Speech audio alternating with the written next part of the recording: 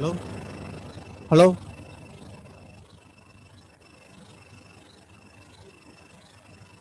Hello hello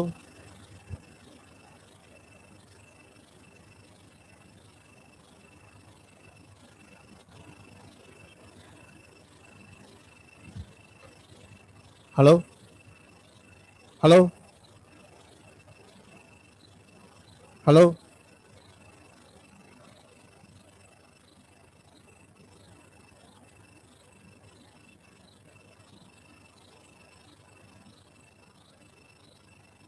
hello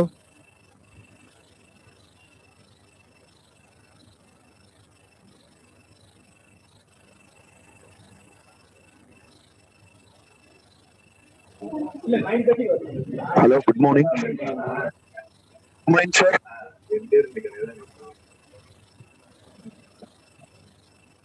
கேக்குதா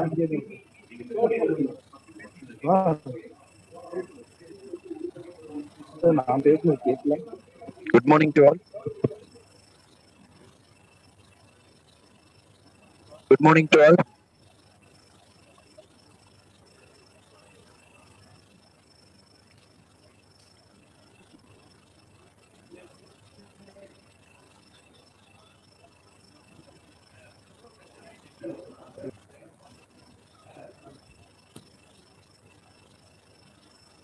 Hello.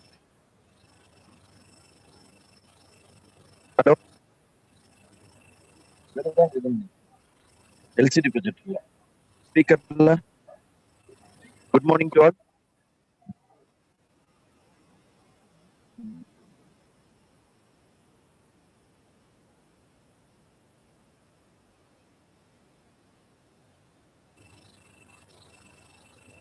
Hello hello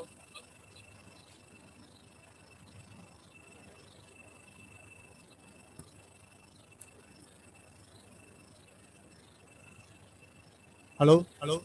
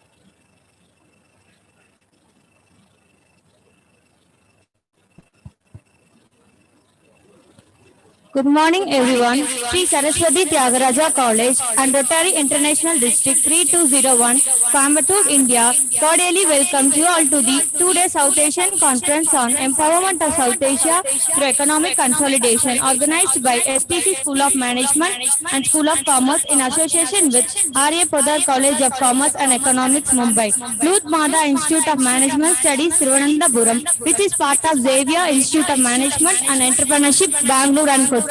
Empowered by Rotary International District 3201, Pro Rotary Club of Coimbatore Tech City. Knowledge partner of the conference, Avinashi Lingam Institute for Home Science and Higher Education for Women, Coimbatore. Supporting partners, Coimbatore Management Association, Bharatiya School of Management and Entrepreneur Development, Coimbatore, Rochester, New York. CaptureNow.org.Coimbatore. Let us wait for some time till everyone joins.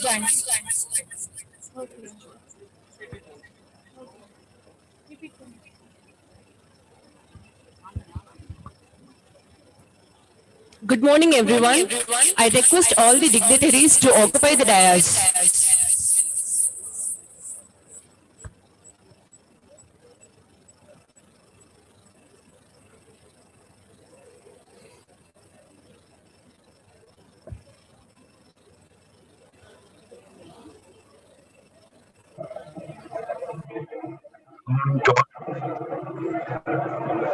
Good morning.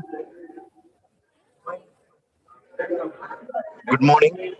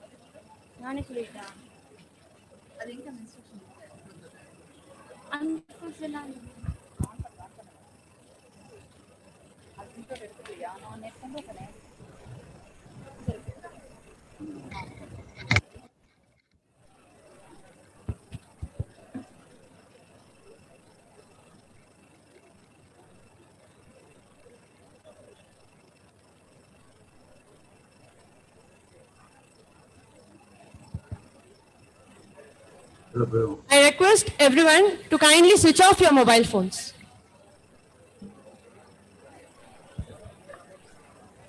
We are about to start the program. Blessings of grace and peace be with you today and every day. Good morning to all dignitaries, revered teachers, and of course, our starting students with great joy and immense exaltation. How phenomenal is this day! You will witness an extraordinary program ahead. We feel privileged to welcome you all for the wonderful occasion of South Asian Regional Virtual Conference on Empowerment of South Asia through Economic Consolidation, organized by Sri Saraswati Tyagaraja College, Pollachi. It's a very special day where we'll witness lots and lots of learning. Thank you all for giving us your precious time.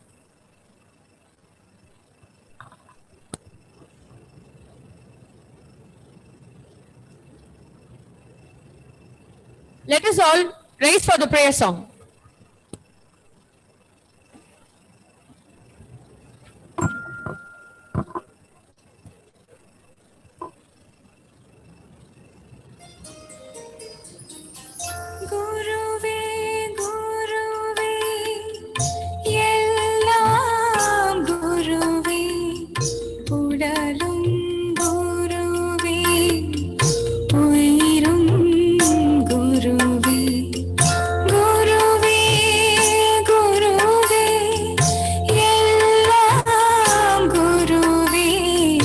உடலும்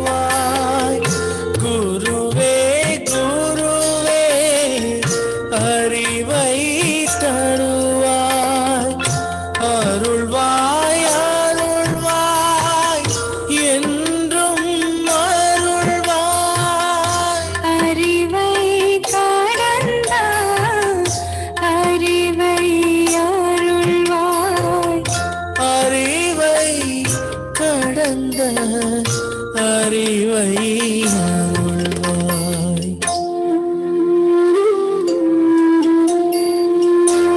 குருவே குருவே எல்லாம் குருவே ஈசன் குருவே இறைவன் குருவே நீயும் குருவே நானும் குருவே குருவே குருவே எல்லாம் குருவே எல்லாம் குருவே.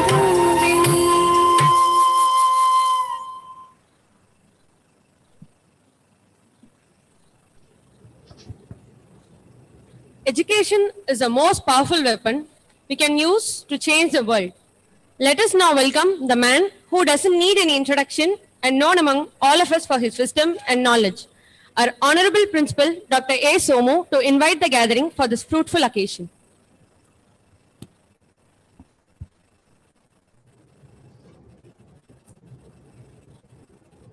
A very good morning, one and all present here, those who are present in offline and online.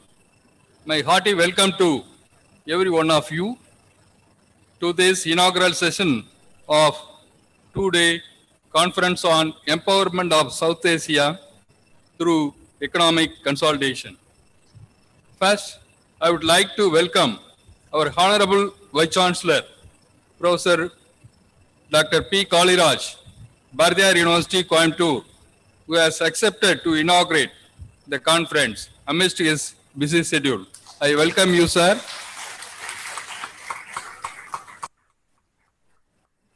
My hearty welcome to our beloved chairman, Line M.A. Vijay Mohan, who presides this inaugural session. I also extend my warm welcome to our Honorable Secretary, Rotarian S. Venkatesh, and Vice Chairman, who will be joining the valedictory session. I extend my warm welcome to my guru and the mentor of STC School of Management, Dr. R. Nandakopal, Director SIME, Dr. Sobana Vasudevan, the Principal of R.A. Podar College, Dr. Mercia Selvamalar, Dean LIMS, Trivandrum, Dr. P. Chitramani, Professor and Dean, Avanachalingam Deemed University, School of Commerce, Rotarian, Dr. V. Ravindran, President of RCC, Tech City, Coimbatore, Rotarian MD, R.S. Maruti, Rotarian Anthony Johnson.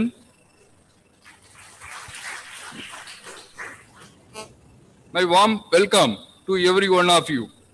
It gives me a great joy to welcome Rotarian Jose Chaco, who is going to give a special address on this occasion. We feel proud to welcome the chief guest of this inaugural session, Dr. P.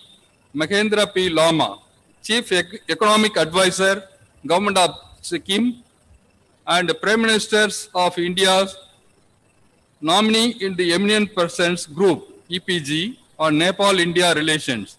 Warm welcome to you, sir. And I extend my heartiest welcome to the Director of STCSM, the Dean of SOC, School of Commerce, other Deans, Directors, HOD of Management, HODs of other departments, Program Coordinators, faculty members, participants from other colleges, partner institutions, students, research scholars, resource persons of various technical sessions. A warm welcome to every one of you.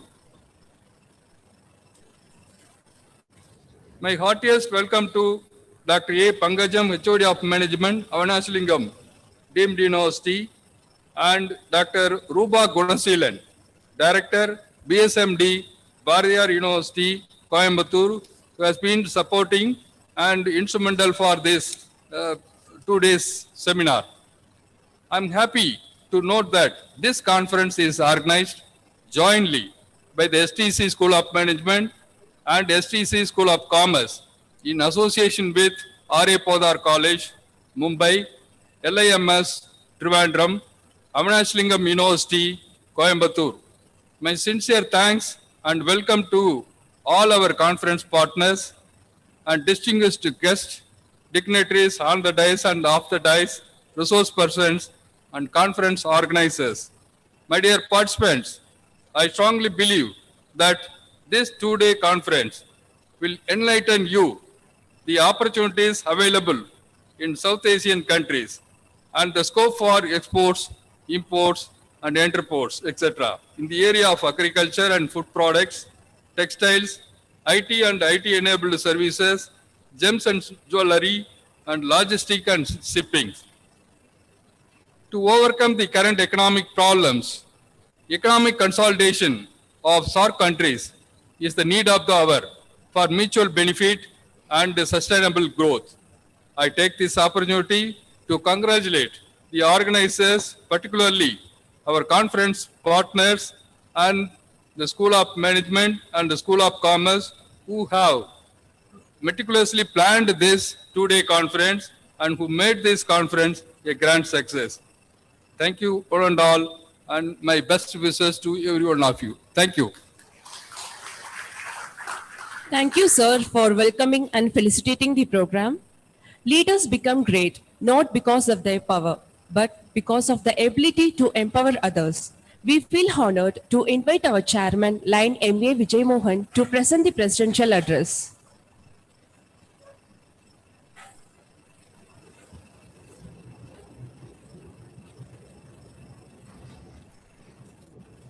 Most respected Vice Chairman, Line Sedupati, beloved Secretary, Rotarian Venkatesh, and the chief guest of this occasion, and was inaugurating the session, our beloved Vice Chancellor, Professor Kaliyaraj, and the Principal of the Podar College, who is the co-sponsor, Sobnarvi, and Director of LIMS, Dr. Maria Selva Malar,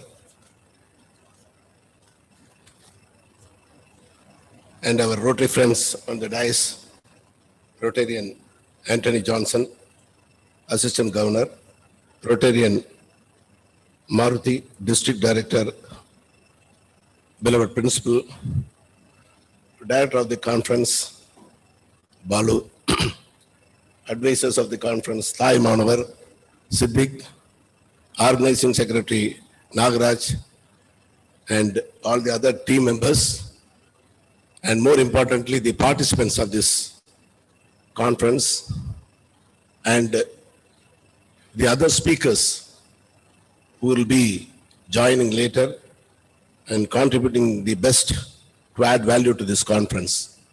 A very good morning to all of you. It's indeed a great joy and pleasure after the Corona regime, we are able to organize such a conference, and I am able to see this, our beloved past director, General Mr. Setu's Hall, being filled with youngsters after a very long gap. We feel young today. Though I am 67, seeing you after a long time, I feel very young and energetic. And I should thank one and all for the contribution and involvement and dedication in organizing this conference. There are a lot of CPOs and we have to be very precise in our address. Definitely it's quite encouraging because we have heard about SHARP for a long time in the television and other medias, and STC organizing along with Podar College, empowerment of South Asia through economic consolidation. The economic consolidation, we all know and we realize impulsively that it is more easily achievable through political integration, which is a very strong factor that will bring about a prosperity in this SAARC region. And we are also aware that the countries are either developed or developing countries in this region, India, Pakistan, Nepal, Bhutan, Afghanistan, Sri Lanka. So all this are in this region. And there has to be a very strong integration, as our past president, Dr. APJ Abdul Kalam says, where there is order in the nation, there is peace in the world. So to build about an economic order and a political integration, it's very important. There is a very strong consolidation in this region. And 5 areas are being discussed in this conference: agriculture and food products, textiles, IT and IT-enabled services, shipping and logistics, and textiles. And very prominent core sectors, not only for our region, but for the entire world, have been taken up for discussion. And it is very important that we are able to identify the gaps and bridge the gaps and find out the unexplored areas and discuss in detail. And what is more important of the outcome of this discussion is to bring about mutual benefits in the countries of this region. So that's the ultimate objective. And I'm sure the participants will be able to impart a great amount of knowledge through their wisdom and vision and build a better tomorrow for this region and make the flag of all these countries fly proudly among in the community of nations. So with this small introduction, once again, I congratulate the organizers and all the participants.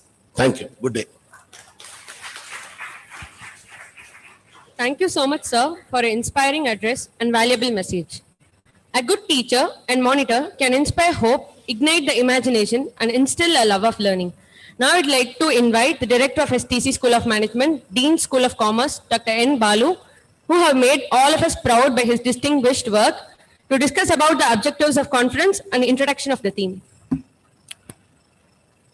Very good morning and namaskar to all. Dignitaries on the dais and off the dais, most respected Vice Chancellor, most respected District Governor Jose Chacko, and most respected Chief Guest Dr. Mahendra P. Lama, and scholars from across the SAARC countries, pranams to all of you on this lovely morning. This conference theme has come with the discussion with several scholars across South Asia from various institutions. I would like to make a note that Dr. Anil Trigunath, ambassador, former ambassador, has helped us a lot in framing this particular topic. Why this topic is, see, South Asian region, in the words of Raymond Robertson, who is the World Bank economist, who is closely watching South Asia, says that South Asia is 10 times more powerful than of the world, because we have got the youth population. And not only the youth population, there is a middle class explosion happening simultaneously in all these SAARC countries. And regionally, this region could become a great strength if we come together in terms of economy. And each heads of the state, the Prime Minister and the presidents of each country, are taking their initiative to come together and do a lot. It is time that scholars and thinkers from across the SAARC countries put their ideas to suggest what would be the development. In this regard, this South Asian conference, empowerment of South Asia through economic consolidation, becomes prominent.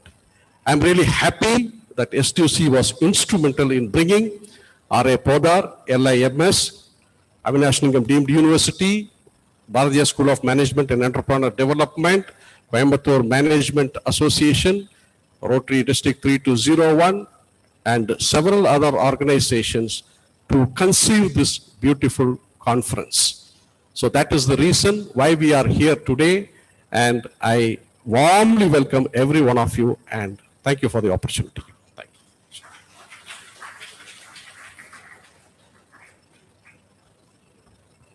Thank you for your wonderful words, sir. Every thought you produce, anything you say, any action you do, it bears your signature. I take this opportunity to welcome our Secretary, Rotarian S. Venkatesh, to felicitate the occasion.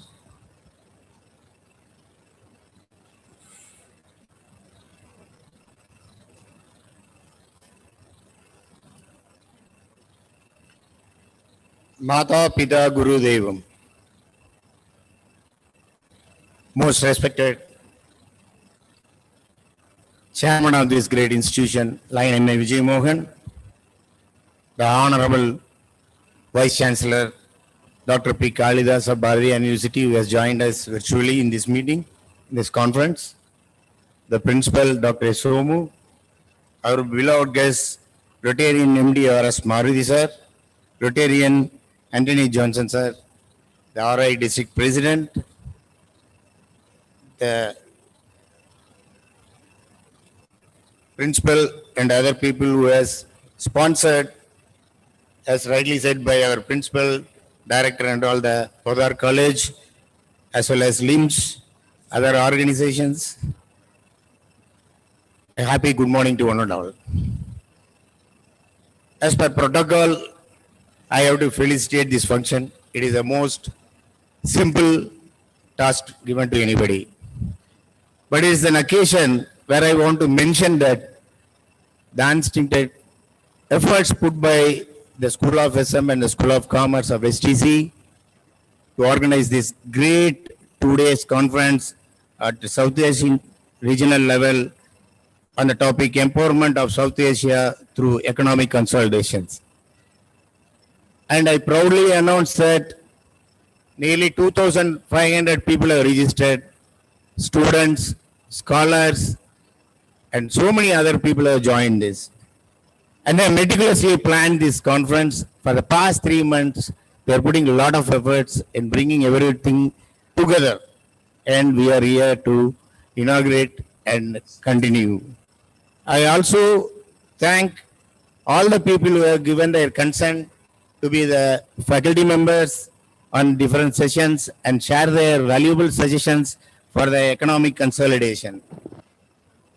My dear participants, especially the students, please understand these kind of happenings will happen once in a blue moon only. So put all your efforts. Be very sincerely watch what is the faculty members are sharing, because you are the tomorrow. You are the future of any country. The youngsters sitting in front and the youngsters who join virtually are the pillars of the any nation tomorrow. The fundamental economic consolidation you should understand, and this is an opportunity. You all know what is the consolidation of an economic opportunity in South Asian area. And I really congratulate the School of STC, SM and Commerce for doing this great opportunity. And it is a great coincidence that our School of Management, STC, SM has been ranked as the best industry connect MBA during 2020 and adjudged by Academia magazine. It's a great coincidence, and I'm sure with this proud, they will conduct this conference in a great way, and all of you will be enlightened with a lot of insight. And the inference, what we are going to do at the end of this conference, I think you can take it to the right people in the government, and we may be a catalyst. STC and other coordinating sponsors will be a catalyst for the economic growth or consolidation.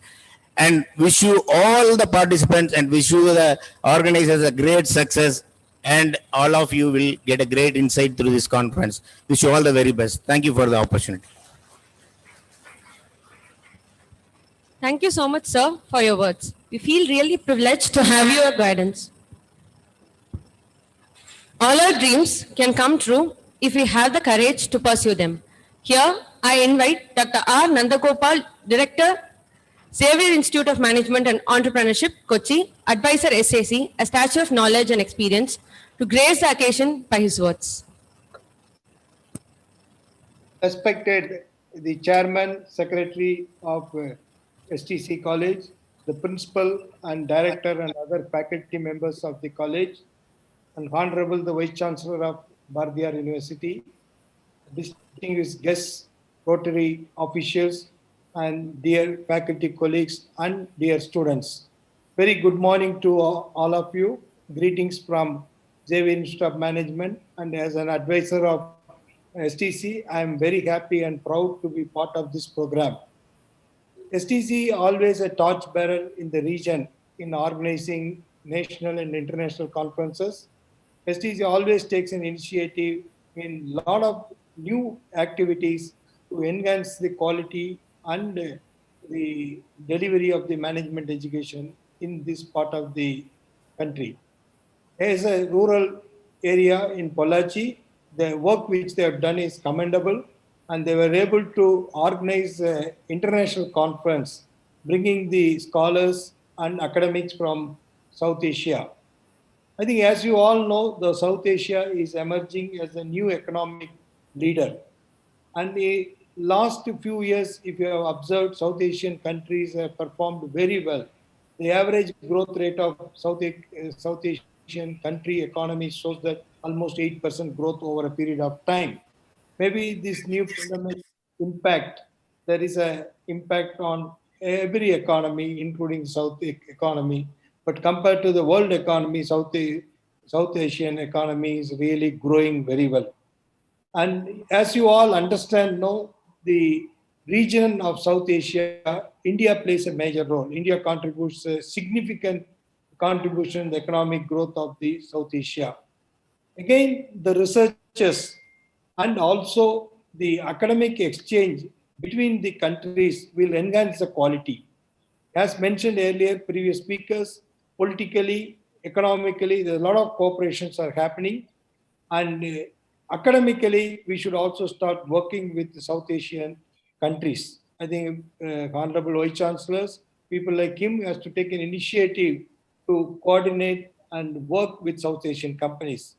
As economic partners, a lot of our industries, automobile sector, other textile sector is already working with South Asian countries, and they proved successful through their collaborations and also the technological change which they brought it. Similarly, now academic institutions also should look forward. We have a very good academic institutions in South Asia and countries, especially Singapore and other developing countries today. Good infrastructure and the quality of research is also going very well in the South Asian countries. So this initiative of STC will bring a lot of interaction and also the exchange of ideas and industrial experiences will enhance the quality of management education. When we talk about management education or commerce education, we are the trendsetters. I think if you look at the overall in the world, in India, we have maximum business schools in the world, next to US. Almost 4,000 business schools. Actually, yesterday, AICT's interactive meet, it was mentioned that around 4,000 business schools are there in India, next to US, as a business school of programs offered in US. So that is our strength. And we also have a good number of institutions in South Asia. I think it's high time that we have to work with the South Asian company, South Asian industry, academic institution to improve the quality. I congratulate STC for taking this initiative forward and bringing the scholars and academic papers on the industry performance and success stories of the economies of South Asian economy will bring definitely a good exposure to our students community. I think students community should understand how South Asia is becoming a powerful leader in the economic development. With this felicitation, thank you, and I thank the organizer for giving me the opportunity to be part of this program. I wish the conference all the best. Thank you very much. Thank you, all the best. Thank you for your thoughtful words, sir.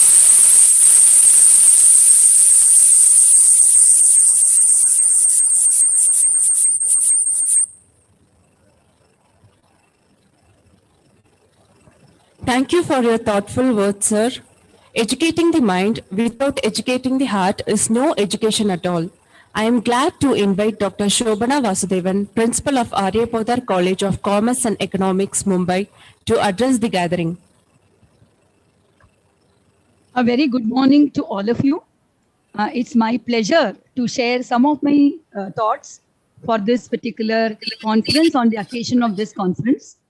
Let me congratulate each one of you who have been there since the conceptualization, organizing, and conducting this great initiative in the form of a regional conference to promote the consolidation of South Asian countries.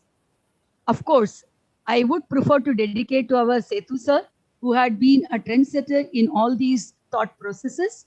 And my association, rather, Association of Arya Podar College with STC has always been very strong. And we have learned from each other the strong points that is going to spearhead anyone towards development, growth, and prosperity. This is yet another initiative conceptualized by STC. I congratulate all those involved in it. And on the dais today, we have got Rotarians, social workers, and especially the Vice Chancellor of Bharatiyar University is there to oversee how this is going to be helping the economy, Indian economy, to grow. My dear friends, the young students who are there in the conference, and my colleagues in the form of professors, principals, and other educationists who are there in this particular meet. See, we in India, we have been always thinking about Vasudeva Kudumbakam. We have been always thinking about consolidation, sharing of knowledge, and giving certain things between each other has been something as a tradition and culture as far as our DNA is concerned. We never want to hold anything to ourselves. It is always we and never I. And it is always that we want to share knowledge. That has been our initiative. And this consolidation, let me place before the audience, not only in India, but abroad, that they have already consolidated through collaboration. West of India, south of India, and southwest of India by involving the educational institution. So national consolidation is already there in bringing the thought process in the same pattern. And we are going to have an international consolidation starting with region. Probably we can think about a world order also in few years to come. We can definitely go ahead. The 5 areas that we have identified in this conference may also go further for medical, hospitality, healthcare, education, as the Xavier chief has hinted. We have got lot of strength, and that strength can be strengthened if there is going to be a kind of ideal cooperation and consolidation through dialogues, consolidation through action, consolidation through collaboration, consolidation through exchange programs. And I think this conference is going to sow the necessary seed. And I'm sure STC, with its initiative and the collaborators, are going to nurture and water the seed so that it can grow in such a way that the consolidation is going to become stronger and it becomes contagious, that the entire world order may be engineered and nurtured by us from India. And if it is going to be from Pollachi, what else is going to be the crown that we can give to the motherland India, that the initiative from a comparatively area where not much known in the map has made that possible, that we are entering the South Asian map today, but soon we will enter the world map. With this kind of congratulatory message, I wish everyone who have worked relentlessly for this particular conference. I have been with these organizers almost on a twice-a-day basis, and I can understand the efforts that has gone into it. Hearty congratulations to each one of you. Today is a day, and the days to come is going to be our day. That is going to be the wish I'm going to place before you, and wish you all the best for the success and further success and further success. Thank you very much for giving this opportunity to me. Thank you, ma'am, for your enlightening words. Once you choose hope, anything is possible. I entreat Dr. P. Chitramani, Professor and Dean, School of Commerce and Management, Avinashalingam University, Coimbatore, to felicitate this auspicious occasion.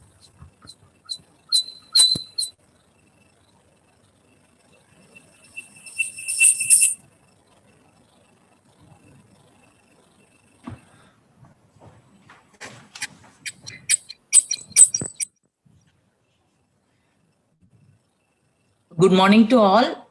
Respected Mr. L.A. Vijay Mohan, Chairman STC, Mr. S. Venkatesh, Secretary STC, Dr. Somu, Principal STC, Professor P. Kaliraj, Vice Chancellor, Bhartiyar University, Dr. Mahendra P. Lama, Chief Economic Advisor, Government of Sikkim, Dr. R. Nandagopal, Director XIME Kochi and advisor for this conference, Dr. N. Balu, Dean, School of Commerce and School of Management, STC, heads of the partnering institutions and the organizing members at STC and other partnering institutions, and my dear participants. Sri Saraswati Tyagaraja College, with its vision to offer quality education, has always tuned its activities towards attaining excellence in education, and this conference is one such occasion when they are imparting the economic knowledge or the global knowledge to the participants, and all the deliberations in this conference is tuned towards their vision. Avnashlingam Institute for Home Science and Higher Education for Women was started in 1957 by the freedom fighter and the former Minister of Education for the composite Madras state, Dr. T.S. Avnashlingam, with a vision to empower women through education. The institute, under the dynamic leadership of the former Chancellor, Dr. P. Rajamal Devidas, has achieved the status of deemed university and is now functioning under 7 schools of home science, physical and computational science, bioscience, arts and humanities education, commerce and management and engineering. The Department of Business Administration, School of Commerce and Management is happy to be a knowledge partner for the conference. With gratitude and on behalf of our managing trustee, chancellor, vice chancellor, registrar, and the head of the Department of Business Administration, we express our appreciation for STC for organizing a conference in a topic that is of high relevance today. The South Asian countries of India, Pakistan, Afghanistan, Nepal, Bhutan, Bangladesh, Maldives, and Sri Lanka has an economic cooperation under the banner South Asian Association Regional Cooperation, or what we call it as SARC. But is this cooperation a boom or a blast? Is what the World Forum is looking upon. This conference aims at further deliberating on these observations and address to how effective is this regional collaboration in terms of trade and commerce and social harmony. Will this cooperation lead to economic consolidation, and if yes, what is the consequences? The economic consolidation of East and West Germany, European Union, and the deliberation of East African countries to unite together has many positive and negative lessons to learn, especially when the countries are of a different level of industrialization and economic growth. This conference will discuss on these themes and will give a take-home deliverable to ponder on. Is globalization a myth or reality? What would be the possibility of equality in sharing of resources and growth of economies? What and why is it important to nurture regional collaborations to gain global competitiveness? On behalf of Avnashlingam Institute for Home Science and Higher Education for Women and Department of Business Administration of ADU, as a knowledge partner, we express our pleasure to be the knowledge partner and wish STC's organizing team a successful 2-day fruitful deliberation in the virtual conference on empowerment of South Asian economy through economic consolidation. Best wishes and thank you. Thank you, ma'am, for your enriching and thought-provoking speech. Leaders don't create followers, they create more leaders. I invite Dr. V. Ravindran, President of RCC Tech City, Coimbatore, to felicitate the gathering.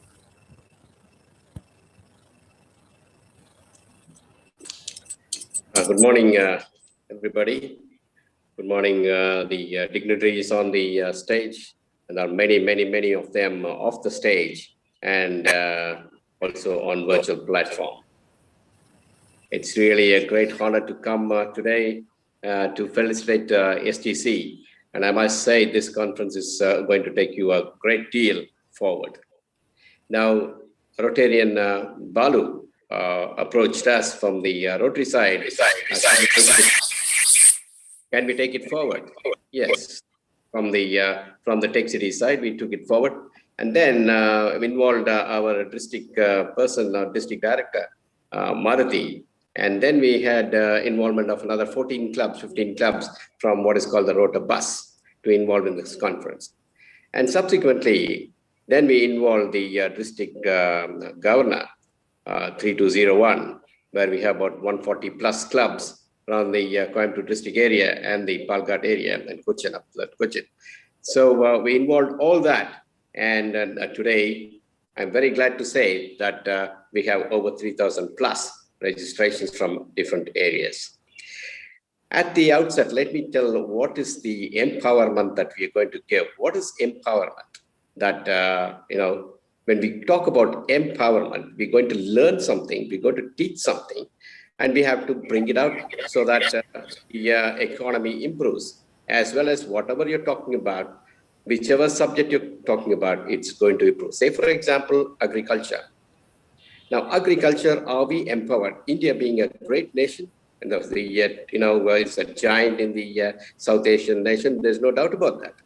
Now, how far have we gone in the being an agricultural land and an agricultural country? The machinery is what we have. Is just sort of basic. We have not come too far forward. So this one is another aspect that we are looking at, and I'm so glad that this conference is bringing about all this in one platform. The conference partners like the STC has done a fantastic job along with the principal Somu and chairman Mr. Vijay Mohan have taken this idea. Along with the Bharatiyar University VC have been come here and been having chat for a long time in bringing about this idea and all bringing about in one platform. All this agriculture, the textile, the IT, the logistics, and the gems. And please, students, dignitaries, the delegates, you have a lot to learn in this coming days to come, and you are the future. And there are a lot of scope to come up. And this is really a great topic of having an economic empowerment at the right time that you have it. Now, if you take even the textiles, even the buttons in Tirupur, even the zip that is coming on the t-shirt or whatever, it is not manufactured in India. It comes all the way from China. So we have not come into that area at all. We have a lot to do to bring that up so that we can now do that. And that's the empowerment that you're going to gain from this conference. Look at the IT as well. We are far too ahead on the software, I'm sure, in par with many countries. But how about the hardware? Hardly anything. We all import everything. So we have a long way to go. And look at the logistics as well. A lot to happen, a lot to improve on the safety aspect as well in the logistics as well. So this conference and the gems and the jewelry, I'm sure that is going on quite well. So I must congratulate STC to bring out this along with Podar College from Mumbai and the Lourdes Mother Management from Mumbai to be the conference partners. And our knowledge partners, Avnashlingam, Home Science College from Coimbatore, and the supporting partners, the Coimbatore Bharatiyar School of Management, all come together and really brought about this conference at the right time. I congratulate them for doing this, and I'm sure all of the delegates are going to benefit in a very big way. Thank you very much for giving the time.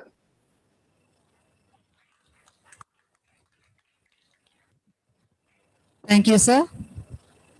Dear dignitaries and participants, today we have with us Rotarian MD R.S. Maruti, District Director, Rotary International District 3201. We cordially invite you to felicitate the gathering. So the floor is yours.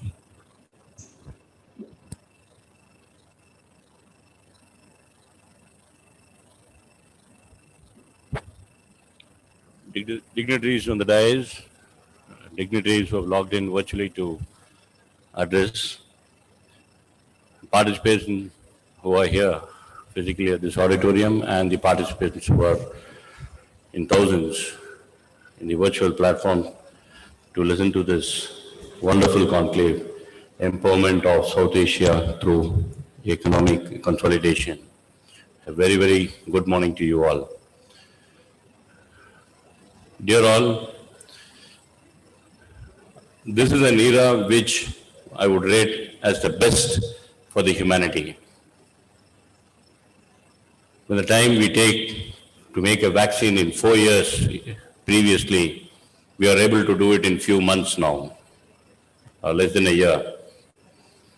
What information you have to seek through much difficulty is now available in the virtual platform here today, with absolutely spending very little to reach it. With such eminent speakers going to address you youth, Rotary is so proud to be associated in this program. Rotary always emphasizes in the development of youth and also in the economic development of the community. STC's initiative in bringing about this program is highly commendable, and such meaningful event this is at this point of time. And for you in your career, whatever you listen right now is so crucial and so important. The boundaries are no more confined with states or with countries. It's all an open world now. Friends, kindly make use of this seminar very well the next 2 days, and ensure that you open up your mind and grasp as much as possible, so that once you finish your academics and step into this world, it has no boundaries henceforth. And such seminars are conducted in getting the best out of you. And I wish these organizers all the success in this event, and my sincere appreciation to them for making this happen. Thank you. Thank you, sir. We are grateful to have you on this wonderful occasion. If your actions inspire others to dream more, learn more, do more, and become more, you are a leader. We feel honored and privileged to have Rotarian Jose Chaco M, RI District Governor 3201, who have made us proud by his hard work and achievements. A visionary who walks the talk. Joe's known for his confident demeanor. Led the early stages of his life in Perambur, Kerala. He was a member of the trade delegation to the USA under the Ministry of Commerce and Trade, Government of India in the year 2008. Jose was also the recipient of the Export Award for 2 consecutive years, 2009 and 2010, respectively from the Capsule Export Promotion Council under the Ministry of Commerce and Trade, Government of India. I would like to request Rotarian Jose Chaco M, RI District Governor 3201, to give us his precious words and message. Thank you so much for the words of introduction. Professor P. Kaliraj, Vice Chancellor, Bharatiyar University. Chief Guest of the Day, Mahindra P. Lama. Chair, M.A. Vijay Mohan. Secretary, S. Venkatesh. Rotarian P. Ravindran, President, Rotary Club of Coimbatore Tech City. Rotarian Maruti, Rotarian Anthony Johnson, and my dear colleagues from the Rotary fraternity, and all the participants, good morning. I'm extremely happy to join all of you on this fine morning to discuss more about the empowerment of South Asia through economic consolidation. The subject has got great relevance, especially at a period when we are passing through the pandemic situation. During the initial days of the pandemic, the economy was badly hit, but as of now, economy, especially the Indian economy, is moving in the positive direction, except few segments like hospitality industry, travel and tourism industry. All other segments are showing positive sign. And in December, we have seen the GST collection, record GST collection of 115,000 lakh crores of rupees. It's a positive sign.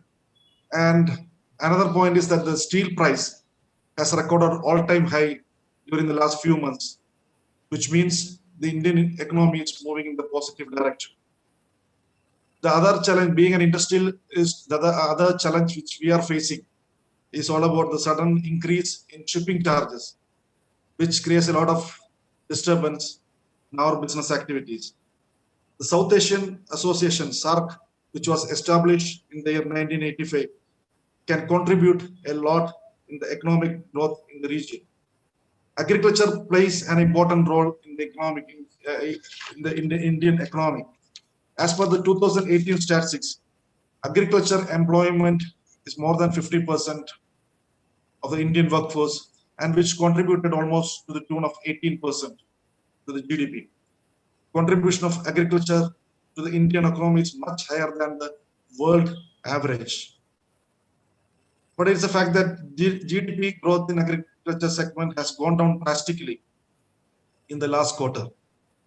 Industry sector is another sector which can contribute substantially to the economic growth. And service sector, this is another sector which contributes a lot to the economy of a country.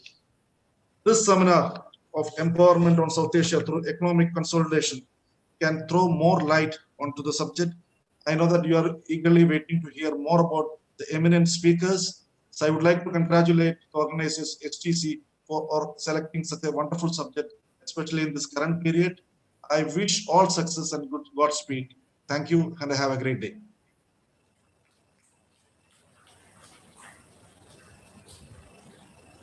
Thank you so much, sir, for your phenomenal speech. Professor P. Kaliraj, Vice Chancellor, Bharatiyar University, Coimbatore, Tamil Nadu, India. 6 years as Research Director in span of Diagnostics, Surat. Obtained recognition for PhD for Industrial Research from South Gujarat University. Industrial Consortium with more than 100 members at Center for Biotechnology to enable industry-oriented curricula. Teaching and research experience for students.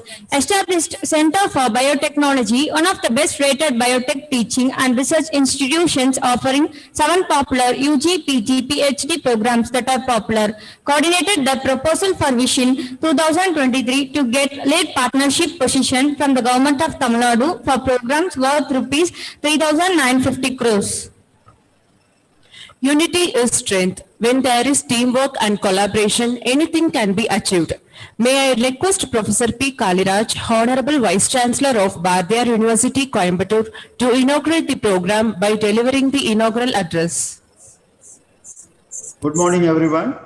Respected Mr. M.A. Vijay Mohan, Chairman of STC, Dr. A. Somu, Principal of the Institute, Dr. N. Balu, Dean, and distinguished people who has delivered the felicitation address. Mr. S. Venkatesh, Dr. R. Nandagopal, Dr. Sobhana Vasudevan, Dr. P. Chitramani, Dr. Ravindran, Mr. Jose Chaco, and the chief guest of the day, Dr. Mahendra P. Lama, and Dr. Tayumanavar. And my dear students, friends, and also the faculty members of STC and other participating institutions. First of all, I would like to thank you for joining with you for the South Asian Regional Virtual Conference on Empowerment of South Asia through Economic Consolidation. Today, we have about 8 countries in South Asia, which includes India, Pakistan, Bangladesh, Afghanistan, Sri Lanka, Nepal, Bhutan, Maldives. Though these countries do not have very high output in certain areas, including your agriculture and food products, textiles and IT, compared to other places, other developed countries. But definitely, the South Asian countries, they have the significant contribution in information technology, textiles, and specialized agricultural products, the food products, and also the gems and jewelry. Though there are so many countries in Southeast Asia and developed nations, the contribution of the people of South Asia is tremendous in terms of the availability of the working force. And if you just look into the number of youngsters, we have more people in South Asia, and it's a high time for us to sensitize the students and also the workers in South Asia to have a better contribution. We have all changes in some challenges in South Asia, especially the climate, the problem of climate, then the presence of neglected infectious diseases, which is responsible for bringing down the sustainable development of the growth of the South Asia. And if you just look into the diseases like malaria, filaria, Kala-Azar, and they're all prevalent in the South Asia. And we have the responsibility that the healthcare workers and the health authority should take care of the health issues so that, we can improve the economy of the country through the maintenance of the good health conditions of the people. Unless we have the good health, it is not possible for us to develop good manpower.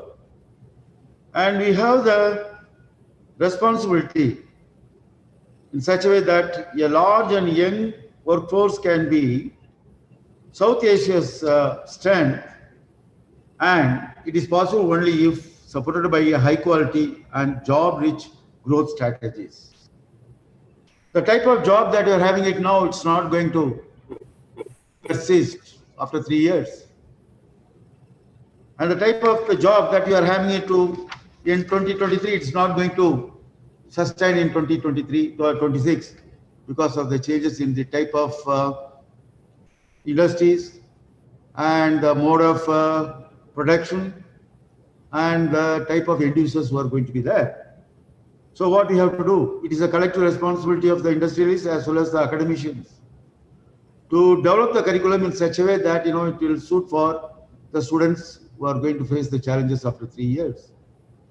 So in Bharatiya University, we realize the importance of the challenges in the type of industries and also the type of manufacturing activities as well as the logistic arrangements and also the type of end users who are going to be there. We completely change the curriculum on par with the industrial need, especially by introducing the industry's 4 components like Internet of Things, Big Data Analytics, Artificial Intelligence in all the subjects, including Tamil and language like linguistics and all, and arts and science. So we have the technology development, and this technology development has to reach the society. How it is going to reach? Indirectly, we have to sensitize the students. The curriculum has to be changed, and we should be in a position to make the students employable.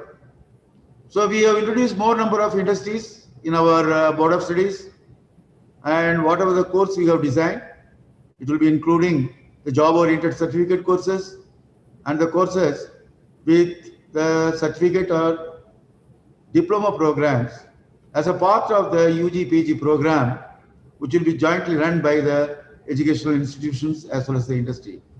By the time they complete the course, they should be in a position to get absorbed.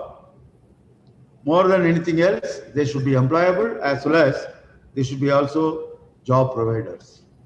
So we have lot many challenges, and the STC has taken care to sensitize the students as well as the faculty member, and joining with the organizations in South Asia like SAARC that has taken the initiatives to enhance the integration, the South Asian preferential trading arrangements and the South Asian free trade areas, and more recently SAARC agreement on trade in services, which is in line with that. This conference is a little initiative, but it is going to be a very, very important aspect in terms of sensitizing the people, not only the people in India, but the students as well as the faculty members in other South Asia countries like, Afghanistan and all. So at this juncture, I would like to congratulate the organizers for taking such an crucial, arrangements.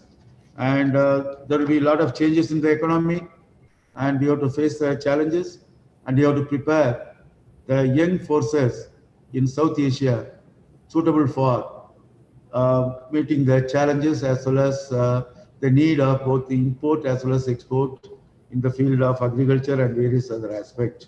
And the students should be sensitized, and also the faculty members should be sensitized.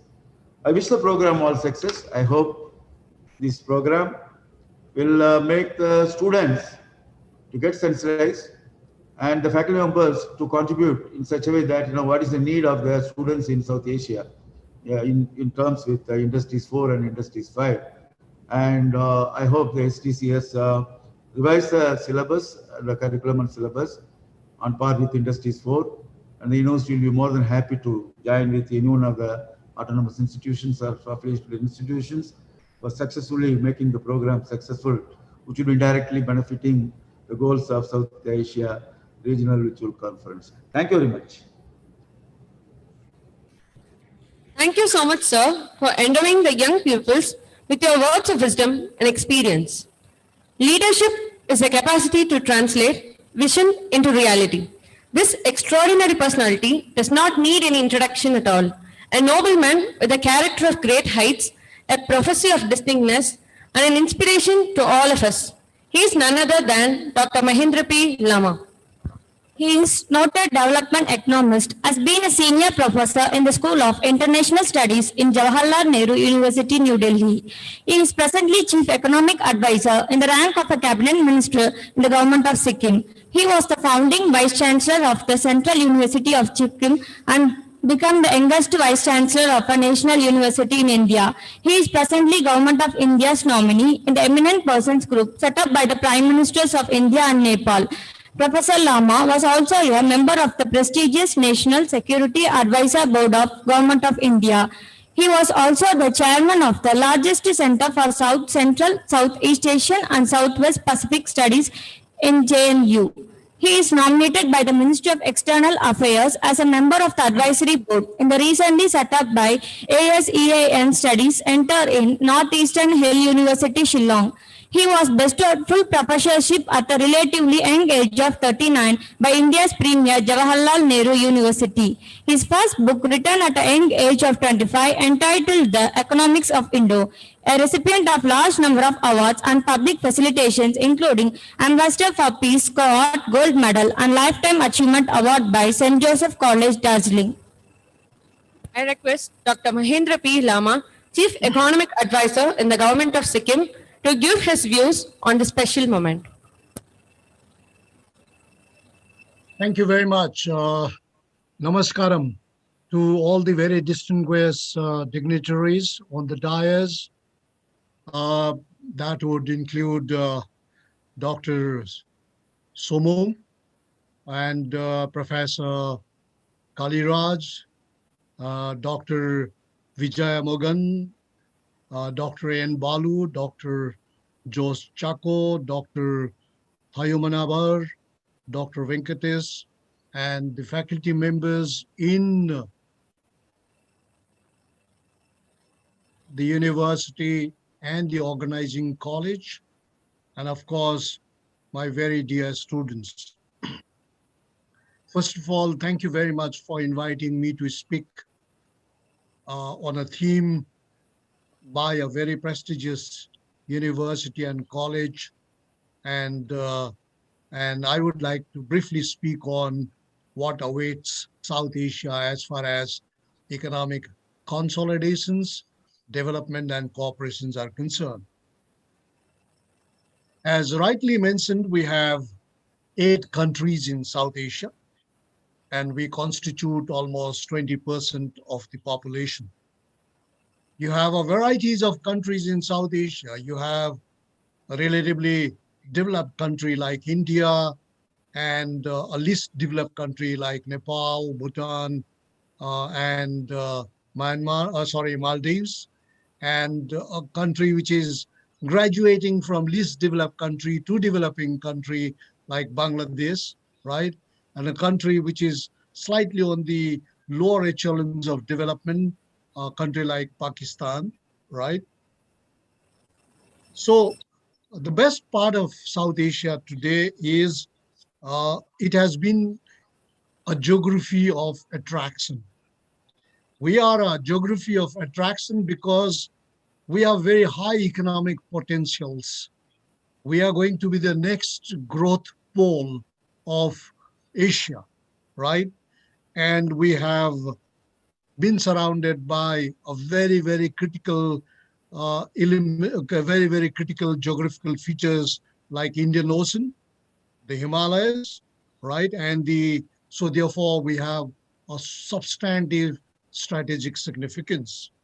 Besides that, we have our own cultural history, political history, and of course, a rich natural resource endowment. What is very interesting about South Asia is we have varieties of political regimes, right?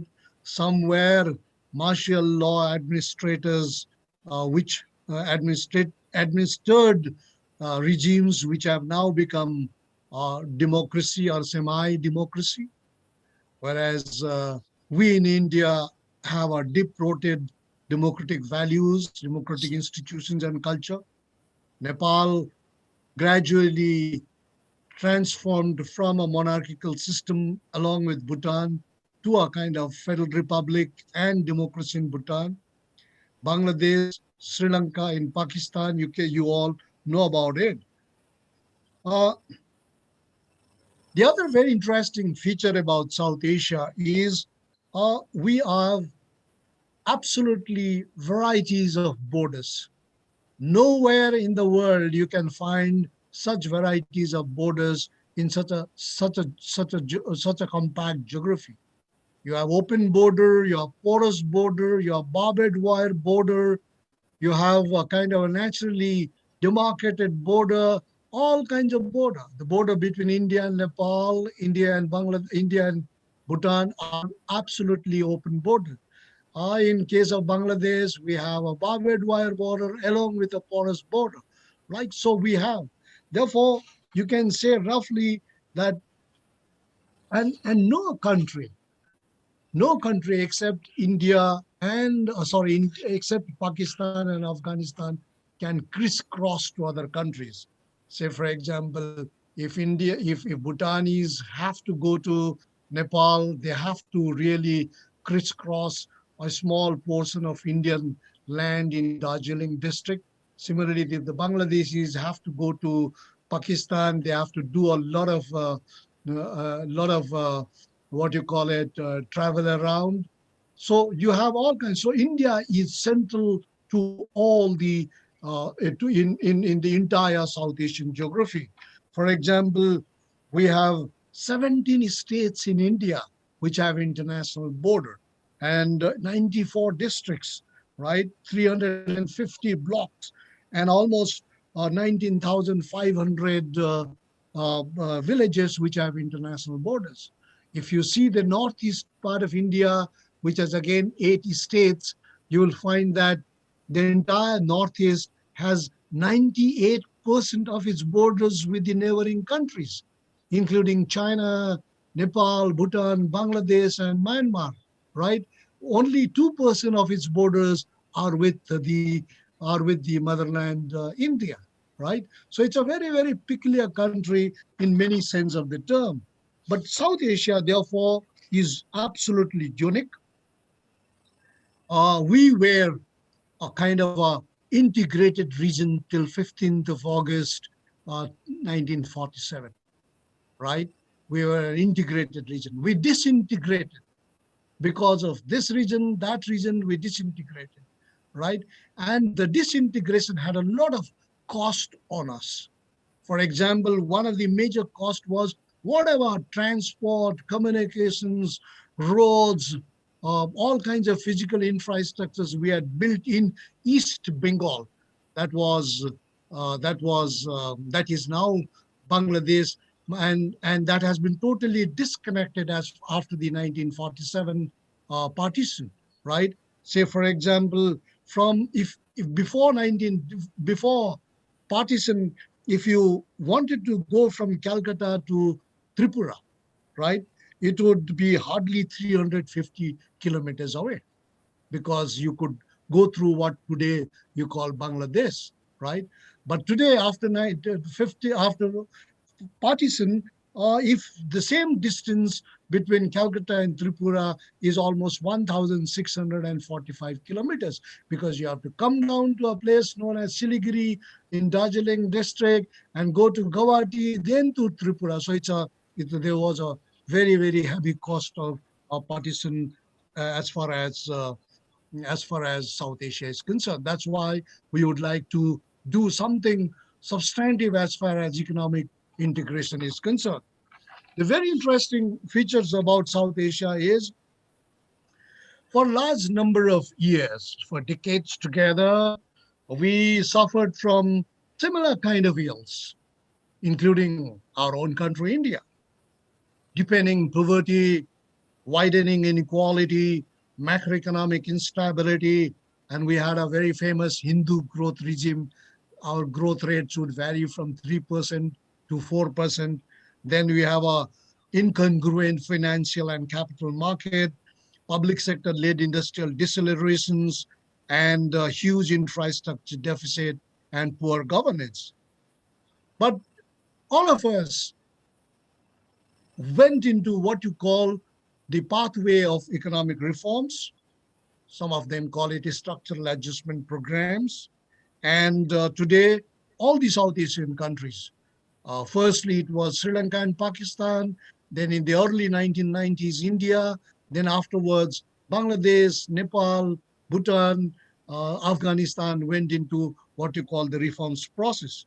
So today, if you sit at one place and see our reforms process, time schedule would be different, sectoral coverage would be different, intensity of reforms would be absolutely varying, political commitment also varies, people's acceptance of these reform measures will also varies. So you will find different steps and sizes and directions of economic reforms in South Asia today, right?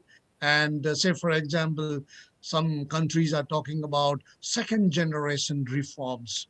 But within the same country, some states, some provinces have not even got into the first generation reforms. So you will find variation reforms within a country, between the country in South Asia. Growth rate, as one of the dignitaries said in South Asia, has been quite significant in the last, what you call it, 10 years, 15 years. And it shows that we can really grow fast. Even in 29, before the corona pandemic happened, we were all on the very safer growth rate pattern of 6 to 7%, and we are expecting that to be consolidated further, but it did not happen. So today we are talking about whether it is going to be a V-shaped recovery, U-shaped recovery, or a L-shaped recovery.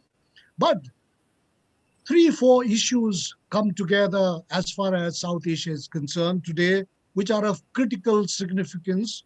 First is you have a very remarkable degree of foreign exchange crisis, not in our country like India, but in a country like Nepal, Bhutan, Bangladesh, Pakistan, Sri Lanka. They have a serious foreign exchange crisis because there has been a sharp decline in their exports, and there has been a sharp decline in remittances. You know, it is very interesting to note that India is the largest recipient of remittances from abroad, right? Almost $83 billion remittances we received. But please also note that even other South Asian countries have significant amount of remittances from abroad. Nepal, a small country, 30% of its GDP is remittances from abroad, right? Pakistan's 8%, Sri Lanka's 8%, Bangladesh 6%, right? India, almost 3% of GDP would be remittances from abroad. That means we doubly depend on our migrants who have gone to different parts of the world, and they send back their what you call the incomes, and that plays a very critical role. And if that does not happen, and that did not happen to a large extent. In fact, the World Bank said that there has been a 22% decline during the corona period as far as the remittances is concerned all across, right? If that 22% does not come, then it is going to be a serious problem for all of us as far as foreign exchange reserves is concerned. Then there is a kind of a say, for example, Afghanistan has a small foreign exchange, $7.8 billion. Bhutan, not even $1 billion. Nepal, hardly $8.67, as against India's $480 billion plus dollars. The debt situation in South Asia is something which has to be taken note of. For example, we in India, we have a long-term external debt stocks of almost $420 billion. Pakistan's $75 billion, a small country like Bhutan, $2.5 billion. So, and the external debt stocks to export ratios, what is the debt and how much we export, is pretty unsustainable in many of these countries. Say, for example, Bhutan's external debt and export ratio is 313%. That means whatever you are exporting, your debt is almost 313% more than your exports. And the debt service to export ratio also, how much we pay as far as debt servicing is concerned in terms of paying principals and interest, right, is also pretty high in South Asia. These are some of the concerns. But you have so many positive aspects of South Asia. And in unfurling the theaters of positivity and in redirecting the entire wealth, both human resources, natural resources, and of course, technological resources of South Asia, I think the most critical role is that of our own country, India, because India is 73% of the geography of South Asia, 77% of the population, 76% of the gross domestic product of South Asia, 80% of the exports, almost 60% of the imports. This is India. That means we are so very vital and so very critical to the development process in South Asia. So how do we go about it? That's a big question. Over the last 10, 15 years, some of us who have been working on regionalism process, regional development process, we have said India has to approach Trishul approach. India has to have a Trishul approach, a kind of a trident, right? And the first trident in the Trishul is local integrations. You integrate locally with Myanmar, with Bangladesh, with Pakistan, with to a large extent even Sri Lanka, right? And Nepal, Bhutan. How much you can do in the borders? Do a lot of activities in the borders, hospitals, educational institutions, agricultural reforms, financial institutions, technology, trade, all kinds of tourism, all kinds of things. And once you start doing this, you will also be looking into the non-traditional security threats, something like pandemic, right? Something like terrorism, something like smuggling, or even genetic, piracy, gene piracy by some of the neighboring countries. That's what China has done. China has also done local integration. It has done local integration in Afghanistan with Wakhan corridor, with India in Nathula in Sikkim, with Jalepla or in Darjeeling earlier, Shipkila in Himachal Pradesh, and Lipu Lake in Uttarakhand. And Nepal, it has opened almost 9 fronts, Tatopani, Jangmu, to all kinds of things. And in Pakistan, it has done with Khunjara Pass, right? That is in the Karakoram highway. And even only through this pass in Khunjaram, right, of Pakistan, that is through Karakoram highway, the trade volume is almost $1 billion, the border trade. The border trade between China and Myanmar is almost $6 billion. Therefore, what we have to do in India is to really integrate, right, all these border junctions as quickly as possible in a big way so that all our economies are integrated. We have started doing that. We have a land customs port because nowhere, no country in the world will have such kind of advantage like India, right, as far as borders are concerned, because we were integrated. European Union is talking about a single smart border, but there are several difficulties in doing that, right? But in our case, it has been the history has been like that, so that we must really start working on the border regions. The second trident in the Trishul approach is the bilateral engagement. How do you engage bilaterally between, say, India and Nepal, Delhi and Kathmandu, Delhi and Dhaka, or Delhi and Colombo, Delhi and Islamabad? How do we do this? And what do we, when we engage these countries, what do we do? Many of us are fully aware that tourism can be done, a value chain in agriculture can be established, you can do textiles, you can do information technology, as we are in the forefront. Despite Corona, our technology, IT exports was almost $194 billion. And we have a record of having a knowledge workers base of almost 4.4 million, 44 lakh people in India as the knowledge workers. It's a reservoir that can be transferred, that can be shared with almost all the neighboring countries, including Sri Lanka, Maldives, and Pakistan. Therefore, we must do something big. You know, the global world does not believe now in incremental approach, a small approach. You do this small road, you do this small breeze, you do this small agreement. No, global world is now about transforming projects. When our Prime Minister mentions that we should have out-of-box thinking, right?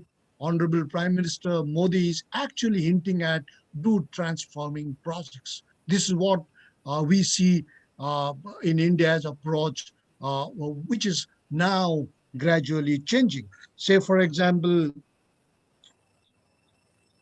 how do we do? How do you transfer knowledge? See, what we have been saying is you can transfer some technologies, knowledge, practices, experimentations in a big way. For example, when Dr. Verghese Kurian did the Operation Flood program or the White Revolution in India, from a total milk deficit country, we are today the highest producer of milk in the world. So your story starts from changing the herd, you know, the quality of cattle populations, both buffalo and cow populations, then making some kind of interventions at feed, fodder, technology to take vaccinations, foot and mouth disease vaccinations, and coming to fat testing machines, then collecting milk through cooperatives, then taking it to district level for chilling plants and other products and all kinds of things. So and ultimately selling in a city like Delhi through mother dairy or bulk vending. You have a horizontally integrated technology and a vertically integrated management and technology also. So what stops us to give this entire experimentations to Nepal? More or less same agroclimatic zones, Pakistan, Sri Lanka, Bangladesh, and see what kind of warmth, what kind of development triggers, and what kind of, what you call it, what kind of development jumps it will lead to.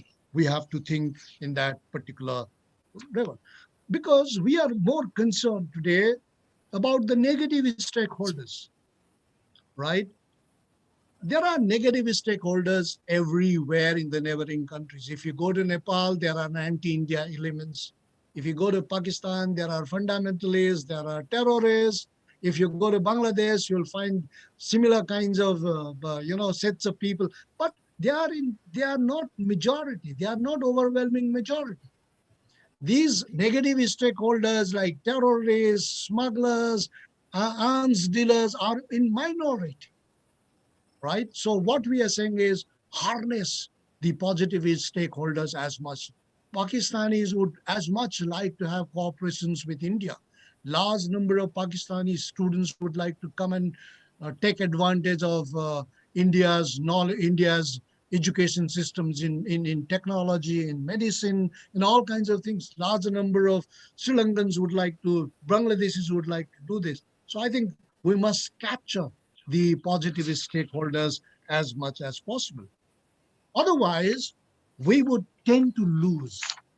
Why we would tend to lose? I will give you some of the figures. Say, for example, despite SAFTA, South Asian Free Trade Area, still out of the total trade of South Asia, only 5% of the trade is within the region. Rest of the trade, 95% of the trade of South Asia is with countries outside South Asia. Southeast Asia, Central Asia, Europe, America, right? All kinds of countries. So only 5% of the trade takes place. And we said, because of this region, trade does not happen, because of that.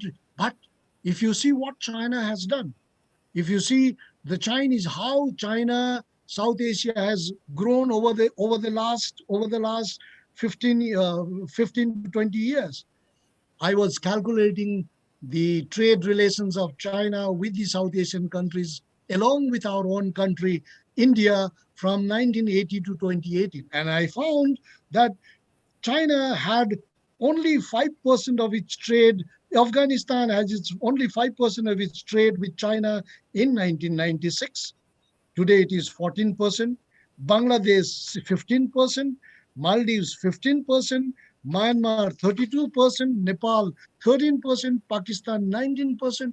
That means what? That means China are relatively a new player in South Asia.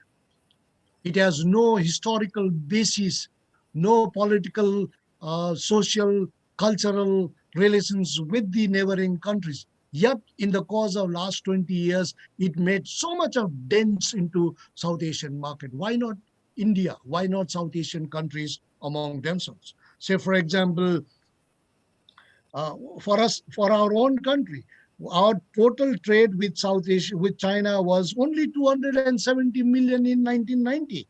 Today, in 2018, it almost went to $95 billion. What explains this?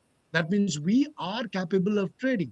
Only thing is our priorities, our orientations have to change. Therefore, we might have to rethink the entire model of South Asian Association for Regional Cooperations. What we did wrong, what we wrongly did was to bring a model which was practiced in Europe, which was practiced in North America, in NAFTA, which was to a large extent practiced in South Asia wholesale, and we tried to implement that model. And what is this model?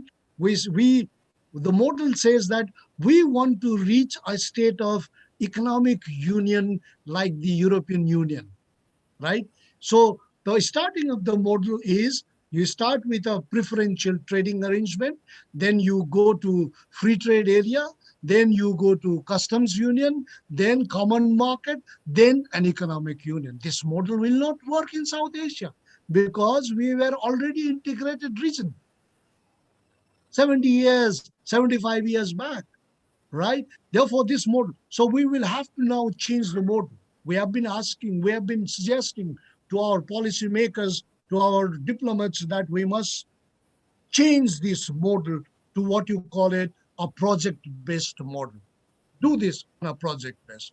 We want to do a project with Nepal on hydropower policy, on hydropower issues. We would like to do a project with Sri Lanka on kind of tea and rubber, and to a certain extent in the ready-made garments. We would like to do projects with Bangladesh on reviving the jute industry. Such kind of projects but approach should be there.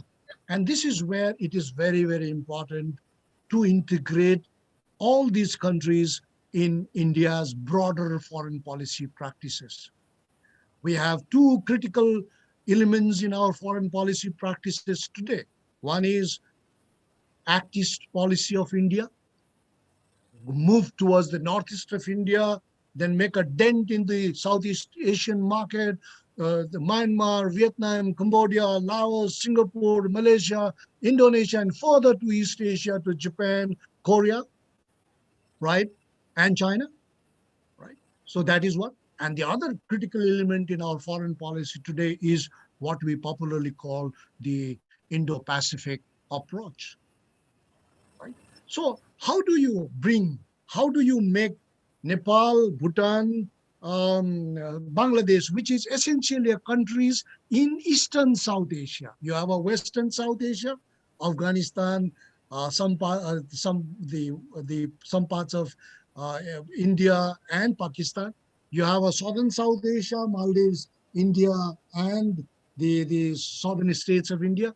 And you have the Eastern South Asia, where you. So what we are saying is make Eastern South Asia a part of what you call the South Asia, the India's Act-East policy. Therefore, we will have to do many of these projects in terms of what you call it reorientation. Two more points I would like to mention about there has been successful models.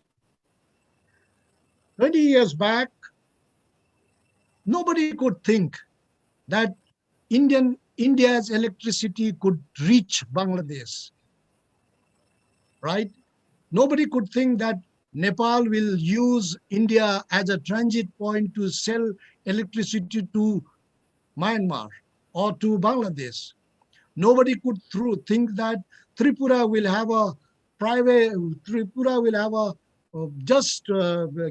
gas-based project, electricity project with Bangladesh. Today, these are all realities.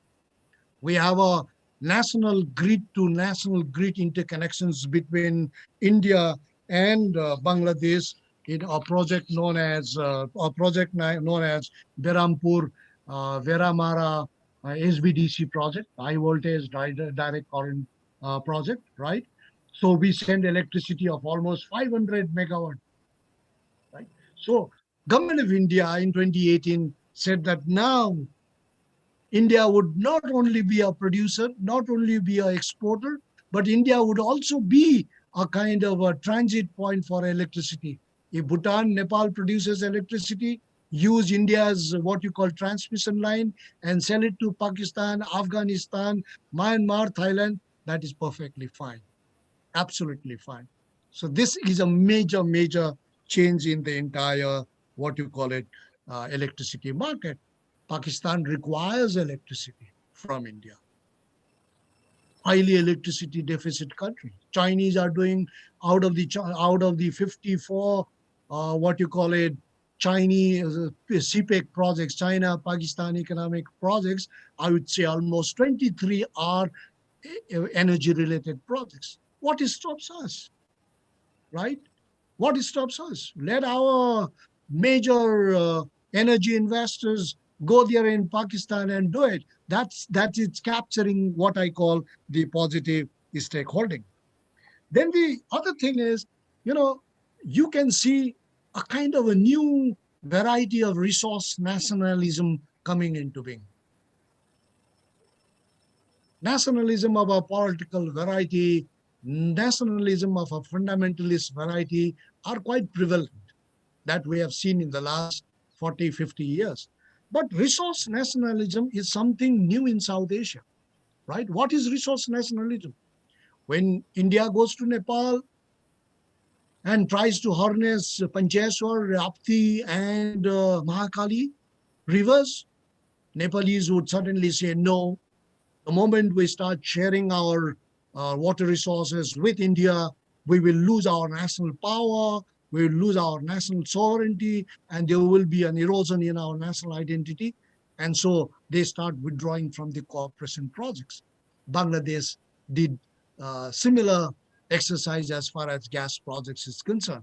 Sri Lanka, you have seen the recent withdrawal from the trilateral agreements between Japan, India, and Sri Lanka on the eastern terminal, right, in Colombo port.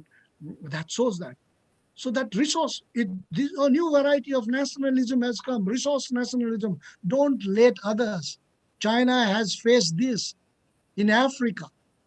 China is now facing that in Australia, right? But Chinese have not faced this in South Asia. So the question is, why the same South Asian countries would not talk about resource nationalism as far as China is concerned, and why they are raising the flag of resource nationalism as far as India is concerned? We'll have to see. Is something wrong in our diplomacy? Is something wrong in our entire entire orientations to deal with the neighboring countries? I think we should really look into this. But we have to adopt very, very interesting instruments also. Say, for example, pegging of currency. India is one country whose currency can be freely used in a country like Nepal and Bhutan, to a certain extent even in Bangladesh and Sri Lanka, right? Bhutan and Nepal, we have pegged our currency with the Nepalese rupiah, and we have pegged our currency in Bhutan with Bhutanese currency gultrum, right? So, and whenever they have difficulties, we have currency swap, such kind of things. Now, can we extend this regime officially to Sri Lanka, to Bangladesh, to Maldives, to Afghanistan, if not Pakistan, right? I think these are the certain things we'll have to do. Last point I would like to mention is about, our Prime Minister very emphatically mentions about what you call the cooperative federalism. That means all our federal states would work very, very closely with the central governments, right? We have a very, very interesting federal structure, right? We call it a semi-federal structure. But so how do we make use of Bengal bordering states, Rajasthan, Punjab, our Jammu and Kashmir, right? Himachal Pradesh, Assam, Meghalaya, to engage with the neighboring countries? That is a very critical issue to engage. And how do we really take into confidence the entire neighboring countries through these states? When China was trying to engage the greater Mekong sub-region consisting of Laos, Cambodia, Vietnam, Thailand, Myanmar, all these countries, the province it used was one of the most underdeveloped and undeveloped province known as Yunnan, Kunming Initiative. So today, through Kunming, they have a gas pipeline, they have an oil pipeline between China and Myanmar. They have several hydropower projects on Mekong rivers, such kind of things. So why not we also make use, embolden, empower, and also build confidence among our own federal states to go and engage with the neighboring countries. Say for example, Tripura has already done with Bangladesh as far as Palatana projects is concerned. Therefore, I conclude by saying that we have an immense potential in South Asia to transform it as a new growth pole. What happened in Southeast Asia as flying geese, right? A newly industrializing countries in Southeast Asia in 1980s. I think South Asia will have that kind of situation in the course of next 10, 20 years. And that is a point where India can celebrate its role. India can contribute immensely to this process because all these countries would like India to play a critical role, despite,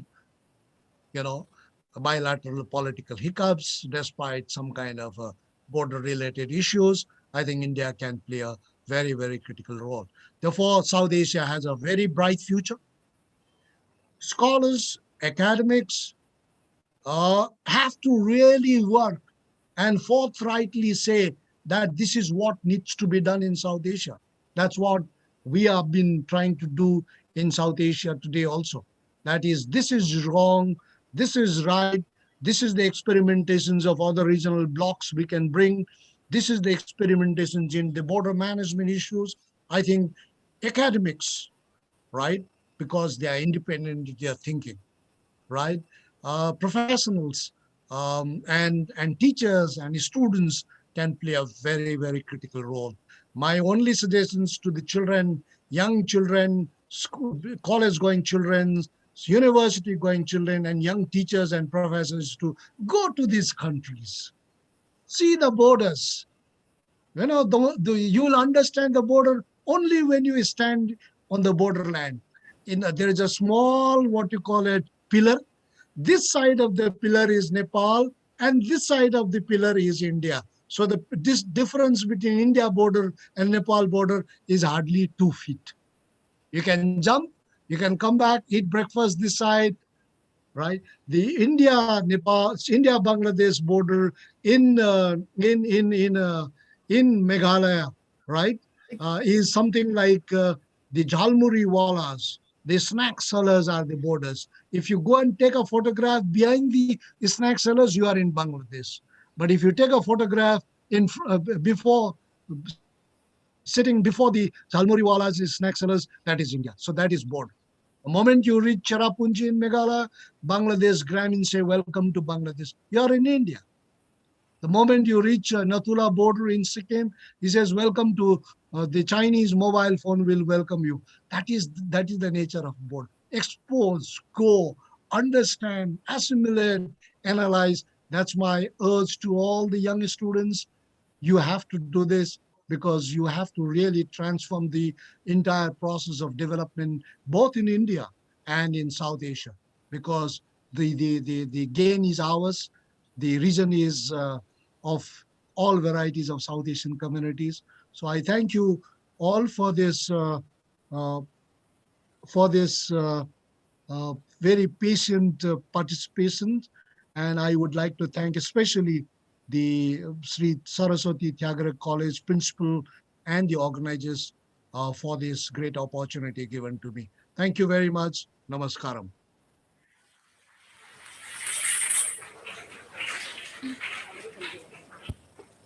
Respected Chief Guest, Sri Mahendra P. Lama ji, it was a great pleasure for all of us, participants from across these our countries, and especially scholars and teachers from across India, to listen to such a wonderful speech. Nevertheless, it was a class, and we have not listened to such a array of statistics which really enthuse all of us. Dear sir, sincerely, there are several questions which need to be asked. We will be sending you the questions and we will be disturbing you. We request you to be in association with our institution. And I thank you very much for the efforts you are taking on India and Nepal. And I wish you all the best, sir. Thank you so much. And thanks from all of us. Thank you, sir. Thank you very much. Thank you. Thank you very much, dear Dr. Mahendra P. Lama, sir. Really, we are honored to listen to your enlightening and thought-provoking speech. I request Dr. B. Tayumanava, HOD of MBA, to present the oath of thanks. honorable dignitaries, and most valued guests, it's my privilege to propose the vote of thanks. Behind the clouds, the sun is still shining. Kindness is the language which the deaf can hear and the blind can see, said Mark Twain. I extend my sincere thanks to Lion M.A. Vijay Mohan, Chairman STC, for delivering the presidential address and for being our backbone in all our efforts and constantly motivating and inspiring us. The roots of all goodness lie in the soil of appreciation. I bow to the courage, dedication, compassion, skill, and professionalism of our Secretary, Rotarian S. Venkatesh sir, for his felicitations and pushing us towards the extra mile.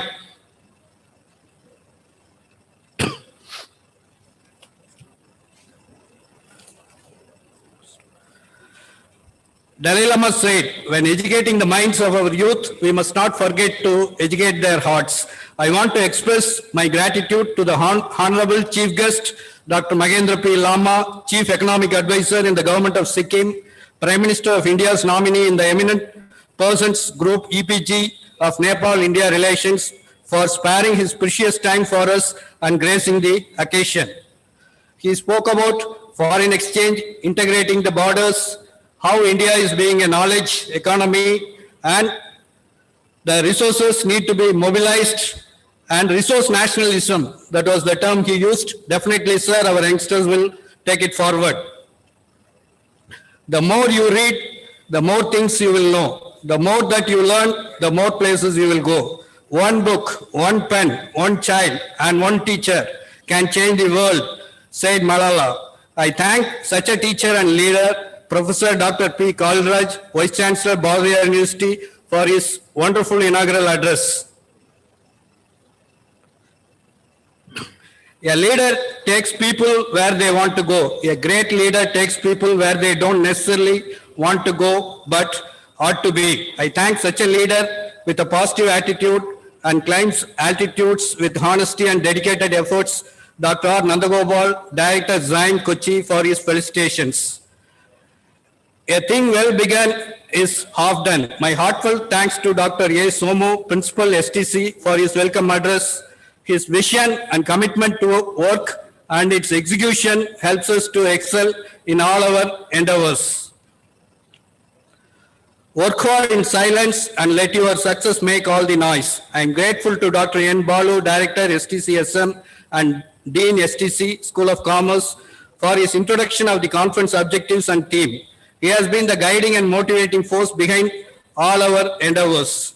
Just as one candle lights another and can light thousands of other candles, one heart illuminates another heart and can illuminate thousands of other hearts, said Leo Tolstoy. I thank such an illuminating visionary, Dr.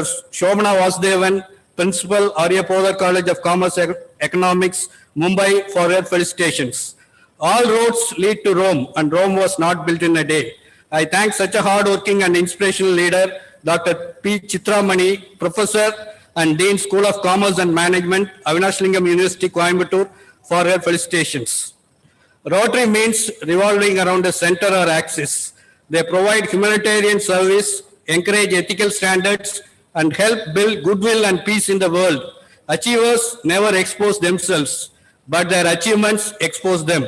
I thank such an achiever, Rotarian Dr. V. Ravindran, President, RCC, Tech City, Coimbatore, for his felicitations.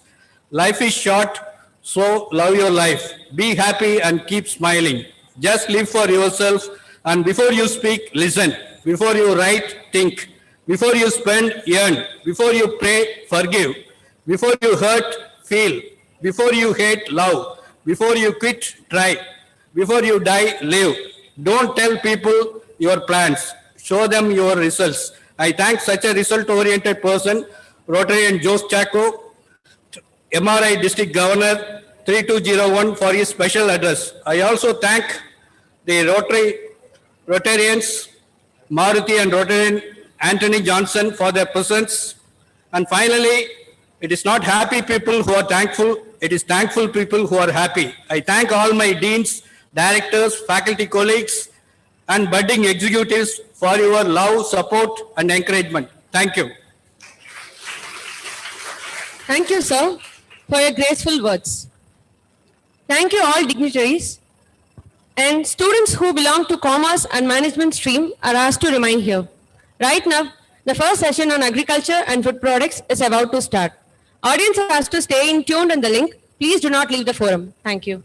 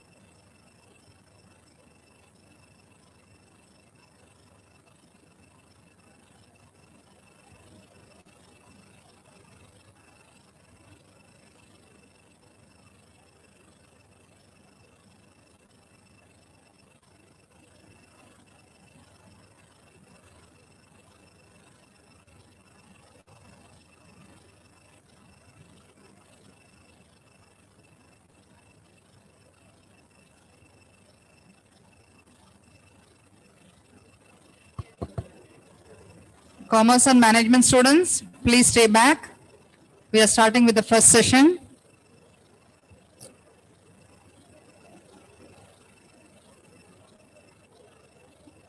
So the chief guest has arrived.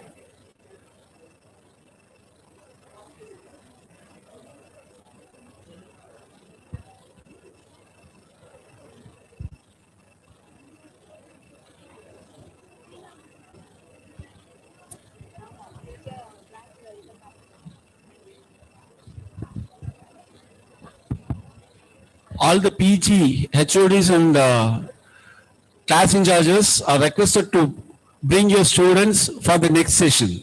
Thank you.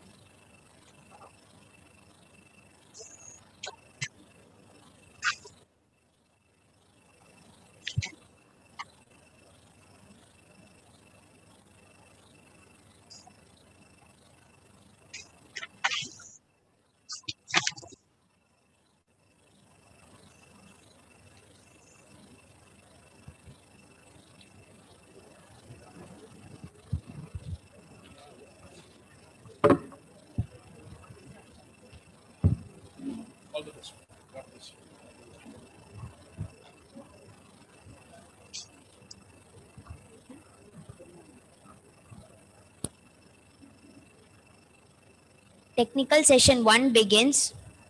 Let's start with a couplet of Tirukural written by Thiruvalluvar. தெய்வத்தான் ஆகாதெனினும் முயற்சித்தன் மெய்வருத்த கூலி தரும். Although it be said that through faith it cannot be attained, yet labor with bodily exertion will yield its reward. With these positive notes, let's get into this session. A pleasant morning to all dignitaries, guests, delegates, dear friends and colleagues with great joy and immense exultation. We feel privileged to extend our warm welcome to one and all present here. Sri Saraswati Tyagaraja College, Coimbatore District, South India, cordially welcomes you all for the two-day South Asian Conference on Empowerment of South Asia through Economic Consolidation, organized by STC, School of Management and School of Commerce, in association with R.A. Podar, College of Commerce and Economics, Mumbai. Ludmada Institute of Management Studies, Thiruvananthapuram. Empowered by Rotary International District 3201 through Rotary Club of Coimbatore, Tech City. Knowledge partner of the conference, Avinashalingam Institute for Home Science and Higher Education for Women, Coimbatore. Supporting partners, Coimbatore Management Association, Bardiyar School of Management and Entrepreneur Development, Coimbatore. Rochester, New York. Capture Now Organization, Coimbatore. We have few general instructions to the audience. Please adhere to this.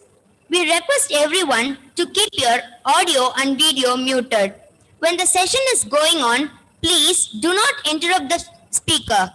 You can post your queries in the chat box. Also, you can ask your queries to the speaker when the forum is open for interaction during question answer session.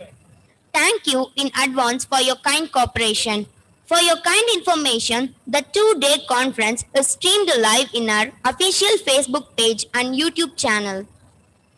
When tillage begins, other arts follows. Farming is a profession of hope. Farmers, therefore, are the founders of human civilization.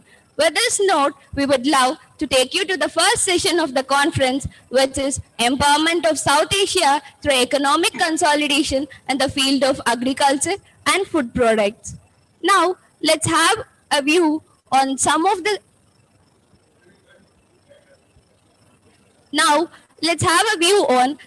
highlights on role of agriculture in South Asian countries. Most of the South Asian countries are primarily agricultural. Their economy is also largely based on agriculture. The average GDP of South Asian countries towards agricultural sector is 33.5%, and towards labor forces engaged in agricultural sector is 67.8%. Therefore, one of the stimulating factors of economic growth of the South Asian countries is agricultural production. Small cheers and great welcome makes the occasion pleasant. Now we welcome Dr. A. Pangajam, Associate Professor, Head of the Department of Business Administration, Avinasilingam University, Coimbatore, to welcome the gathering and introduce the theme of the session. Thank you, Ma. Am I audible?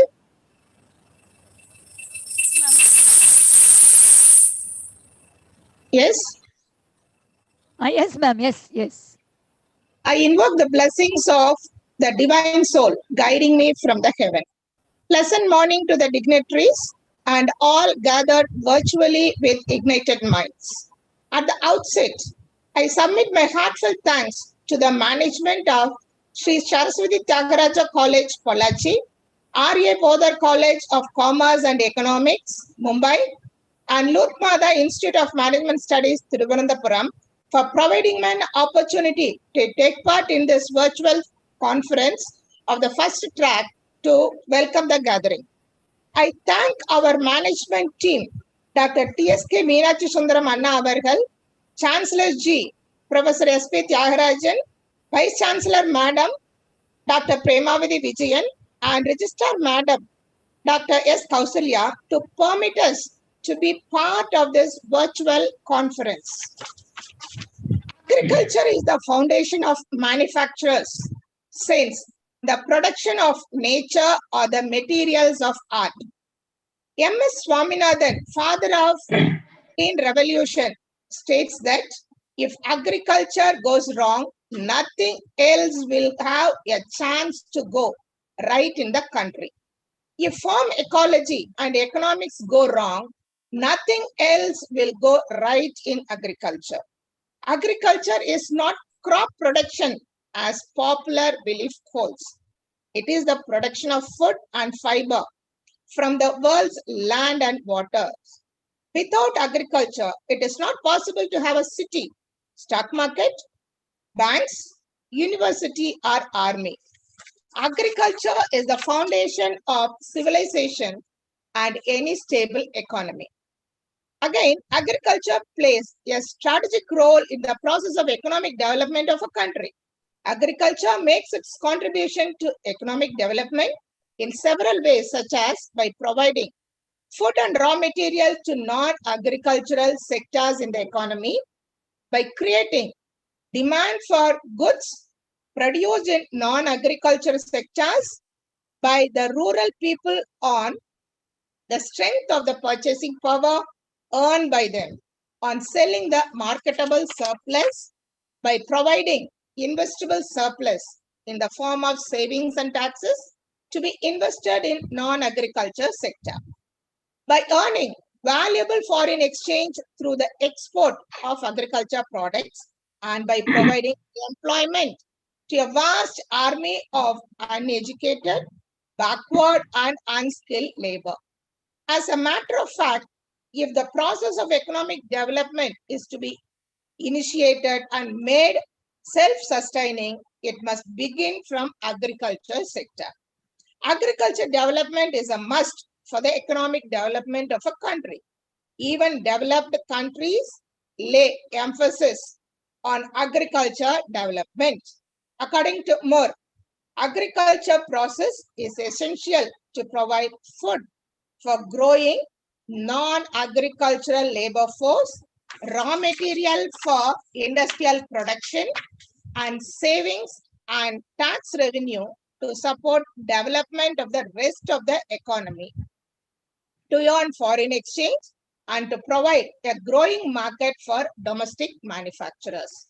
With these few words, let me welcome the first speaker of the session, Ambassador Anil Trugai, IFS retired, who has been a member of Indian Foreign Service.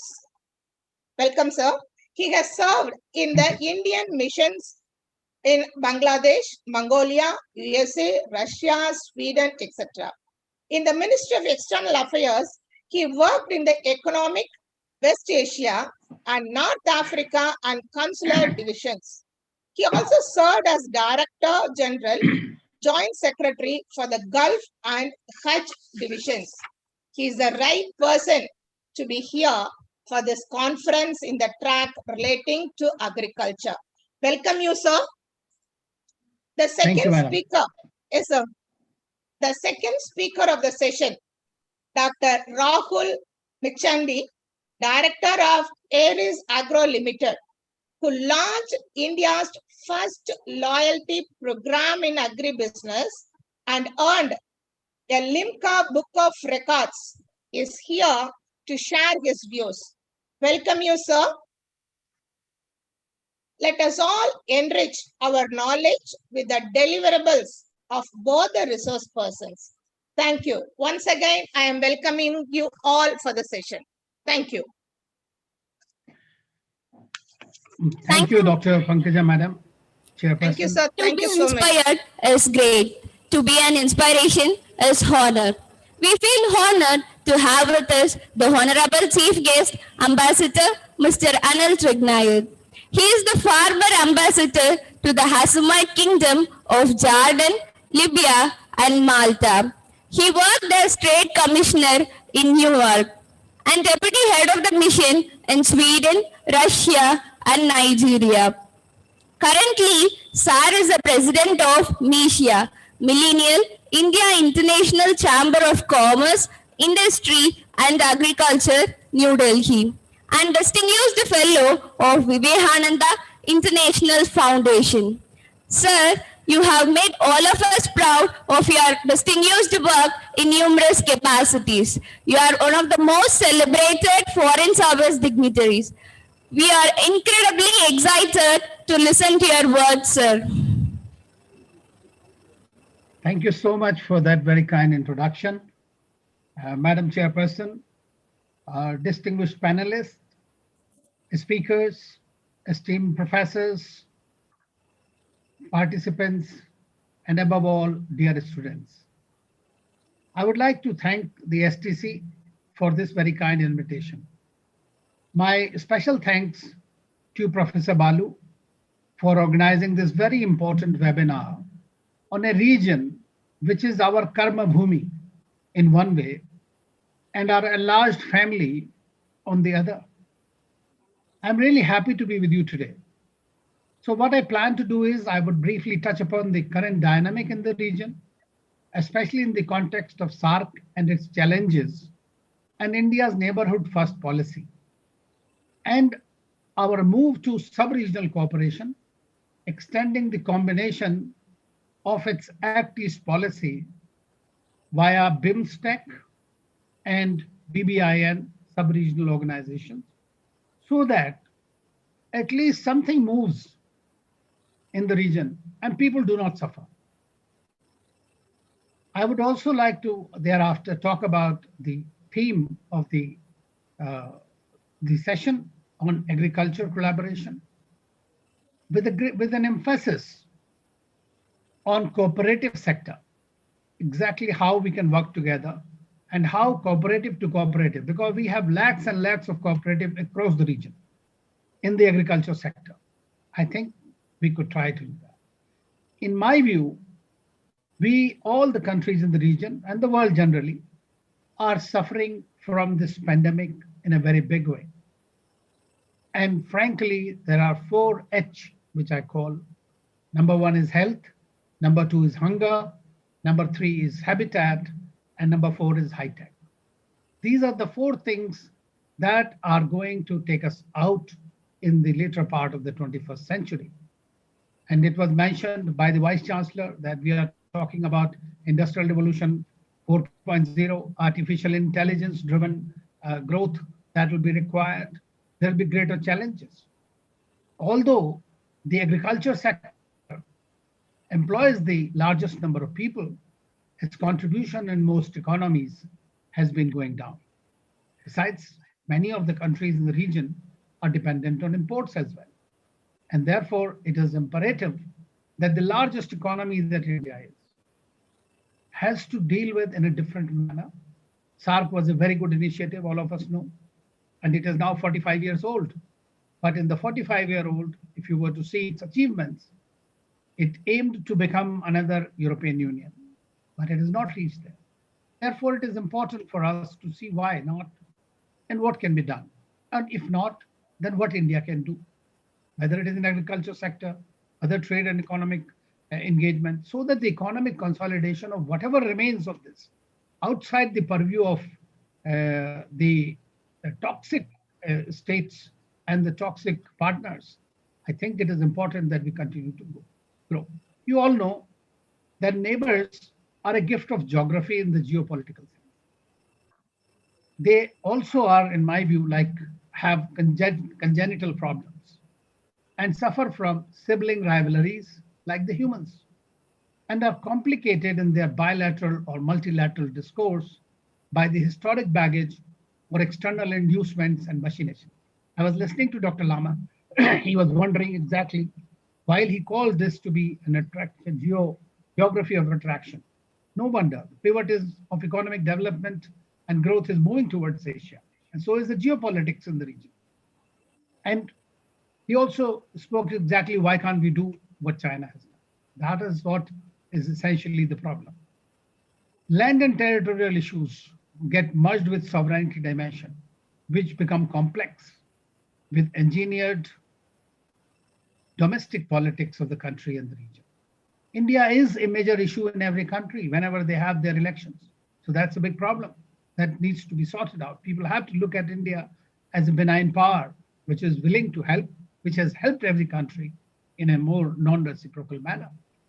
So we have to look at it from that perspective. Then only I think we can do something. We cannot avoid the fact that India is a country of continental proportion, and its size is the biggest in the region. Its economy is the biggest in the region. Its political power projection is the biggest and one of the biggest in the region. It's the 3rd largest economy in terms of purchasing power parity. So obviously, one can understand that why there is a little hesitation on the part of neighboring countries and what are they trying to do with that. We have had the security issues, we have had the terrorism issues, we have had the counterterrorism collaboration, and we have had the defiance of it. And that is what is creating a bigger problem for us in this region. So the smaller countries are cautious of their stronger and far bigger economic neighbors and try to neutralize that disparate regional influence by seeking the counterbalance from extra-regional or other big powers by entering into preferential agreements and treaties that sometimes are not even beneficial for their own good.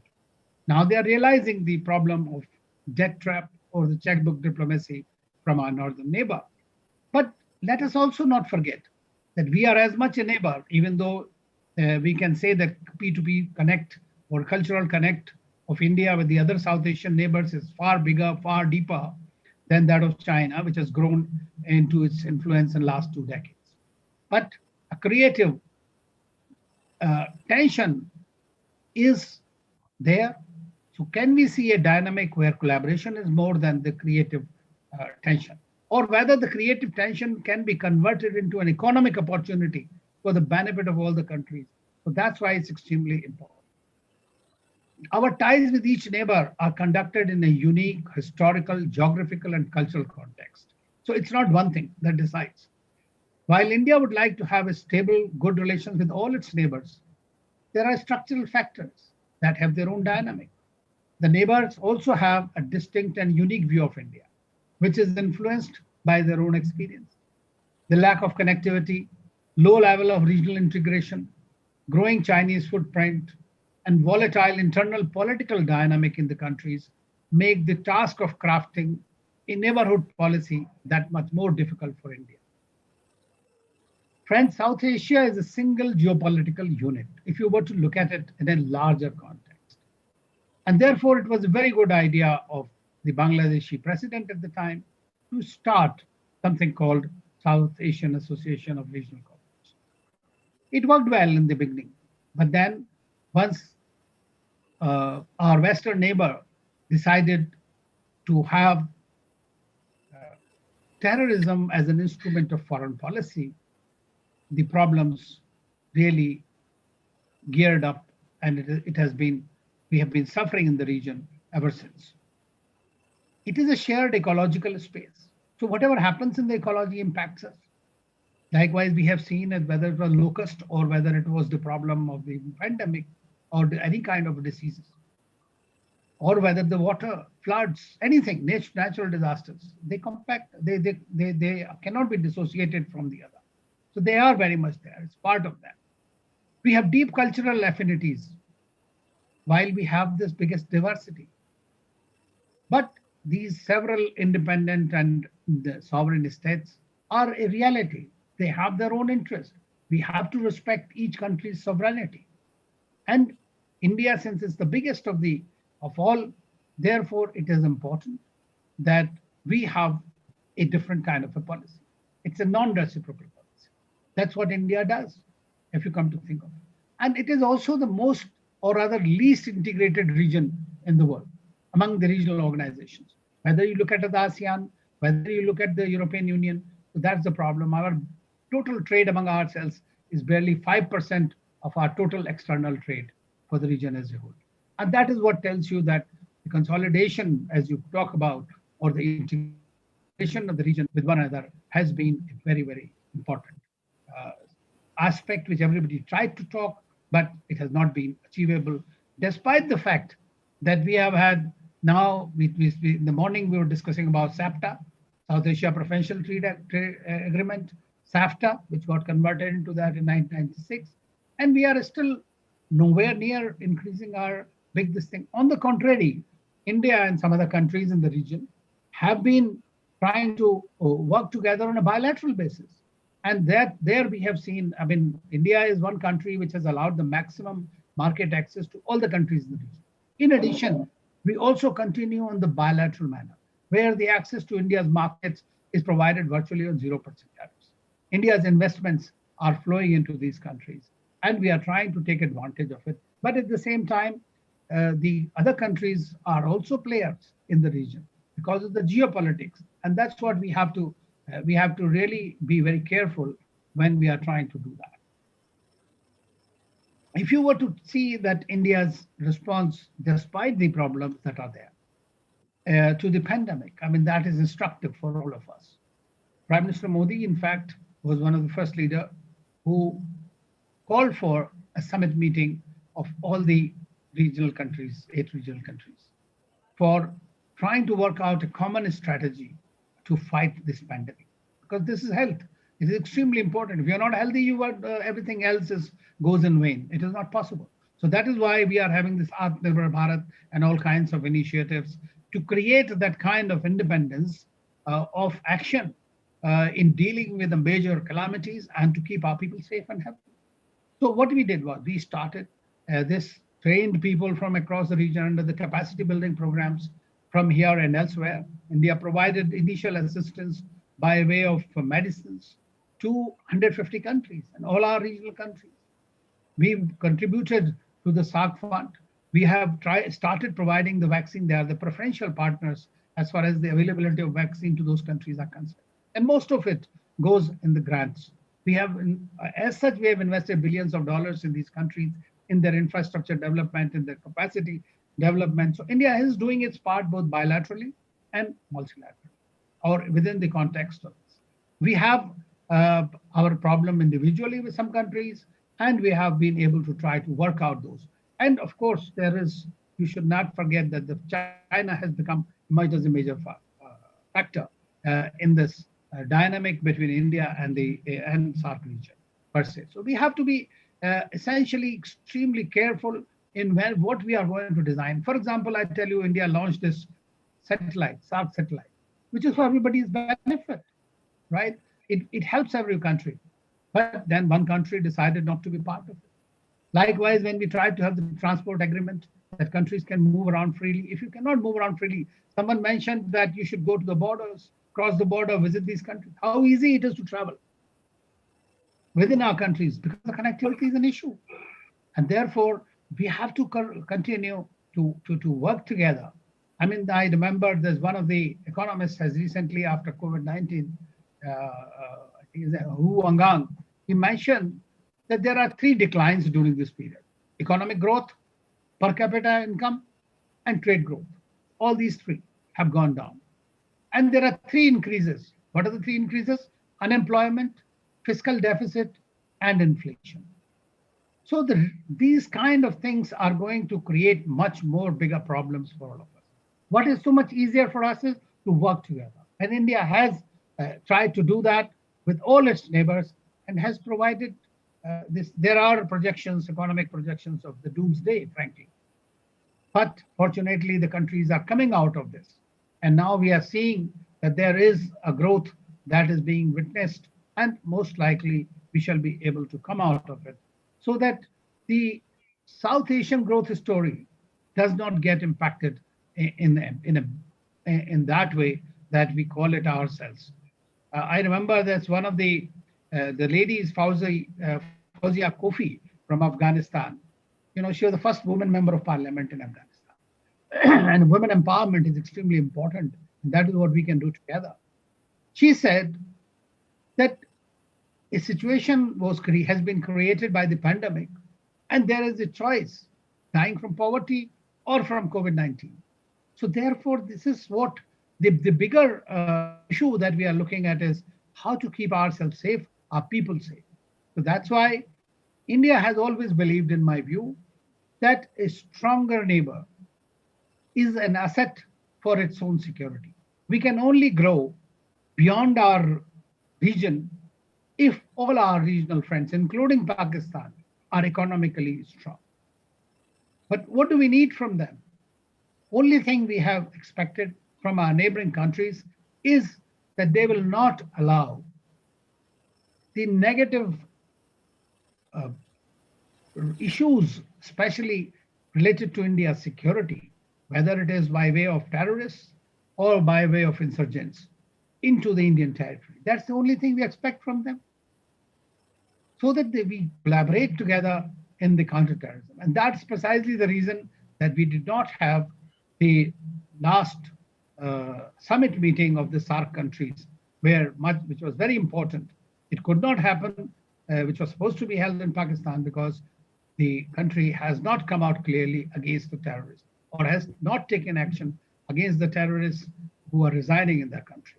So we are having that problem. That is what we are looking at now. We are looking at a situation where SAARC is virtually at a standstill. And therefore, it is important for us to look at it. So, but shall we allow the Indo-Pak rivalry to keep the SAARC a hostage, or the South Asian integration to become a hostage, or India's geopolitical competition with China to halt us? No, that's not true. That's not being done. India is continuing. You know, somebody spoke about Northeast. We are connecting through Northeast to the East Asia, which East Asia has been a great growth story. So in order to do that, we tried to combine our neighborhood first policy of SAARC and ASEAN. So therefore, we came up with something called BIMSTEC, which has several countries, 2 countries from the ASEAN countries, and there are the 5 countries from the South Asia region. We have come out with Bangladesh, Bhutan, India, Nepal. Only yesterday, therefore yesterday, one corridor has been created for Nepal to Bangladesh directly by India. We have BCIM. We have several other initiatives that are being focused upon now, because that is as a result, because we do not want that India's growth story, or the growth story of our friends in the region, remains unwritten. We need to work together so that we are able to do what we can do. So that's very important. You know that the objective of the SAARC was to accelerate the process of economic and social development in member states through joint actions in the agreed areas of cooperation. We have agreed for everything, and we are continuing to work on them. But at the same time, I think that there is a general consensus that the bilateral issues should not hold the region as a hostage to us. And I hope sincerely that we'll be able to reach at that point. So that's what I wanted to say as far as the SAARC's functioning is concerned. China, of course, has its own views about India's rise. It considers India as a power in the region, but at the same time, it wants to contain India within the region, and also contain it through its own several policies, whether it's string of pearl policy, or whether it is taking the naval assets around, or its Belt and Road Initiative, because directly impacts on India's sovereignty. So that's why we have the problem with our northern neighbor. We have a problem with our western neighbor, and both those are important countries, strong countries, and they together can become a bigger difficulty level for India, create a bigger difficulty level. Friends, the globalization is going to happen, so we must have a regional effort. Demographic shifts are taking place. Urbanization is taking place. Climate change is impacting us. And internet proliferation. And these are the mega trends that are happening, which will shape the 21st century, frankly. And they are global. Nobody is immune from it, and they will happen. So we need to prepare for that. Industry will change completely the way it will work, whether it is the pharmaceutical sector, or the energy, or the automobiles, or agribusiness for that matter. Everything is going to change, and therefore we need to prepare for that. And we need to deepen the cooperation with SAARC, or within SAARC, with the countries that are ready to move on further. India can be a major driver, a major engine for the growth of this, because we have that capacity, we have that heft. We are individually trying to help each country, and collectively we have tried to do what we could, but this is there. Now, in the wake of the pandemic, we have seen it has affected the food supplies.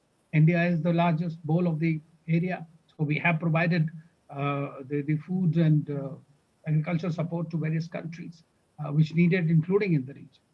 So this is a wake-up call for the food security. That is very important, because 1 month, 2 months, 3 months you can do on, but today now we are nearly 1 year old in the pandemic era, and everything has been impacted. So therefore, there have been disruption in food supply chains. So if you have an integrated system within the country, it becomes difficult to move things. But what happens when you have in between the countries? And therefore, we have to continue to work. Historically, we have had problems in our region with high food insecurity. So this is a significant challenge for the world, and that's why your topic of agriculture and food security is extremely important, because it is a great risk for us in the region, for everyone. You know that recently in Pakistan and elsewhere, there was locust attacks. They impacted a great deal on the crops. There are floods that create problem. How single-handedly it'll be very difficult for anyone to handle that. So it is important and imperative that we work together. India has the technologies. There should be regional institutions which should provide assistance, whether in adopting the new technologies, or whether it is in terms of the supply chains, cold value supply chains, cold chain, storage facilities, movement, logistics. They are all related aspects. So therefore, it is important not only the agricultural growth, but how to trade with one another. So that's why it is important, and how easy it is to take it to the other people wherever there is interest. Now, there was something called SARC Food Bank. So there is a minimum required stock, which was there. It has not been used so well. It should be actually taken care of, and wherever any member requires, it should be able to help them. Regular engagement and information exchange is extremely important, and India can play a much greater role in this. So when we are working on the SARC Food Bank, or we are working on the food stocks, we must make sure India is the biggest contributor. In fact, apart from that, we also give bilateral assistance to many countries. I remember many years ago when I was working, when Mr. Gujral was our minister and for our prime minister, and there was a requirement from Pakistan of the sugar that was held up on the border. And he called me, he said, now you better go to the border and sort it out so that it reaches them tomorrow. The whole night one had to travel to the border to get things going. So when it comes to India's magnanimity or sense of responsibility, I think we have very clearly worked towards that. Also, we have to lower the trade barriers. There are the trade barriers between the countries, between different in the region, and this is still very slow. So I think it is important that the non-tariff barriers, especially in the intra-regional food trade, must be lowered or must be abolished. Then only, so we need to have some bold measures in mind. And food export restrictions have to be reduced to that. Another thing that impacts our region are the monsoons and the food security. So we know that they are being affected by climate change. So therefore, you require new technologies, whether countries like Israel can help us, or India, which has developed tremendous expertise in agriculture, would be able to provide. We should try to help these things come into from outside. So it is important that we are able to, in the agriculture sector, help people. Can we have the kind of variety of seeds? Can we develop together? India had a one green revolution. We are going to have the second one, but the second revolution has to be very different. It has to be far more technologically oriented. And so we need to work on that. So we need to have a joint study of the monsoon patterns. We have to try to work together with the countries, exactly, because see, we are after all the same people, and this is extremely important for us to work together. Similarly, we have to work together. India has always stood in the World Trade Organization for the developing countries. It has put the developing countries' interests first, because all countries in the region do not have adequate capacities to even respond to the queries that are raised from various countries, especially in the WTO, because the developed world still wants to control everything. European Union, you know, is an agricultural rich country, and they have their own, the group which has its own rules and regulations, and they can dictate it everywhere. So therefore, we need to work it together. I would only last point I would like to make, and I mentioned in the beginning, that India has more than 8 lakh cooperatives, which are in primary, secondary, and tertiary level. Cooperative movement, you know about Amul, which is one of the most successful, IFCO, in the fertilizer sector. They are cooperative. There are cooperatives in different areas, but in the agriculture, that is the primary thing. The Indian government has come out with a new agricultural policy. In all the countries in my research, I have come to see that they have thousands and thousands of cooperatives. They suffer from the same problem. But in India, we have devised e-agri, e-NAM platform where you can have your agricultural produce and can exchange for it. We are trying to have exchanges. We are trying to have reforms in the agriculture sector. We have come up with certain logistical arrangements within the country. Should we try to work together? Should we not share that? We have in India a very big organization called LINAC, which is a training institute. We recently conducted it for Sri Lankans and for Bangladeshi organizations. We have also been a part of an organization, international organization for Asia Pacific essentially, which is NEDAC, in which Bangladesh, Nepal, and Sri Lanka are the partners. But Maldives, could we have other countries into this? We have to work together. Fertilizer sector is very important for us. So India has imports maximum. We supply fertilizer, which is imported to India, to Nepal, to Sri Lanka, to some other countries. That's why it is very, very important that we work together and we find every now and then a possibility of meeting with the agriculture, all the agriculture minister, their meeting should be there if we want the peace to happen. So that's very, very important.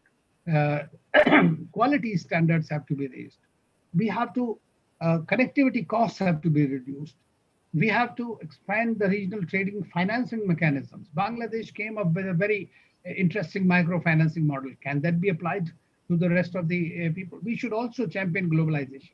Why? Because globalization has the potential to get your market, get your produce to the right kind of markets.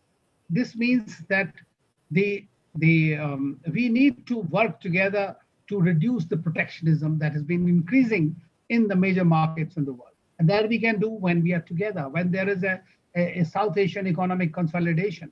We must work together, R2R, regional groups to regional groups, whether with the European Union can we work together as an entity, as SAARC or as BIMSTEC or something with ASEAN. So it's important. Similarly, we have to create the SAARC swap arrangement. Like it was mentioned by Dr. Lama also, that currency swaps or swap of the produce or weather barters, those kind of things that can be done. Could we have some kind of a specific line of credit under this COVID-19 right now, which is really creating a major impact on every country and this economy? Many countries don't know how to get out of it. So you have to create a debt relief for them. So it is important that we have our own Asian clearing union. We should work together. So these are some of the things I think that we have to not only strengthen the capacities of various organizations like SAARC, like BBIN, like the BIMSTEC within the region, and India has a major role to play, whether we like it or not. It has been imposed upon us by virtue of our geography, by virtue of our size, by virtue of our economy, and the extent of growth in the countries. Of course, countries like Bangladesh and Sri Lanka are doing extremely well in terms of many indicators. And we need to work with them. I mean, if Bangladesh has better human indices, then India needs to learn from them and to see the best practices. We have to create our formal and informal networks. P2P Connect is extremely important in that. So in sum, if we work together, we can reach very far. That is extremely important. We have to undermine the problems. We have to see them, address them immediately. And all the countries, if we have to work together as a region, including with those with Pakistan and others, it is extremely important that we address the problems head on. If terrorism is a problem, it needs to be solved. And who can solve it? Jointly we can resolve it. The country from where it comes, it has to take measures which are credible. If there is a problem of famine, all of us have to work together. If there is a problem of floods, India has always emerged as a major responder.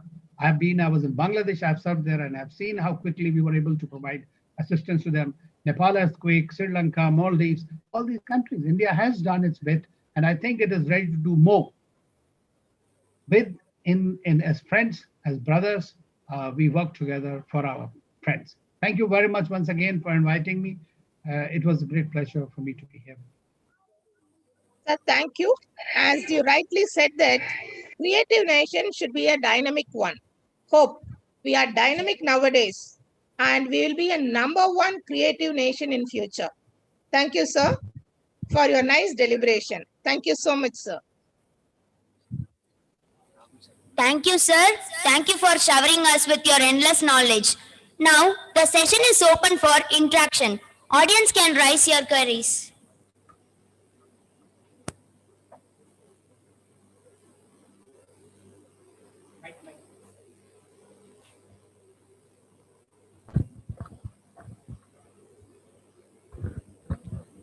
Hello. Sir, good afternoon, sir.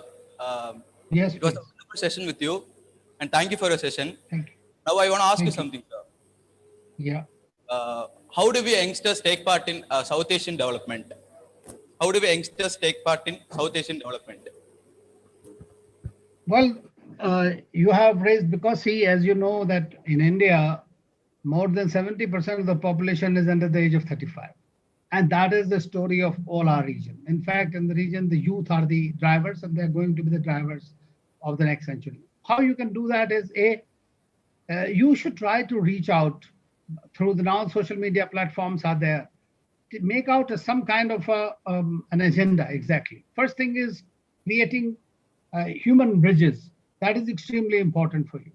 Like, how do you connect with the friends there? You can create. The other day, in Bangladesh, the India-Bangladesh Youth Assembly, I inaugurated that. There were the students and the youngsters from India and from Bangladesh. They got together and they created this kind of an organization. You can have exchanges with one another. Try to understand each other's perspective. Because see, we cannot remain in the mindset of 1947.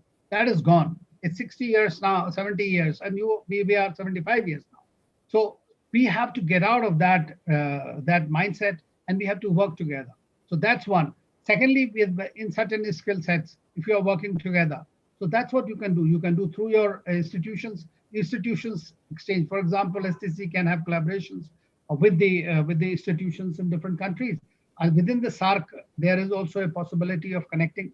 You can have the SARC debates among the students themselves, and you can invite friends from the other countries in the region who can tell you about the issues and the problems that they. I have seen the informal exchanges are far better and far more important. What we are looking for is trying to create a goodwill, which will multiply and bring us more closer, because you are the leaders of the future. So I think that this is how it can be done. Today, it is so much easier to do than it was in the past. It is a standard thing. Sir, thank you very much. I am Shobna Vasudevan from Mumbai. I think Mr. Rahul Michandani, who is the next speaker, he has got some program like Young Indians that has been involving so many college students and other people. It is going to be the will that is going to be helping them. And if at all they want to do, they can do anything for kind of developmental activities. Thank you very much, sir. I was thinking of supplementing your idea. Thank you. Thank you, Anil sir, for such a wonderful session, sir. Anil Trigunath sir has been guiding us throughout the conference right from the last so many. I am really amazed. STC management and principal are really amazed by such a professional who has been coordinating with many countries for the empowerment of India as well. Anil sir, thank you. We'll move on to the MOC. Thank you. Thank you, sir. An investment in knowledge pays the best interest. We are profusely elated to take an opportunity to introduce yet another chief guest of the session. A man who is a leader on a mission to transform farming in India. Yes, it's Dr. Rahul Michandani, Chairman and Managing Director of Aries Agro Limited, Mumbai. Dr. Rahul Michandani has 23 years of experience as Director of Aries Agro Limited, ranked amongst the 30 most innovative CEOs in India in 2014. He has pioneered several unique marketing processes and brand management tactics at Aries. He holds a doctorate in management studies from NMIMS University, Mumbai, and is also a chartered financial analyst and holds an MBA from the University of Canberra, Australia. He is the recipient of the Bharat Ratna Rajiv Gandhi Yuva Shakti Award 2010, in recognition of outstanding achievements towards youth empowerment and inclusive. It is an immense opportunity to have you here, sir. We kindly request you to share words of wisdom to the young minds. Thank you. Thank you very much. And thank you very much to the organizers and also to my principal, Dr. Shobhra Vasudevan, for introducing me to this particular conference. First of all, Vanakkam and Salam Namaste to all of you who are joining in from India and from overseas. And I look forward to sharing with you my thoughts on how agribusiness and food as industries are going to lead the economic recovery in not only India, but in Asia and also the world over. I've been working in the agribusiness industry for almost 23 years, and it has been a pleasure to deal with farmers from across continents. And I'm going to be using the benefit of this experience to share my insights with you. During the course of my conversation, I will be having certain live polls, since this is a phygital conference, which is part physical, part digital. The idea is I wish I was physically able to meet everybody, but since that we are doing this online, I think it's important for us to get a mood of the house as I go through the conversation with you. And therefore, I would strongly urge all of you who are present physically and digitally to use your smartphones when I ask you to, in order to live poll into this conference. So I'm able to kind of interact with all of you using 3 live polls that I will be using at different times of the conversation. I'll also be having, of course, questions at the end. So therefore, you would have an additional opportunity for sharing your thoughts and insights. So to please keep your smartphones on. This is going to be a session where your voice is as important as mine. And I do hope that we will be able to interact during the session. So I'm going to begin with a short presentation, just a few slides. I'm not going to be doing death by PowerPoint, but kind of more to set the tone of what we are discussing today. And of course, I'm going to focus here on agribusiness, which is the theme of the session. The theme of the session is agribusiness and food. Being an agribusiness professional, I believe Indian agribusiness and perhaps Asian agribusiness would actually lead the economic recovery in the post-pandemic world. And if there is one sector that has been the most resilient and has fed all of us during this period, it has been the farming community. So I'm going to be focusing, of course, largely on agribusiness, which is the theme of this particular session. Just to give you an idea of where, my credentials in terms of how I believe, I'm suitably qualified to possibly talk to you about this. We do have a national distribution network. I work with my team in almost 200,000 villages. We serve 26 states. And of course, have a very wide network of agribusiness professionals who are spread out in the length and breadth of India. And therefore, I would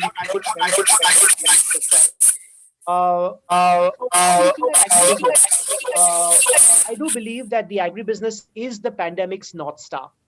And the reason I say it's a North Star, a North Star is really a place where all of us look to for inspiration and direction. And if there is one sector, like I mentioned a short time earlier, which is really going to lead the economic recovery of the world, it is agribusiness. This sector has largely been insulated from the effects of the economic downturn. As you know, being part of essential services, our industry did not have the luxury of a lockdown. Our farmers braved all the problems that are the health issues of moving around and continuing to operate in the pandemic scenario in order to ensure that they provide food to each one of us. So I think the agriculture sector, with the resilience and agility of our farmers in India as well as across Asia and the world, has largely been insulated from the effects of the pandemic. What of course did happen was that supply chains were partially disrupted. Supply chains did not really work the way they normally do. We had logistics issues. We had problems with transportation. We had problems with getting produced food to their points of demand. And of course, that was another element of the supply chain disruption, which all of us dealt with. However, these are on the mend. In the last few months, things have really come up back to a new normal situation where supply chains have started getting resilient as well. Food and food processing sectors remain open. This is a sector that, of course, feeds into the agribusiness, scenario. And of course, food and food processing sectors have remained open and have continued to provide very strong supply in order to feed all the citizens of the world. Rural demand has continued unabated throughout Asia.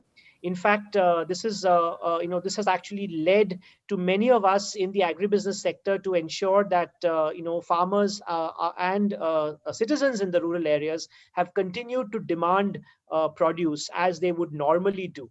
So, frankly, with rural demand remaining buoyant, believe me, the rural areas have really been much ahead of the curve in terms of dealing with the pandemic than most of us in the cities have.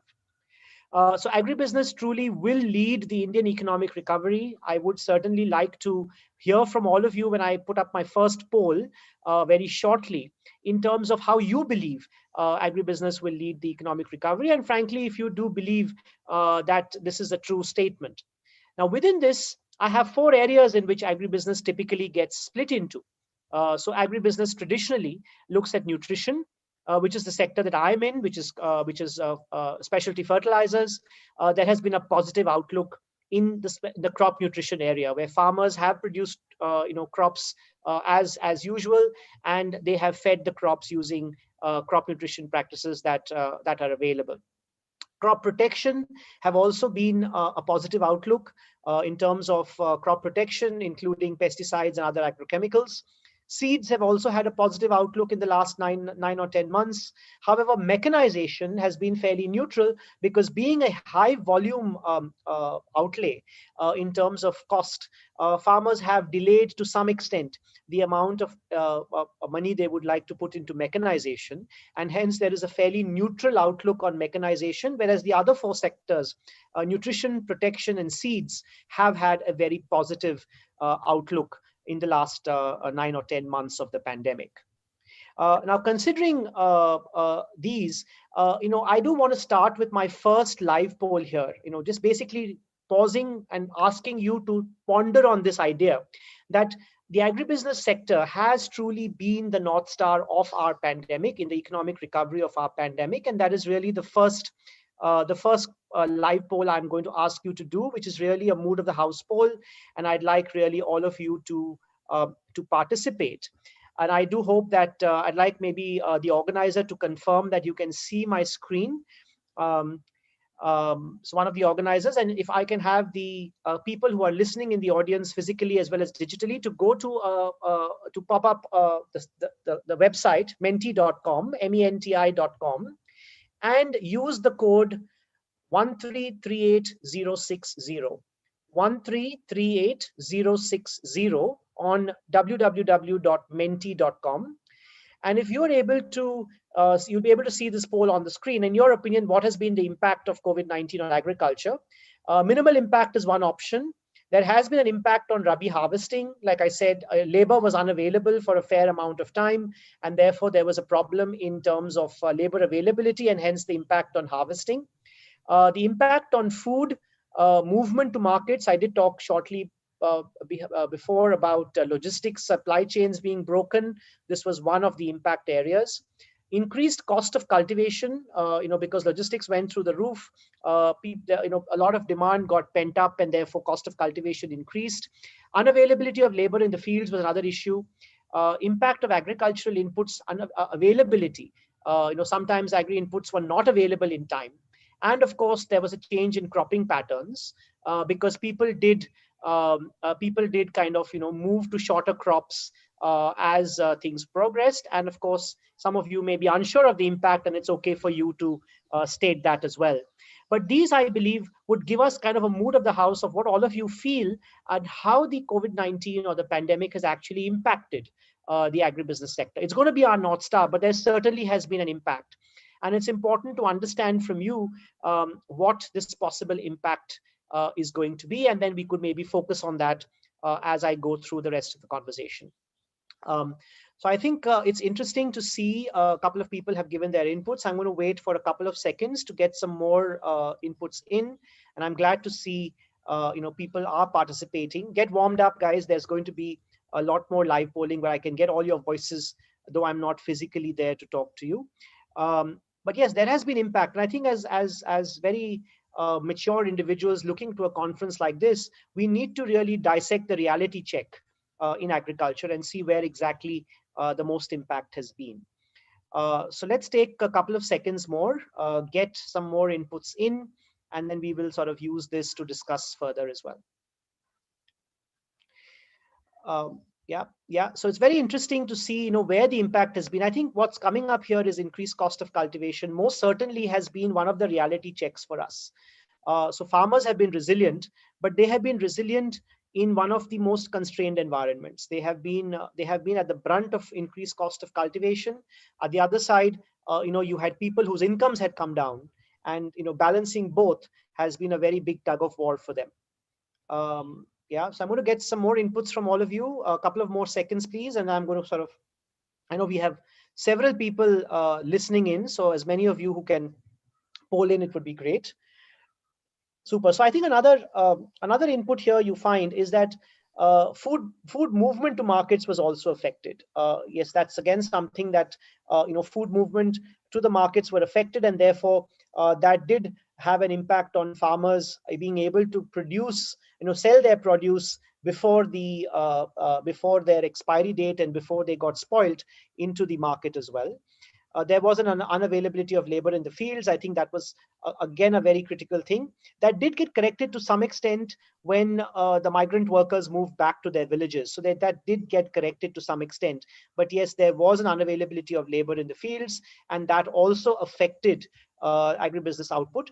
But despite these challenges that you see here, agribusiness truly has been the North Star for us, because as you see, we have all been getting food to eat, and more importantly, farmers have, the agribusiness sector and farmers have been able to continue to produce and earn money despite these constrained circumstances. So that's going to be, the first mood of the house poll. I'm going to get back to my presentation now and talk to you about some more ideas on how this economic recovery will actually get orchestrated. I think that's an important piece that we now need to look at.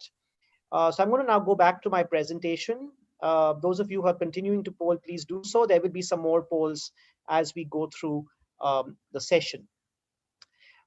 So right now we have, what are the mega trends? So what are the mega trends that are changing the agri-input industry in this economic recovery phase?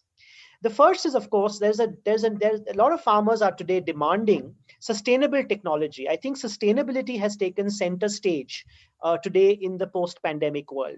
Many of us who took climate change for granted, many of us who kind of, did kind of not take things seriously, have realized that when the world shut down and the weather patterns realigned themselves to the traditional ways, we actually had blue skies and we actually had less pollution. This actually gave people a trigger in terms of understanding that yes, sustainable technology has to be the future.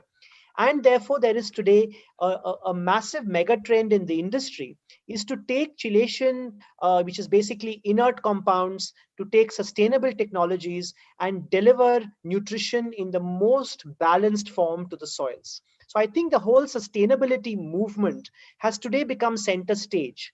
And what was otherwise thought as a nice to have has today become a must have scenario in the sector. What also we look at is this is a trend not just in India, it's really from across the sector, because India kind of leads the way in terms of what happens around in Asia and the world. Also, you're looking at some of the new trends. So I have noticed this in some of the Asian countries as well, especially nanotechnologies. So nanotechnologies and new molecules are being used today to reduce the usage of large volumes of agricultural inputs. Now, what is the benefit of this? The benefit of this is farmers today are demanding sustainable technologies, yes, but they're also demanding that they use less quantities in order to meet their requirements. And nanotechnology fairly fits the bill.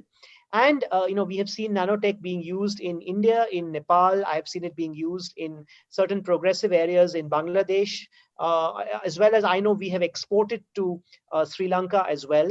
And these nanotechnology-based new molecules, which reduce the requirement of the agricultural inputs, are a cost-saving technology, and more importantly, they are much more sustainable than traditional molecules. There is, of course, a problem in using nanotechnology for crop protection, because these are very, very minute in size, and therefore we don't want inhalation to take place of pesticides and insecticides using nanotech forms.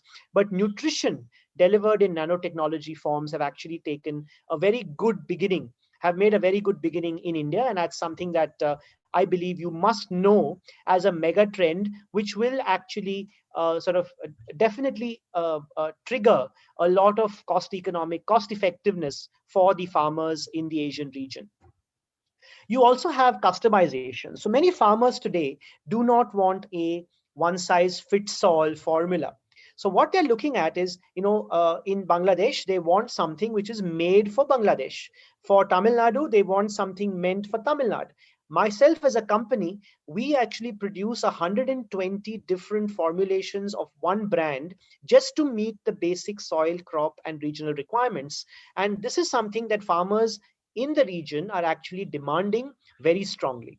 Now, this also has an impact on cost, because they are actually not applying things that they do not require specifically for their fields, and are able to therefore take the benefit of a customized range of products. Now, customization is another mega trend, which we believe the Asian farmers, the Indian farmers, and the global farmers pay a value premium for. And they're willing to pay that little bit of a premium simply because they're able to reduce the amount of the volume of agricultural inputs that they're putting onto the field, and what little they are putting, they would like to do it in a customized and sustainable fashion. We also have labor and water saving technologies. These are something again as mega trends. And when you look at the economic recovery in agriculture, any technology that goes to labor and water saving is going to be extremely value adding to the farmers in the Asian region. What we do believe is that the delivery of these agricultural inputs using drone technology, robotics, and precision agriculture, which involves greenhouses, it involves drip irrigation, it involves hydroponics, aquaponics. All of these are technologies that are labor and water saving, and most importantly, they are also cost effective. I know we have dealt with the smallest of farmers in the most constrained circumstances in India, where we have been able to successfully apply these technologies in order to make agriculture more remunerative for them. So, and believe me, all of these technologies are already existing. They exist in the universities in Asia, they exist in the universities in India, and more importantly, we are, as companies like us who are at the forefront of agribusiness, we are able to put these into farmers' hands cost effectively and very, very productively for them. So I believe that these are technologies that are not future perfect. These are technologies which are present continuous. They are already part of the Indian and the Asian agribusiness scenario. However, right now, there may be pockets of excellence. Our job as agribusiness professionals is to convert those pockets of excellence into a much wider acceptance, and therefore literally create catalysts for wealth creation in the agribusiness community across Asia and across the world. What we also have as another mega trend is future-proofing agriculture. Now, when we talk of the recovery of agriculture and sustainability and climate change, what we really need to do is, these are things that exist today, and we cannot run away from them. And what we as agribusiness professionals and people who work on R&D in this area, looking at future-proofing for the fact that climate change exists. Now, what do we do with this? We are actually able to use weather predictions today. I know my farmers get artificial intelligence, machine learning based weather predictions. We provide this data to them on their mobile phones using voice and video, and therefore even literacy barrier is kind of eliminated. And we provide AI based specific pin code based recommendations to them in terms of what to do under certain weather conditions. So what we are able to do is we are providing them lead indicators. We're saying this is going to happen with the weather, and therefore you need to future proof yourself and therefore protect your crop and your fields using these kind of patterns. And this is already something that we are delivering to our farmers. And I deal today with 9 million farmers across India. And we are able to kind of do it using AI, ML, and many of these technologies. We also find drought resistant seeds. Seeds are something that have today, with engineering, are able to actually become drought resistant. They're able to become pest resistant, and that's something again that we can do to future proof agriculture. And of course, another is micro irrigation. With water becoming scarce, with water becoming unpredictable, the use of minimal quantities of water in order to deliver on crop nutrition and also for crop production needs micro irrigation. And micro irrigation using drips, using technologies like hydroponics, aeroponics, and many of these are able to use micro irrigation and future proof agriculture for the farmers in India as well as in Asia.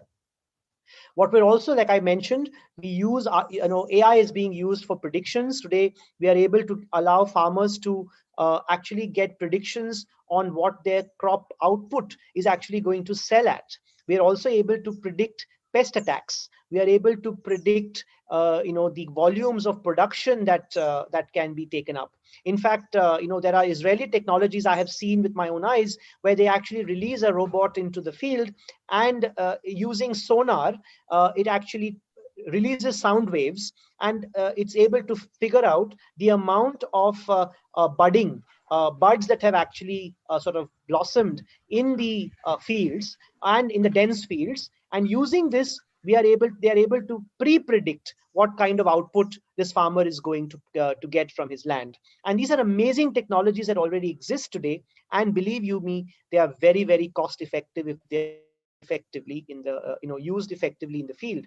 Digital information delivery to farmers. I know my own farmers in the last 1 year of the pandemic have actually literally surprised us with the ease with which they have actually adopted to digital information delivery. Today, we run programs called the Fasal Sabha, which basically runs like a talk show where farmers actually ask questions regarding what things they need to do on their fields. And the recent one they had on watermelon actually had 32,000 farmers connect on one of these programs on our YouTube channel and actually interact very, very effectively. So farmers today tell us, don't come for a physical farmer meeting.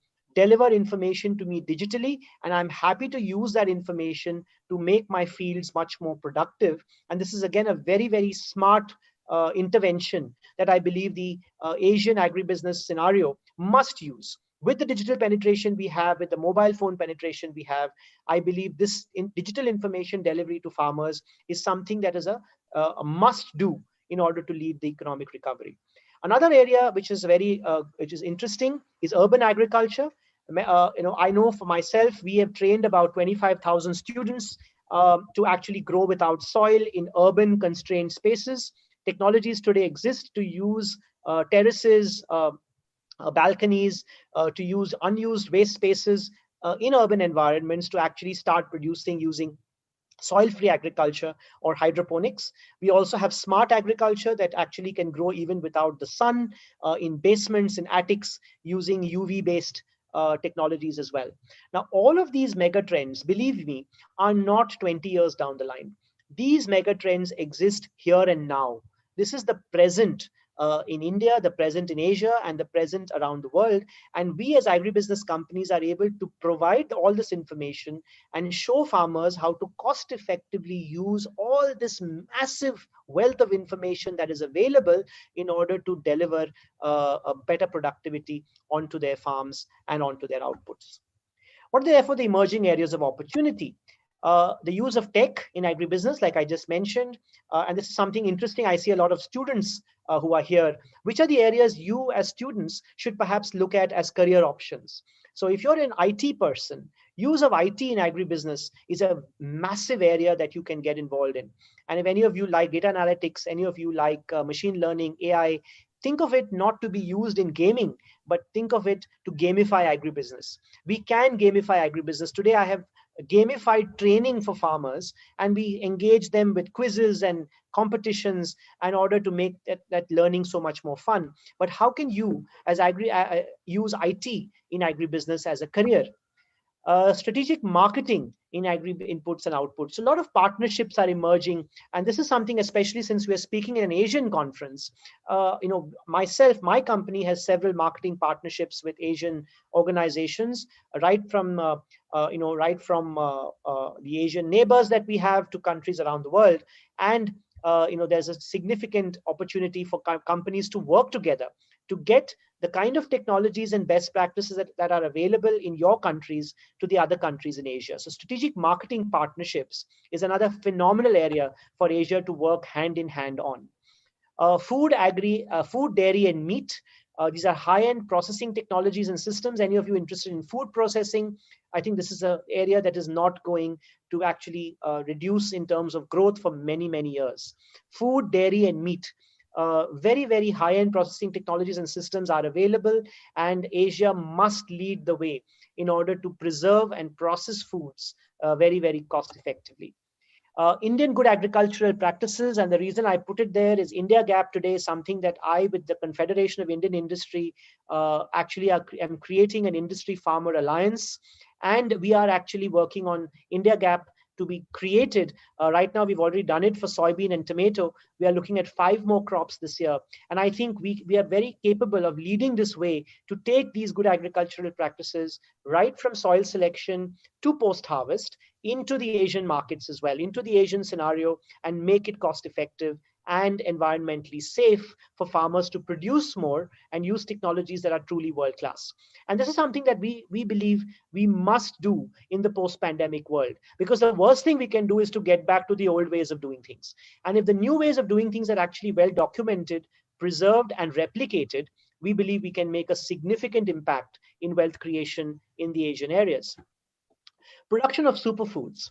A very, very important area. I think Asia is in the hub of producing certain foods and using certain foods in our nutrition practices that are phenomenally more nutritious than the Western ways of actually eating.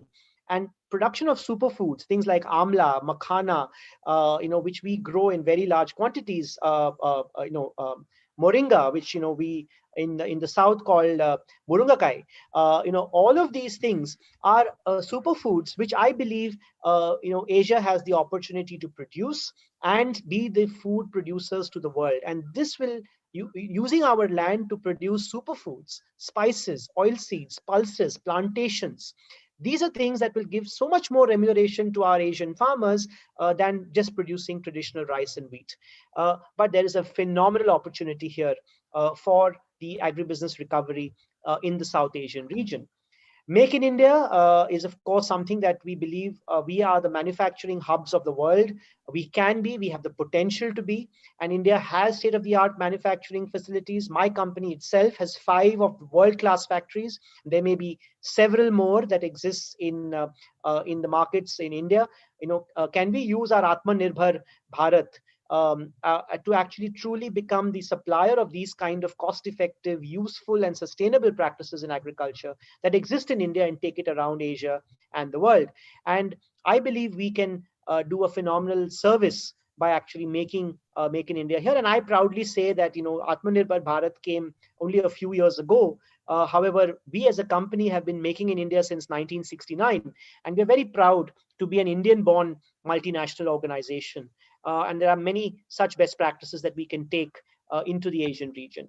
And lastly, I think branding and market access for made in India rural products and crop produce. Only yesterday, I have a group of 10 students from Kashmir who actually are doing a 15-day internship in Mumbai. And one of the key areas they are working on is how to provide a brand identity for some of the phenomenally good Kashmiri apples, saffron, walnuts, and almonds, which today are not as well branded as similar counterparts in the rest of the world. Why can't Made in India, Made in Asia rural products get a proper brand identity, have market access, which make them a brand of choice, not only in Asia, but around the world. Now, I believe this list of opportunities is enough for us to work for the next decade. And agribusiness can truly lead the recovery.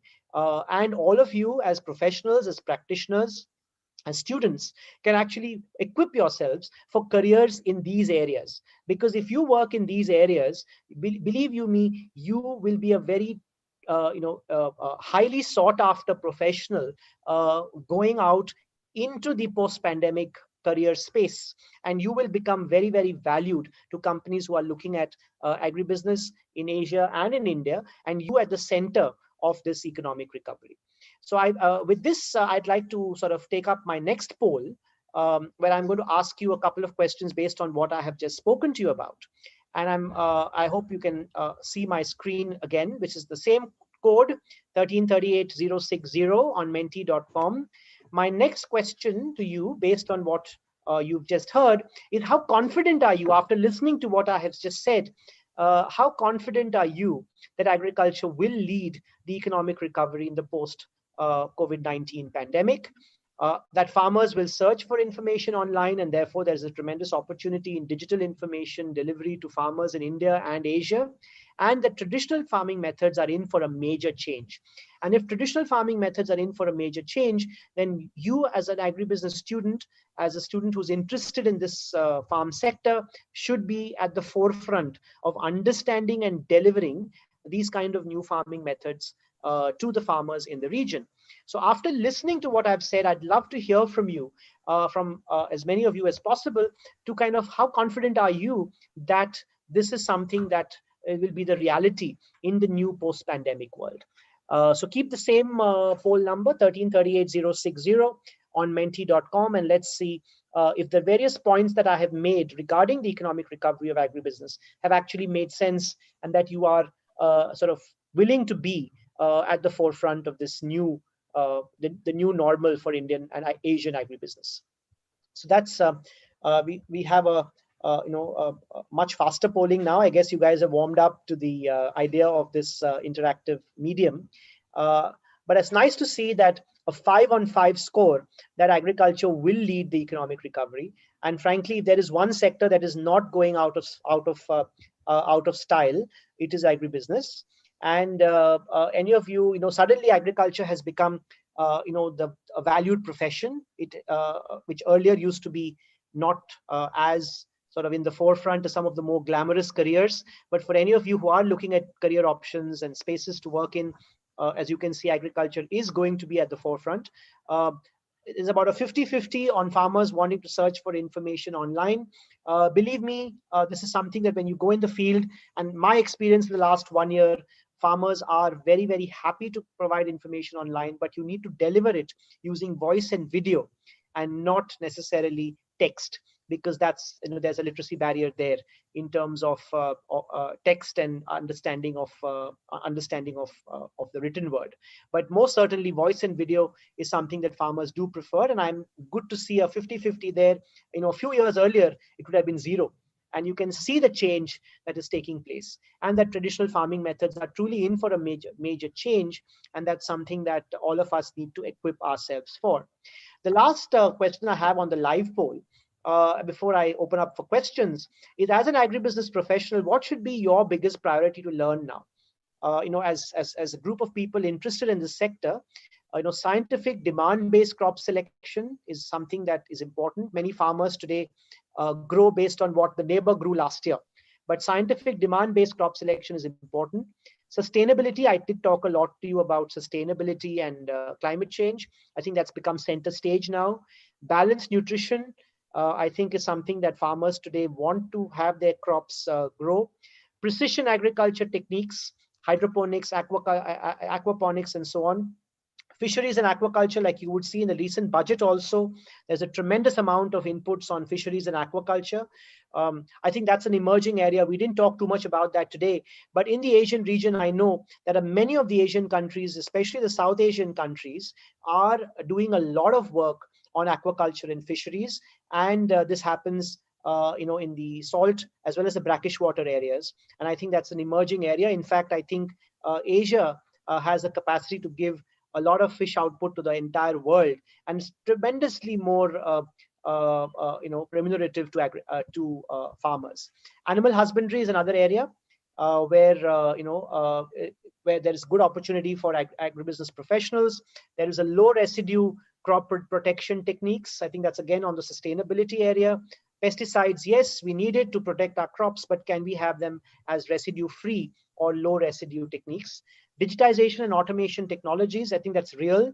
The fact that digitization is something all of us need to prepare ourselves for. Farmers are also very happy to use such technologies, is again something that is a very, very key area. And of course, AI, use of artificial intelligence for better agricultural predictions, because if we are able to give a lead indicator to farmers, believe me, they will listen to you and make better choices. And every choice has a consequence. And if you're able to provide them with adequate lead indicators to make better choices, I believe you would be doing a better service to reviving agriculture and to preserve farming income better than anything else possibly can. So I believe these are the various areas, and it's good to see the kind of inputs you've got. Sustainability, of course, leading the piece here.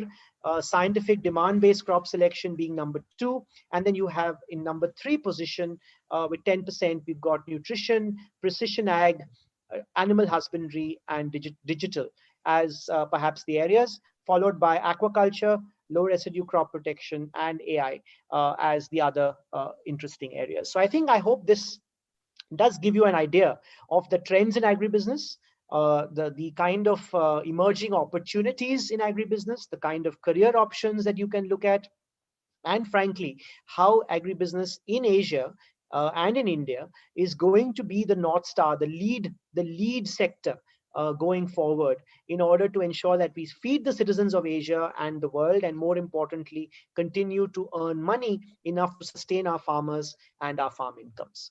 So I'm going to stop there, and I'm going to sort of open up for certain questions. I hope this has been an interesting conversation for you in order to understand the sector better, and to also see how in the South Asian recovery scenario, agribusiness will be at the forefront, and all of you could perhaps take benefit of this tremendous opportunity going forward. So thank you very much, and I hope to get some questions from all of you. Thank you.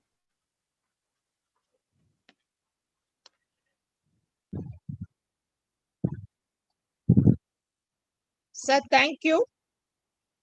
You clearly explained the changing agri-input industry and emerging areas of opportunities which are available.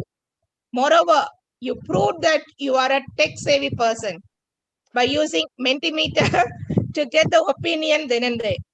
Thank you so much for sparing your time. Thank you. Thank you. It's Thank you open very much. for discussions.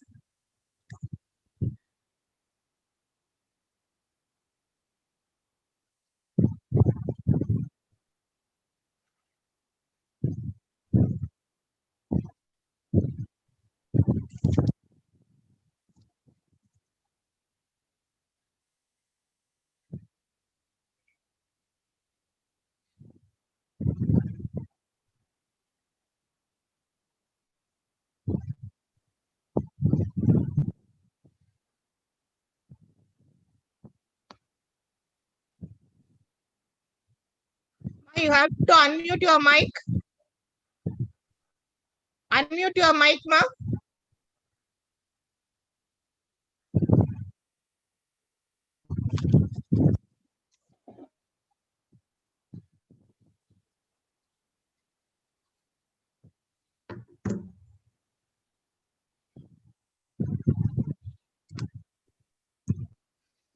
So the mic is muted.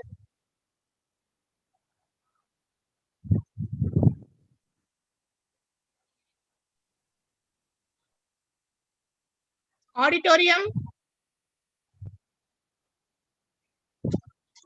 I think they're not able to listen. Yes, ma'am. Yes, ma'am. But she is proposing vote of thanks.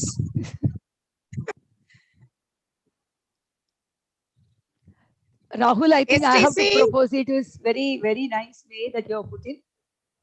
We will see how the STC is organizing. Dr. Rahul, it's very nice. Thank you so much. Thank you. That And I'll just tell me, ma'am. No, how to ask them to unmute, I really don't know. Rahul, I think I will try.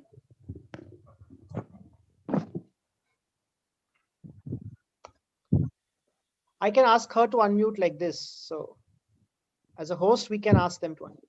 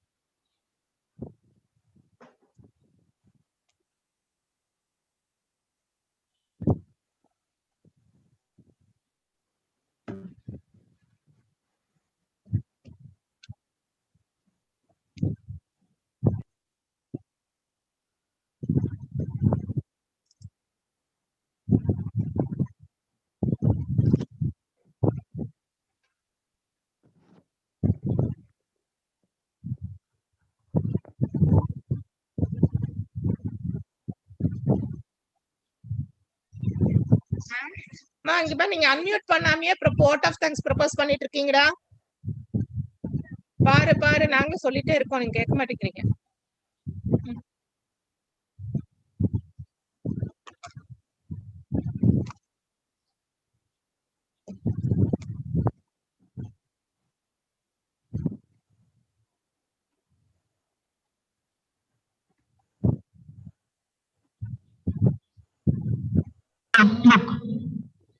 Explain negatives and opportunities in agriculture sector in South Asian countries. Thank you for your excellent presentation, sir. I take this opportunity to thank our management members who encouraged us to conduct this virtual conference. I thank our well-attended and faculty members and participants from various countries. Last but not least, our STC students. Thank you, Ananda. Thank you.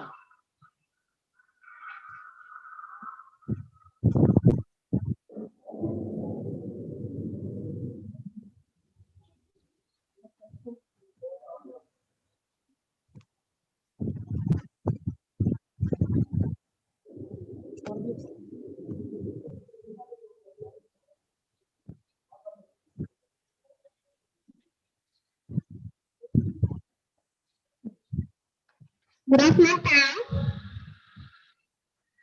Developing agriculture productivity is a priority concern on promoting the sustainable development of agriculture in South Asian countries.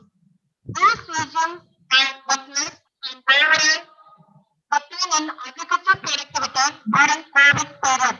So thereby, we need to concentrate sustaining future agriculture growth. I hope that this demonstration focus on agriculture as a main source of South Asian economics and seen as the most important livelihood option for the tourist program. Dr. Lal Tengacham, Associate Professor in Book, Department of Business Administration, Alashamandam University, Coimbatore, who gave welcome notice and gave careful explain the full fact technical section 1 of agriculture and food product. Thank you, ma'am. I need to thank Ambassador Anand Gawad, former Ambassador for Cosmetic, Kingdom Jordan, Yuba and Nature, President of NASA, Business Kenya, Mohananda International Foundation. These have explained the strange geopolitical factors, historical and cultural connectivity. With deeper linguistic integration makes these great in South Asia. In spite of negative issues in South Asian countries, should look together to achieve the youth economic development. Thank you, sir, for the wonderful speech. Thank you. I express my sincere thanks to Dr. Rahul, Chairman and Managing Director, Irish Agro Limited, Mumbai. He pointed out that Indian agriculture should be aligned with the South Asian agriculture. There is a restriction on supply chain and logistics, which may overcome the developing infrastructure. And they explained mobile trends and the emerging areas of opportunities in agriculture in South Asian countries. Thank you, sir, for your excellent presentation. Thank you once again. I take this opportunity to thank our management members who encouraged us to conduct this virtual conference. I thank our board principal, Ben, faculty members, and participants from various countries. Last but not least, our STC students. Thank you, Ananda. Thank you. Thank you, ma'am. I sincerely hope that South Asian countries will respect and live in our part with each other, and also common development, and that South Asia will enjoy peace, unity, and prosperity. Life is a challenge. Make it. Life is a game. Realize it. Life is a game. Play it. Life is a love. Enjoy it. Thank you, everyone. Thank you for spending your valuable time. The next session on Tech will resume at 1:25 p.m. So everyone is requested to come back at 1:25 p.m. Thank you. Thank you, Ananda. For your kind information, the next session on textiles will resume at 1:25 p.m. So everyone is requested to come back at 1:25 p.m. And my students and faculty members all pause assembly at 1:25 p.m. today. That's all. Thank you.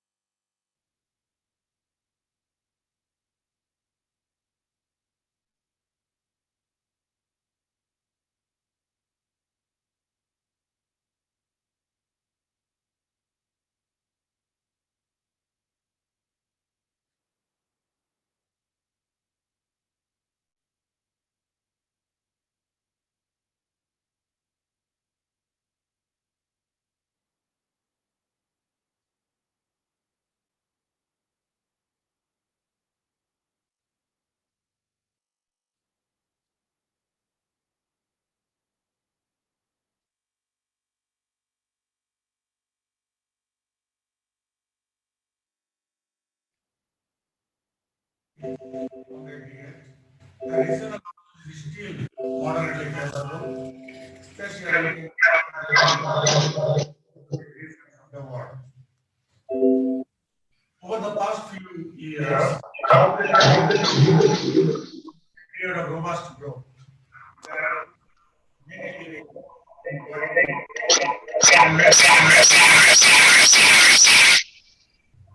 Despite robust economic growth, GDP, and nearly 40% of its inhabitants live on less than $1.25 The scale is of climate change,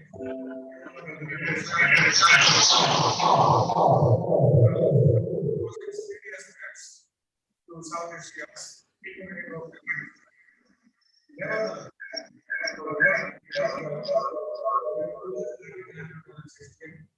Growth in South Asian countries in while growth in South, other developing nations remain flat or even turn negative. In the coming years, the World Bank expects countries in South Asia to continue this growth trajectory, estimated at 6.7% in 2021. In 2020, South Asia was set to plunge into its worst ever recession as the devastating impacts of COVID-19 on the region's economies in around, taking a disproportionate levy on informal workers and pushing millions of South Asians into extreme poverty. In that situation, chief economist of South Asia of World Bank presume COVID-19 will profoundly transform South Asia. But the pandemic could spur innovation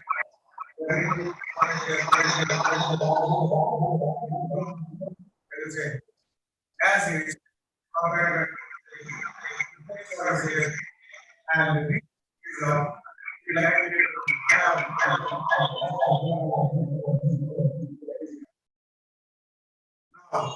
the question is, how do South Asian countries empower to economic consolidation in the textile and garment sector? Dear audience, textile industry in general and garments as the most labor-intensive sector has been the road taken by most countries in their path to manufacturing and industrialization process. This was the case with the currently high-income countries, and the trend continued with Japan and East and Southeast Asian countries. Historically, as some nations lost competitive advantage due to rising unit labor costs, other countries in a flying birds pattern assumed the competitive blanket, and these have more recently included China, Vietnam, and Cambodia. South Asian countries like Bangladesh, India, Pakistan, and Sri Lanka have also become competitive players in the world export market for textiles and clothing in last decades. While India and Pakistan have played an active role as major exporters of textiles, the prominence of ready-made garment sector is relatively recent, and this sector has benefited from the availability of quotas under the multi-level agreement. And the major portion of textile and clothing exports from the South Asian countries go to the US and European Union markets. Dear colleagues, WTO divided the textile-related exports into two main categories, such as textiles and clothing. All raw materials utilized to make clothing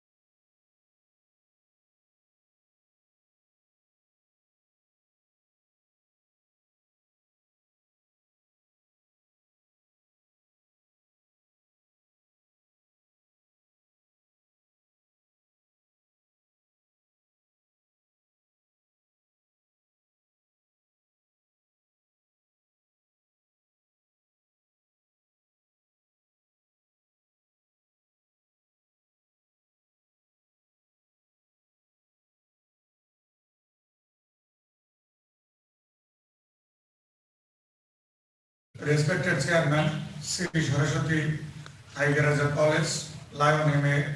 Vijaya Mohan, Honorable Principal, Sri Saraswati Tigaraja College, Dr. A. STC School of Commerce and Director, School of Management, Dr. Namjan Balu, Dr. Mercy, teams, distinguished participants, guests, colleagues, good afternoon to all of you. It's an honor and privilege this esteemed South Asian Regional Virtual Conference as a speaker on empowerment of South Asia through economic consolidation of the textile and clothing.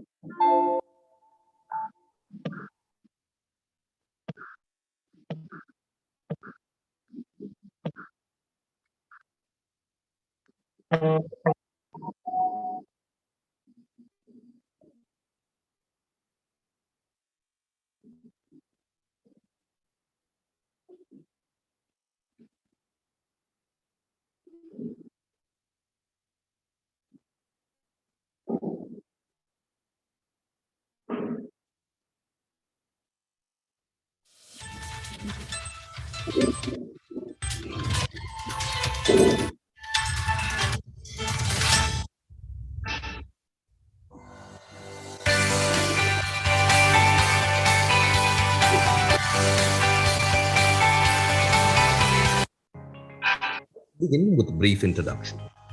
SAARC comprises of 8 member states: Afghanistan,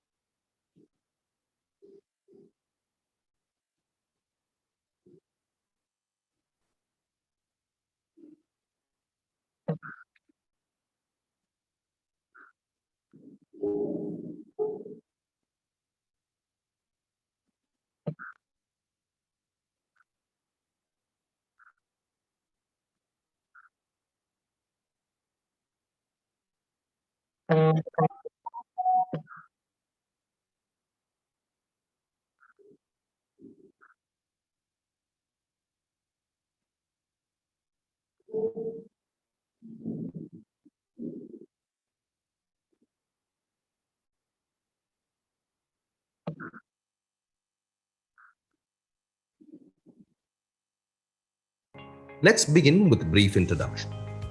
SAARC comprises of 8 member states: Afghanistan, Bangladesh, Bhutan, India, Maldives, Nepal, Pakistan, and Sri Lanka. There are currently 9 observers to SAARC, namely Australia, China, European Union, Iran, Japan, Republic of Korea, Mauritius, Myanmar, and the United States of America.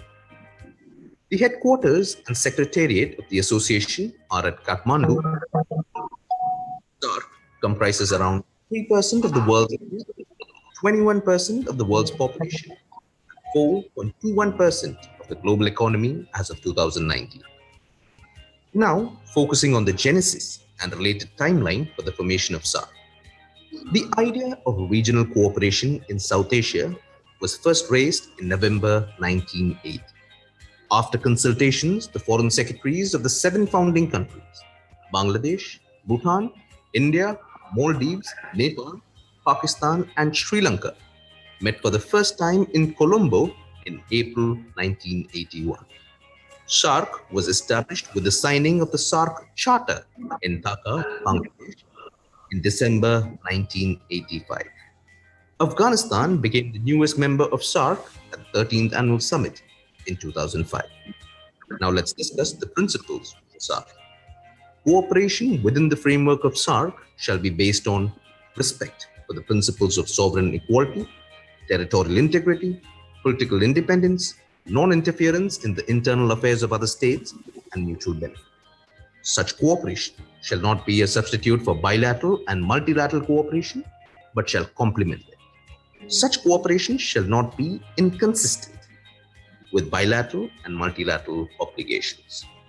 The areas of cooperation comprise human resource development and tourism, agriculture and rural development, environment, natural disasters and biotechnology, economic, trade and finance, social affairs, information and poverty alleviation, energy, transport, science and technology, education, security and culture, and others.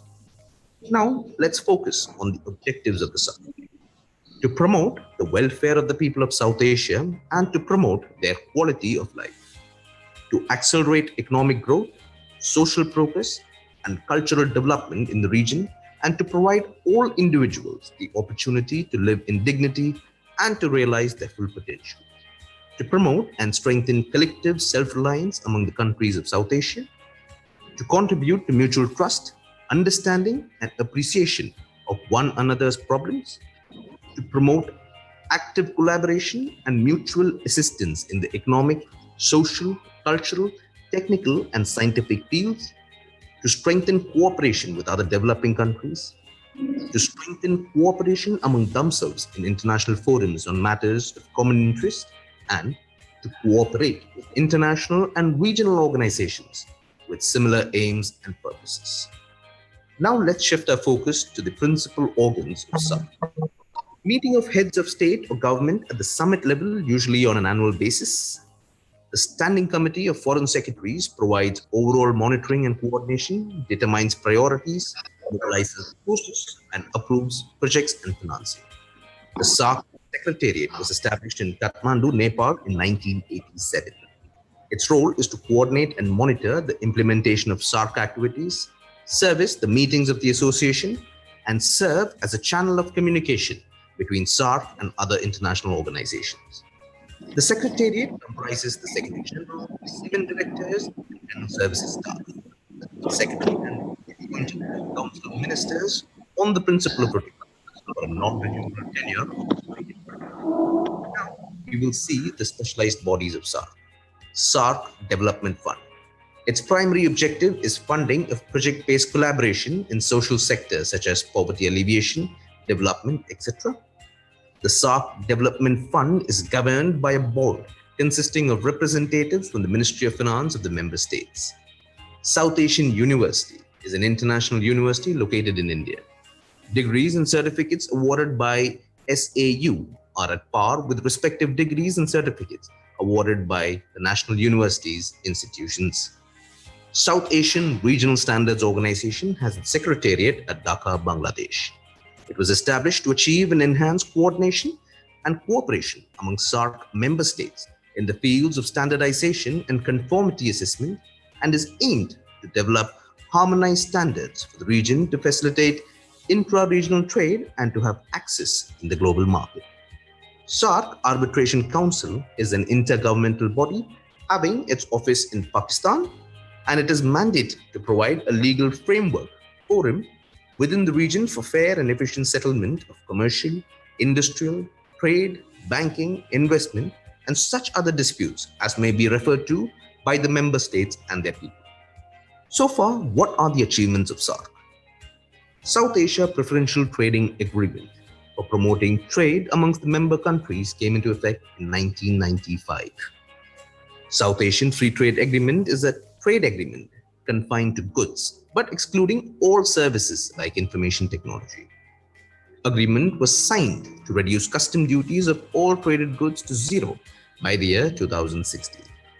SARC Agreement on Trade and Services is following the GATS plus positive list approach for trade and services liberalization. A SARC University and food bank was established in India. An energy reserve was established in Pakistan. Now we will discuss the significance of SARC for India. SARC is important for promotion of India's neighborhood first policy. It can counter China through engaging Nepal, Bhutan, the Maldives, and Sri Lanka in the development process and economic cooperation. SARC can help in creation, mutual trust and peace within the region. It offers India a platform to showcase its leadership in the region by taking up extra responsibilities. Recently, India pledged $10 million towards a SARC COVID-19 emergency fund.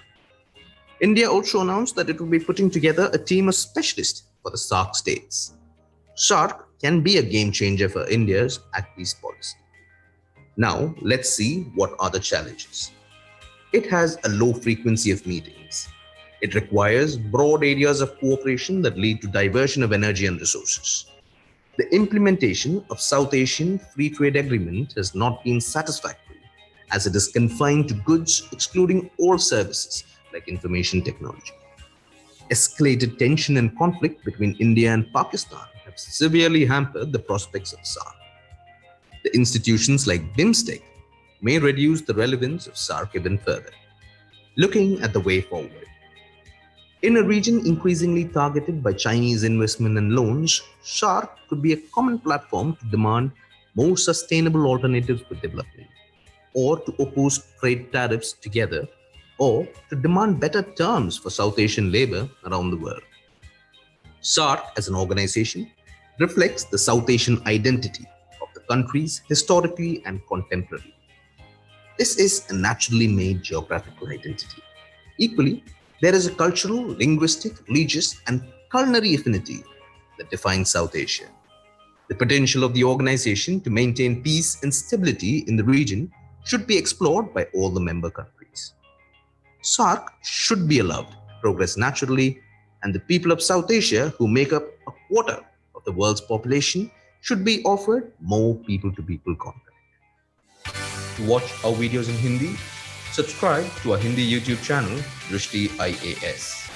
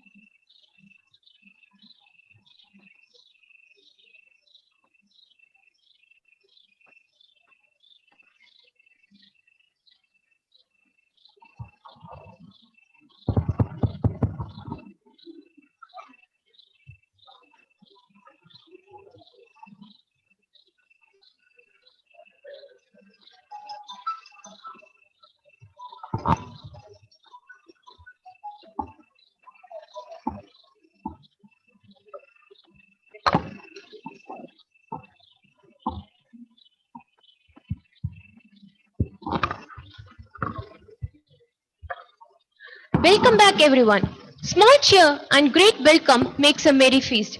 Good afternoon, ladies and gentlemen. Our desire is to extend a gracious and inclusive welcome to all of you to the Southeastern Regional Virtual Conference on Implementing Partnership for Economic Consolidation, organized by the College, School of Management, and School of Commerce in association with Aryabhatta College of Commerce and Economics, Mumbai, and Mega Institute of Management.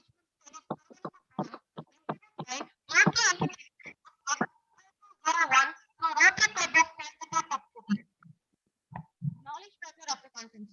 Financial Indian Institute, Program Science, and Higher Education for Women, Coimbatore. Supporting partners. Management Association, Aryabhatta School of Management and Entrepreneurial Development,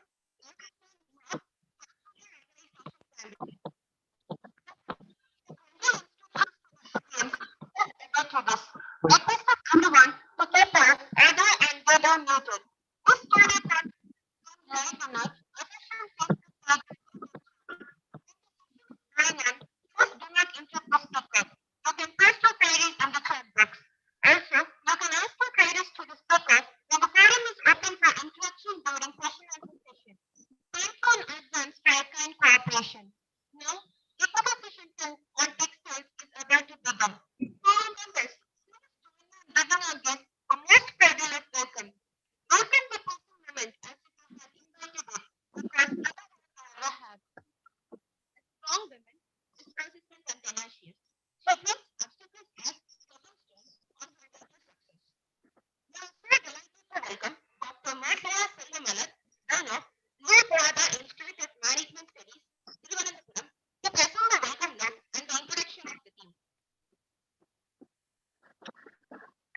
Good afternoon, everyone. Greetings from Lourdes Mada Institute of Management Studies. On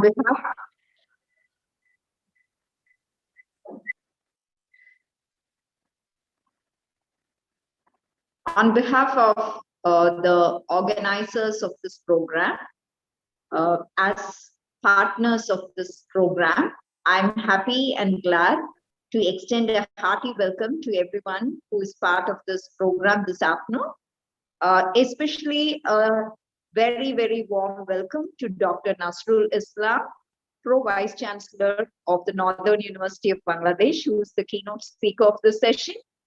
I also extend my hearty welcome to the directors of the School of Commerce and School of Management at STC, the principal of STC, the coordinators of this program, the participants from different parts of the country, as well as the different SAARC nations who are attending this session. I extend my hearty welcome to the students as well as the presenters this afternoon. I welcome you all once again for this session, technical session. I hope you will all have a very fruitful time listening to the keynote speaker as well as the paper presenters. A hearty welcome to you all.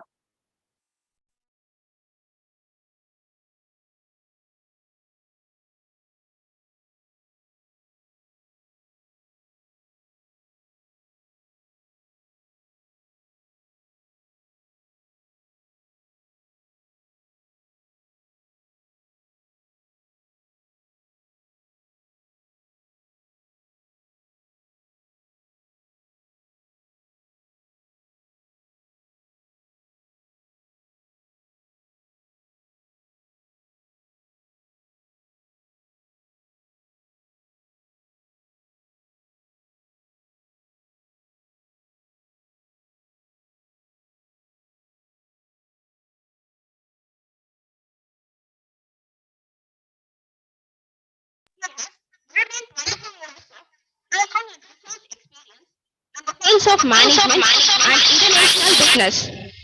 He served as a dean for more than 10 years in leading private universities and head of the discipline of business administration of Khulna University, Bangladesh. Now we have video presentation of Dr. Nasrul Islam.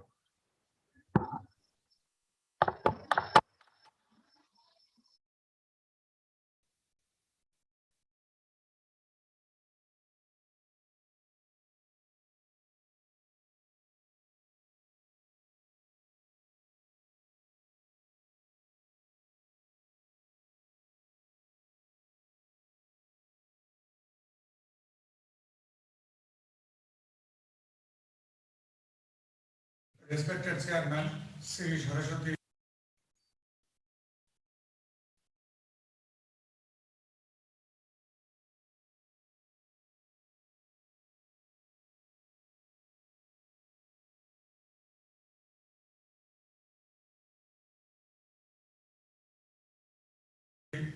Tigeraja College, Lion MA, Vijaya Mohan, Honorable Principal, Sri Saraswati Tigeraja College, Dr. A. Shomu, Honorable Dean, STC School of Commerce and Director, School of Management, Dr. Namjan Balu, Dr. Marcia Mala Justin, Dean, LIMS, distinguished participants, guests, colleagues, good afternoon to all of you.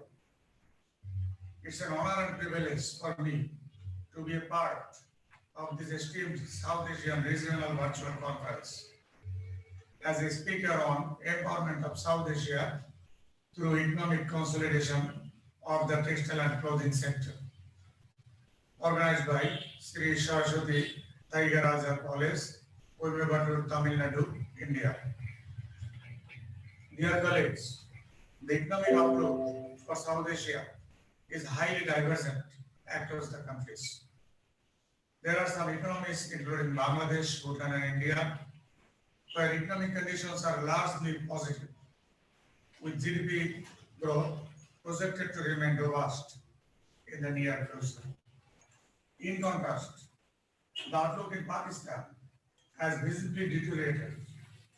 Consequently, regional GDP growth slowed down markedly in 2018. Yet, given the large size of the Indian economy on the aggregate, the regional outlook is still moderately favorable, especially in comparison to other developing regions of the world. Over the past few years, South Asia has sustained a period of robust growth that has lifted up many living in poverty and made notable progress in health and education sector. Despite robust economic growth, South Asian countries account for only 3% world GDP and nearly 40% of its inhabitants live on less than $1.25 per day. The scary challenges from climate change, environmental degradation, and increasing inequalities are also causing serious threats to South Asia's economic growth and prosperity. Nevertheless, the World Bank reports that between 2013 and 2016, growth in South Asian countries increased from 6.2% to 7.5%, while growth rates of other developing nations remain flat or even turn negative. In the coming years, the World Bank expects countries in South Asia to continue this growth trajectory, estimated at 6.7% in 2021.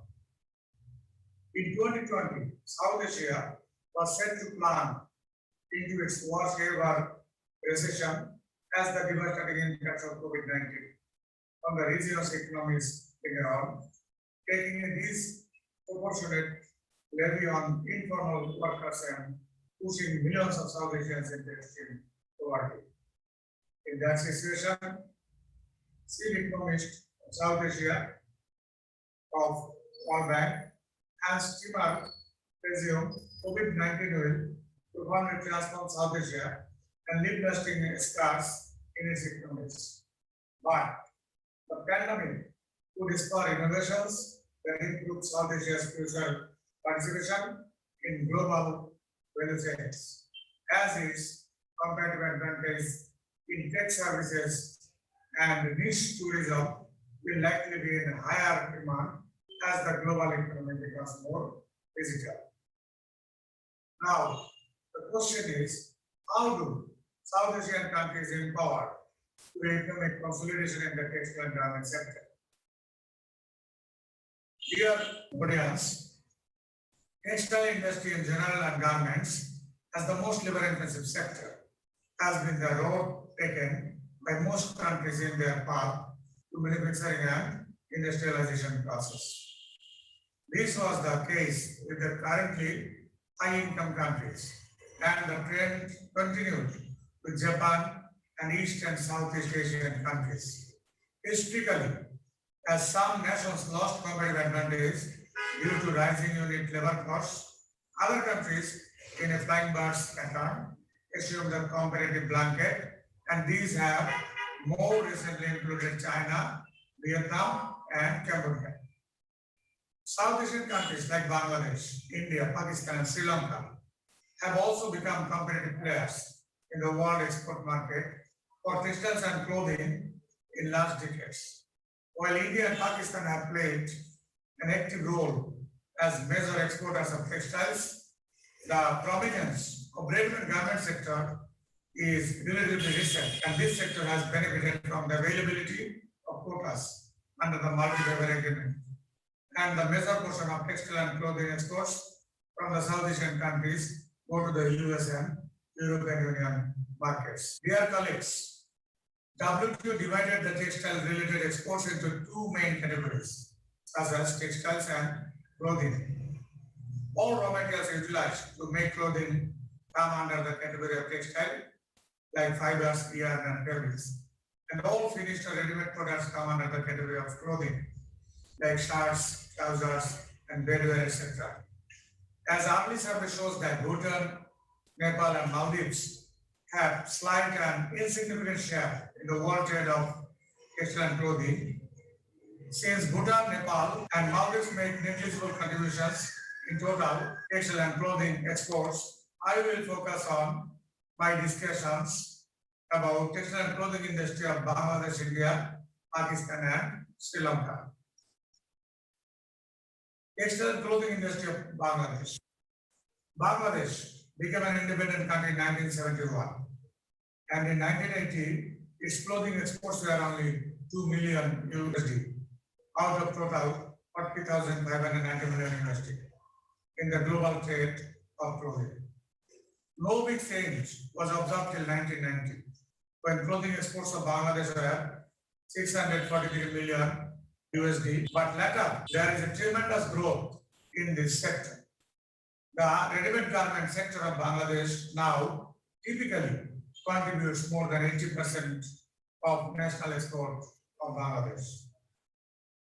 Private statistics show that ready-made garment sector of Bangladesh, in this sector, there are more than 5,000 garment factories and that are employing more than 12 lakh laborers, where 85% of the labor force women who are mainly from the rural areas of Bangladesh. Now, The ready-made garment industry is the country's largest export earner with a value of about 28 billion US dollars. Though there are various types of garments are manufactured in Bangladesh, but all the ready-made garments are classified into two broad categories, where one is woven products and another is knitted products. Woven products including shirts, pants and trousers. On the other hand, the knitted product includes t-shirts, polo shirts, undergarments, socks, stockings, and sweaters. Woven garments still dominate the export earnings of Bangladesh. From the Bangladesh Garment Manufacturers and Exporters Association's statistics, it has been observed that day by day, knitted items production is increased at a considerable rate, and now about 40% export earnings of Bangladesh have been achieved from knitted products. Textile and clothing industry of India. The Indian textile and clothing industry is one of the largest in the world, with a large unmatched raw material base and manufacturing strength across the value chain. It is the second largest manufacturer and exporter in the world after China. The share of textile clothing in India's total exports stands at 12%. India has a share of 5% of the global trade in textiles and clothing. The uniqueness of the industry lies in its strength, both in the hand-woven sector as well as in the capital-intensive mill sector. The mill sector of India is the second largest in the world. Traditional sectors like handloom, handicrafts, and small-scale power loom units are the biggest source of employment for millions of people in rural and semi-urban areas, and also contribute to more than 75% of total textiles production in India. It contributes 2.3% to the GDP of India and 13% to industrial production.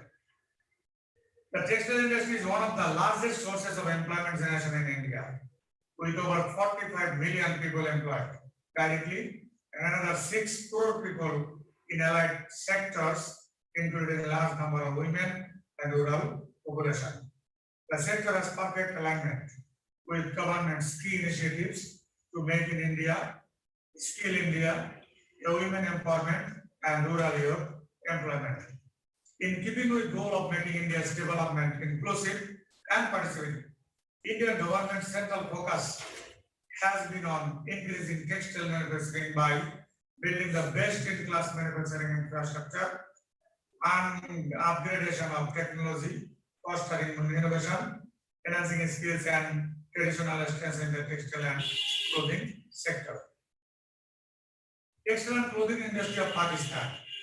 Textiles and clothing trade is a vital part of the world economy, with many nations that heavily depends on this sector for foreign exchange earnings and employment generation. Pakistan has dynamic, vigorous, and export-oriented textile industry that has an overwhelming impact on its economy. Textile being largest industrial sector of Pakistan generates the country's highest export earnings, providing the bulk of employment, nearly 38%, which amounts to 15 million people, who largely underutilized workforce and contributes nearly 8.5% to GDP. Due to cotton production in large quantity, cotton, textile and clothing industries have been contributing more than 67% of the country's total export earnings, which amount to around USD 5.2 billion. The industry contributes around 46% to the total output produced and exported by Pakistan. Apart from generating revenue, textile and garment industry in Pakistan employs over 38% manufacturing labor force. Textile and clothing industry of Sri Lanka. The textile and clothing industry is the leading manufacturing industry in Sri Lanka and has emerged as the country's main export earner and the largest employment provider in the industrial sector. More than 38% of the total exports and over 50% of industrial products exports are from this sector of Sri Lanka. The industry export revenue has grown from USD 3.2 billion in 2009 to 5.3 billion USD in 2019. The industry provides over 3 lakh direct employment and 6 lakh indirect employment opportunities. USA and UK have been the top markets for Sri Lankan apparel throughout the decades. Handloom industry as well was well established in Sri Lanka in 1970s, and around 110,000 handloom centers creating job opportunities, at least 2 lakh people in the rural areas of Sri Lanka. Sri Lanka, having established itself as a reliable supplier of quality apparel at competitive prices, also upholds ethical practices, thus being identified as a producer of garments without guilt, making the Made in Sri Lanka label synonymous with quality, reliability, social and environmental acceptability. With an impressive partnership portfolio, Sri Lanka also showcases the best of technology in the garment industry, including the world's first eco-friendly green garment factory. Since the mid-2000s, export apparel manufacturers in Sri Lanka identified possibilities for them to turn to learn manufacturing for improving the efficiency of apparel production. These attributes of lean production and close integration from raw material to customer through partnership fit with high volume, repetitive export apparel manufacturing environment practiced in Sri Lanka. Furthermore, most of the leading apparel firms have been adopted continuous improvement and value addition through research and innovation as the new strategy to face the global competition. This whole exercise is a collective effort to grow the sector by investing on research and development in Sri Lanka. However, a great number of challenging conditions that the Sri Lankan industry currently faces include increasing labor cost, trade barriers in certain important export markets such as European Union market and USA, strict environmental and safety legislation, and growing shortage of skilled labor. The change of comparative advantage has also influenced thinking about new strategies to be adopted in this sector in Sri Lanka. Distinguished participants, South Asia is not only one of the most populated regions in the world, but also an emerging market for textiles and clothing. It is bestowed with benefits such as availability of abundant and cheap labor, water and other raw materials for textile manufacturing processes, large production of cotton, nearness to growing markets, etc. Therefore, South Asian region has become a potential global center for textile and clothing exports. Countries like US, UK, and European Union are highly dependent on the textile products imported from South Asian countries. Their textile manufacturing units have been relocated to these low countries. South Asian countries like India, Sri Lanka, Pakistan, Bangladesh were the main beneficiaries with the removal of textile and clothing costs from the developing nations. However, Maldives and Nepal considerably lost due to this change. Dear participants, among South Asian countries, Bangladesh has the highest growth rate in ready-made garment sector that started its exports in 1980s and surpassed all other South Asian countries and finally established a sound share in the international trade.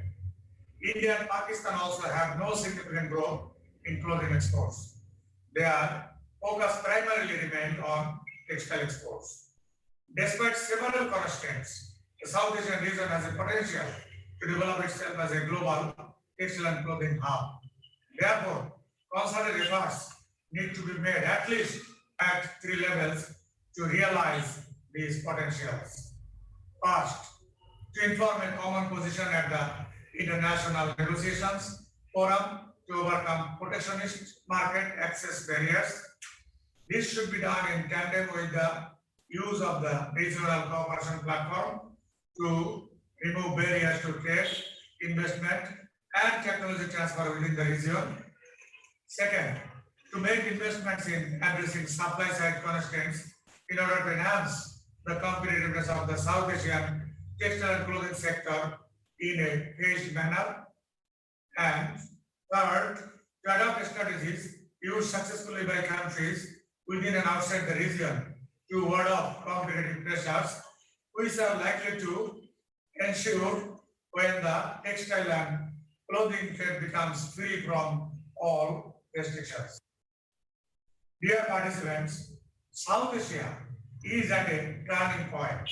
Powered by the dynamic growth of Indian economy, it is the fastest growing region in the world, which can be propelled faster to find its rightful place in the world if its member states develop as an integrated economy. It is presumed that if these initiatives are taken, it would make South Asia the second largest economy in the world after the People's Republic of China, leaving behind even the United States.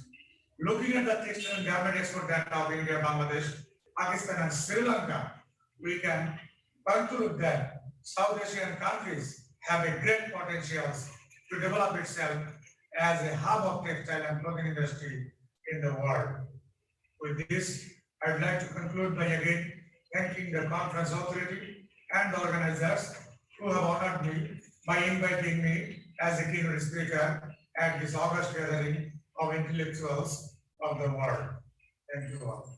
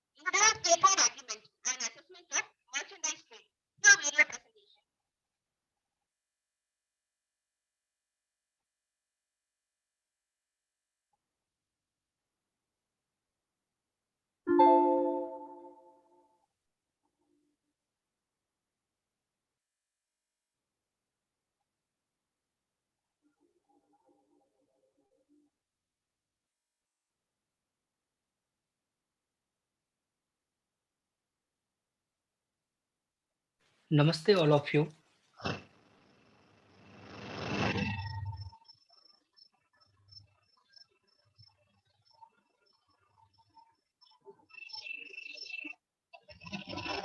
am Saurabh Kumar Bharti from Department of Management, Jamia on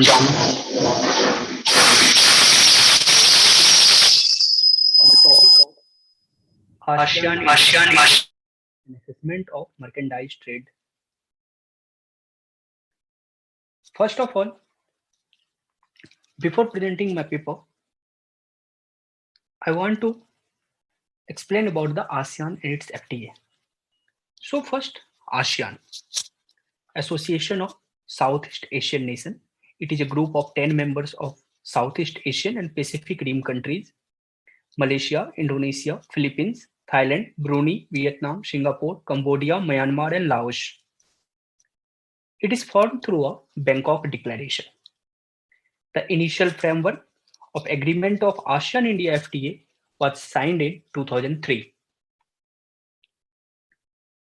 Now, we'll see the ASEAN-India Trade Review. As per the Indian Economic Survey 2015-16, the average effect of free trade agreement is to increase overall trade by 50% in 4 years. In case of ASEAN-India FTA, the trade imbalance is very high. According to the think tank of India, the Niti Aayog, between 2011 to 2017, the trade deficit between ASEAN and India almost doubled.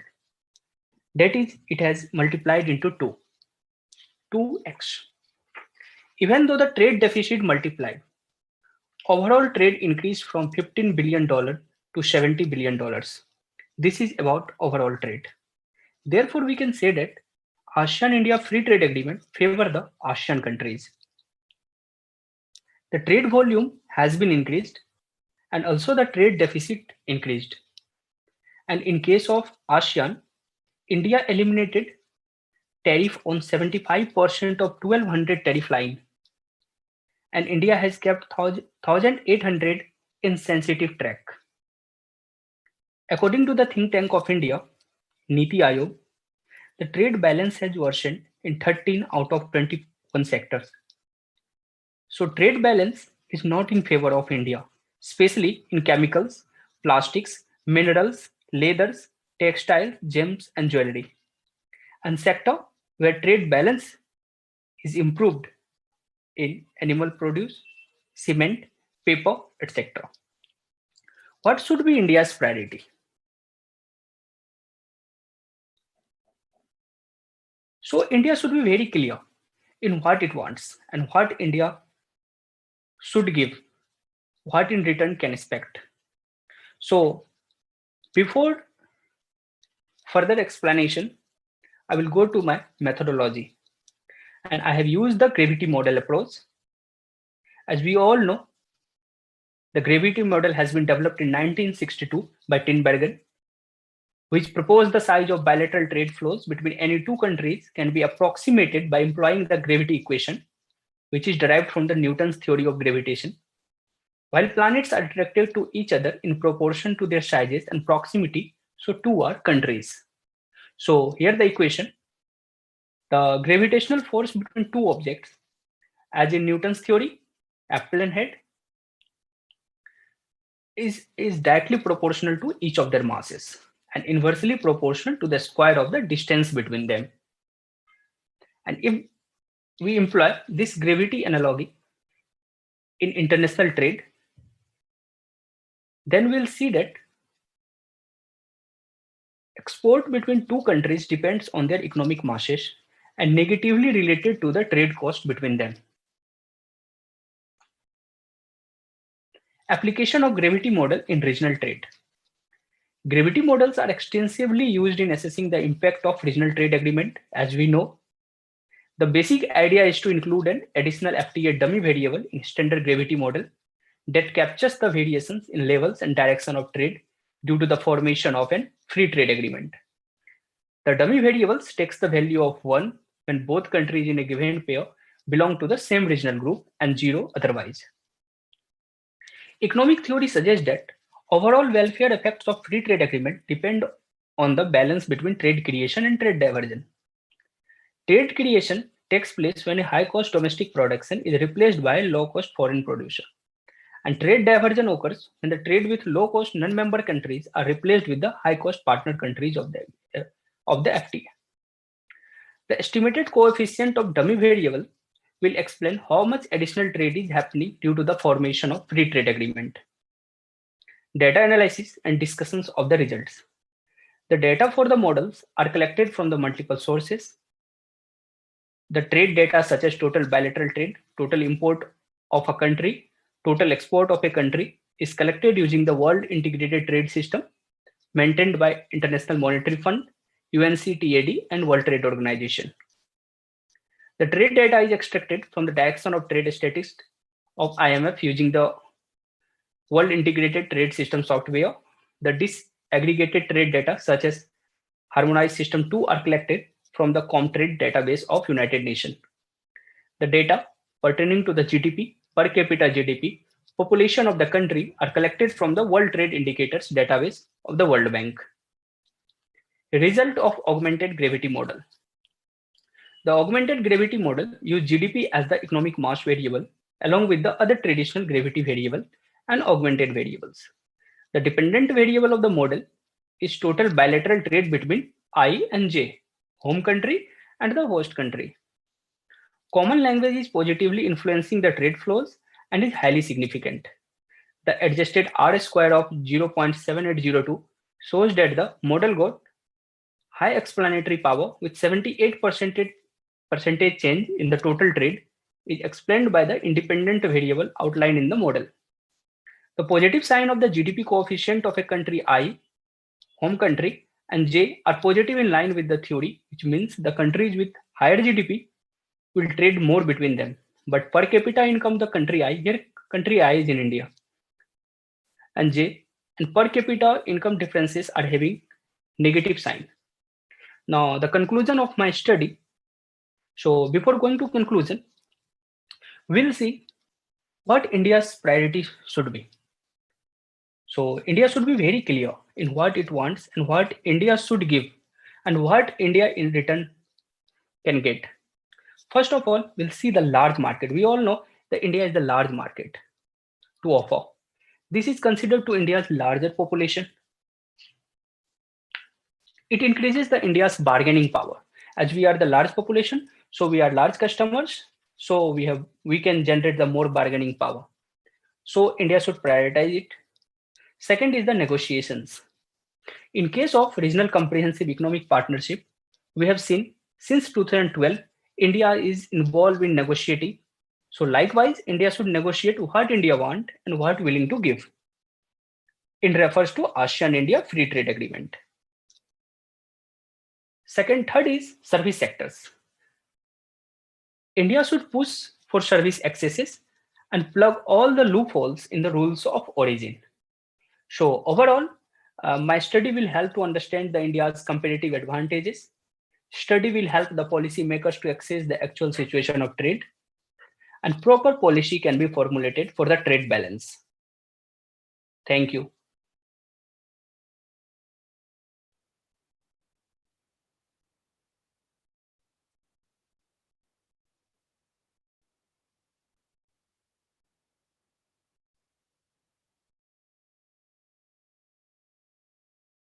Dr. Tejaswi Prashant Patinkar from R.A. Pradal College, Mumbai, to present the paper on Global, a study on progressive development of registration and awareness for regional specialty and the drive to the market.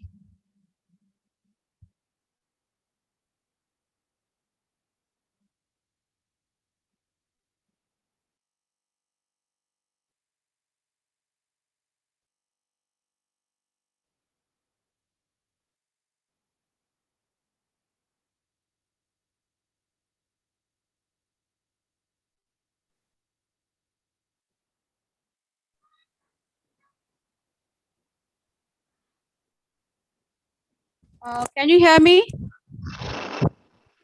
Yes, hello. I am Dr. Tejaswi Patinkar. Please allow me to share my screen. It is not allowing me to share my screen. Can you hear me? Someone has to just say, the girls, can you just wave with your right hand so you can hear me? Yes, ma'am. Yeah. Just allow the technical person, ask him to allow me to share my screen. Otherwise, I will start just verbally. I'm not able to share my screen.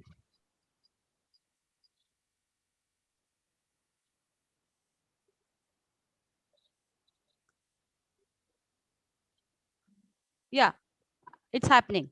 1 second.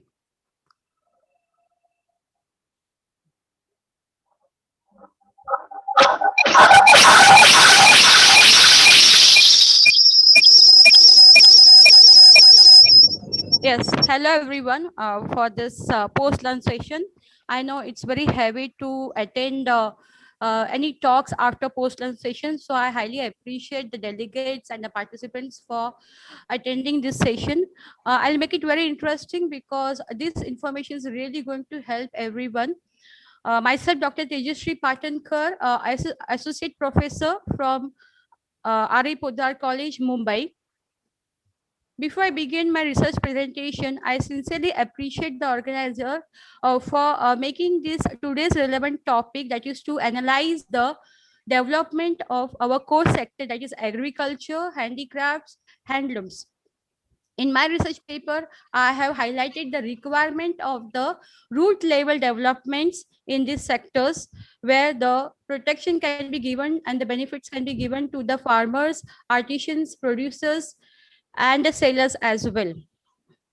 My research topic is Regional to Global, a study on progressive development of registration and awareness of regional specialty under GI, that is a TRIPS element in e-market. GI means geographical indication and TRIPS is which is supposed to be a legal framed based term. So when I am making a conceptual introduction about the TRIPS related terms, I'll be making use of acts, treaties, conventions, agreements. This is just a conceptual introduction, but my research paper is focusing on the from the marketing aspect, that is the awareness mechanism, promotion of the GI tag products from sellers to buyers.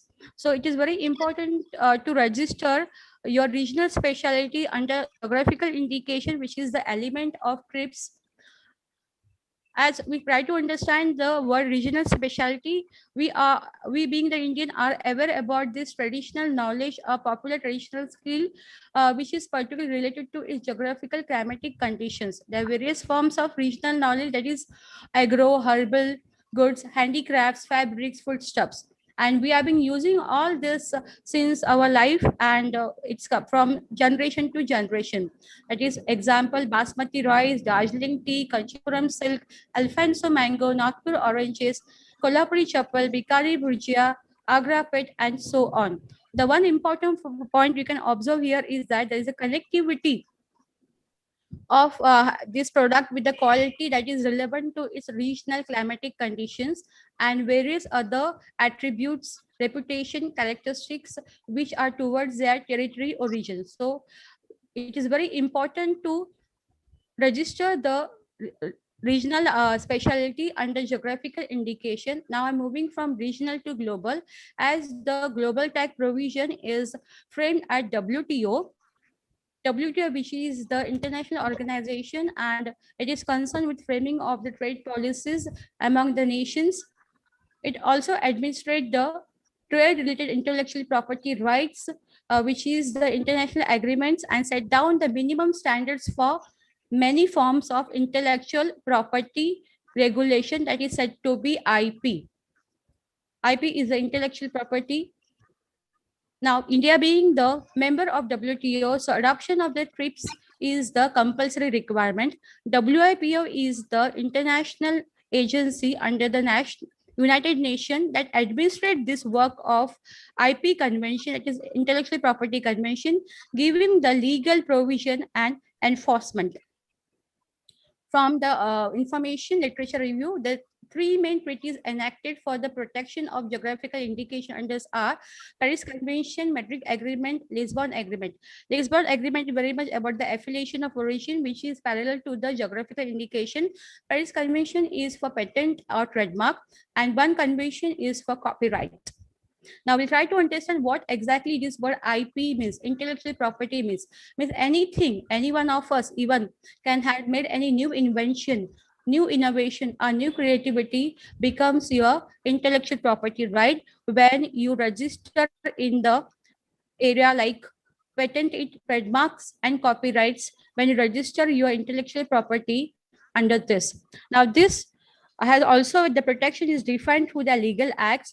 Every nation, even the India and globally, every nation has a provision of agreement within their own legal system and have proper legal framework done at the national level. Now, since then, at the foreign global policies, the adoption of TRIPS agreement is a compulsory requirement made by WTO for its member. And since India being the member of WTO, so it becomes a compulsory norm to adopt the TRIPS agreement. Since then, the developed nation were positively active in registering their trademarks, copyrights, and patenting before trading their products in global market. As we are very much familiar with this, and they have been properly patented, they have been properly registered under the trademarks, and the copyrights are taken. Now we'll try to understand the patenting. The patenting process begins with the invention. Now any invention, new invention, or new innovation and creativity can be registered a patent, but my study gap is that how can that turmeric patent be granted to USA, which is not a new invention, not the new invention. It is very much a traditional knowledge of our country, which is from the native India. So it was very important to understand, and there were very such other stuff. The traditional knowledge, which is the agro-herbal wealth of our nation, been applied for patent from the US and other countries. So took a year long to battle against this and revoke the patent rights, patent allotted to US researchers. It is a very awakening and alarming situation that as we have a tremendous many such regional specialty and knowledges in our country, we need to protect them under intellectual property rights. Now, geographical indication became the better provisions to register our regional specialty or traditional knowledge under that element. As such, WTO provides the intellectual property rights should be protected when the property is involved. Therefore, WTO makes it mandatory to all its member countries to follow the basic IPR norms provided for under TRIPS and bring a degree of harmonization of domestic laws within their country. As such, since then, many such countries are member country of WTO has determined the appropriate methods of implementing the provision of agreement and implementing and within their own country legal status and practices. So up till now, many countries have registered their regional specialty under geographical indication. They are more into the spirits and wines, and from India, Darjeeling tea became to receive the first GI tag. As such, this is a research paper. My research focuses on to understand what is required to register under GI, that is the product of origin, quality, related to the factors and the tradings, and to highlight the progressive initiative taken up for creating the awareness. From India, we have at least 28 states, and they have been subdivided into various regions which have some of the other specialties. Therefore, the provision of the Geographical Indication of Goods Act 1990 is in sui generic act of Parliament of India for protection of geographical indications in India. Now, my research methodology begins with collecting the data, primary data. I have interviewed the GI examiner by visiting the Chennai office, IP office in Chennai, and secondary data. My hypothesis for research is to understand registration of geographical indication is dependent on the specific regional quality of the place of origin, or it is independent of that. To study this hypothesis, the major factors were place of origin, spatial regional quality of goods and produces. As GI is the newest addition of IPR and define the indication, that is identify the goods and origin, and also the quality, reputation, and other characteristics which are essential in its geographical origin. After the identification of the dependent variables and parameters for my studies are registration office, farmers, Asian artisans, promotions and developments, and dependent variable for the studies are place, regional origin, quality, awareness. So registration of the GI depends upon very much on the place, regional origin, and the quality.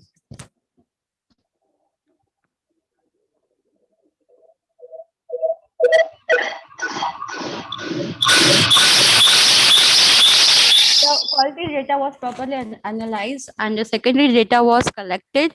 It was viewed properly from the WIPR reports and from the websites of IPR India, where the registration of the things, and it has been really focused to understand the original product, whether it is depending upon the origin of place, and switch whether it is what is the switch generic. So after analyzing, it is understood that original this is very important for registering the your product under GI application. So from forming the association till filing the application till actually the GI tag is allotted, the most important stage, that is the third stage, that the experts examine whether the application which is coming from is actually having a climatic conditions, whether it is from that origin and whether it belongs to that region.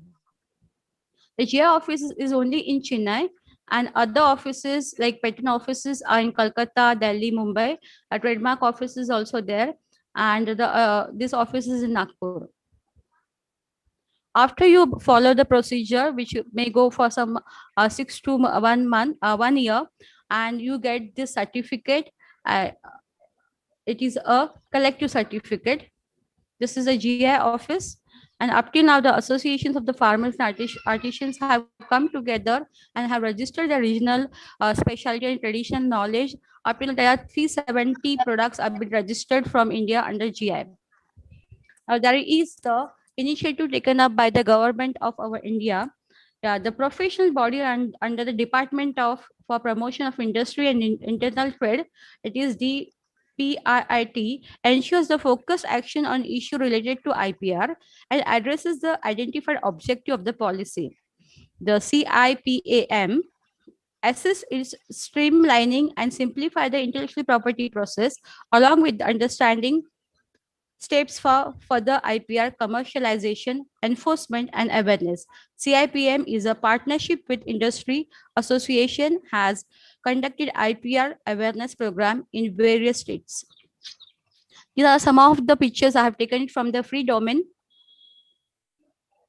Yeah, another very important initiative taken up by the CSIR is that creating the traditional digital library as taking a lesson from the turmeric patents. It is very important to have a traditional knowledge digital library because many of our contents are in Sanskrit or in other language. It is very important that before there is a misappropriation of this knowledge by third party filing application for patent can be avoided. So this TKDL is the joint efforts of the Council of Scientific and Industrial Research and Department of Ayurveda, Yoga, Naturopathy, Unani, Siddha, Homeopathy, Ayush. So it's my humble appeal to you that any such knowledge that you have, either a simple basic knowledge at your home, which is really can be a remedy, can be registered under this so that tomorrow some other country people will should not take the patent saying that this belongs to us. Now, it was very important that as the GI registration has begun from every states of our nation, so having a common logo, because after registration there were many such GI logos were there. So to have a common logo was very important. So this common logo and tag for Indian product registered as a geographical indication were launched on 1st August 2018 by our Honorable Minister of Commerce and Industry, Shri Suresh Prabhu. And this massive GI campaign been launched for increasing the awareness for the GI, that is for rural market farmers, artisans, craftsmen are the direct beneficiaries of its initiatives. This is what the logo. So if you see this logo, it belongs to the product which are registered under GI. Of course, there was a offline store at Goa Airport where the in the joint efforts of Airport Authority of India and the Cashew Export Promotional Council of India had set up the GI first store where only the GI tagged product will be sold.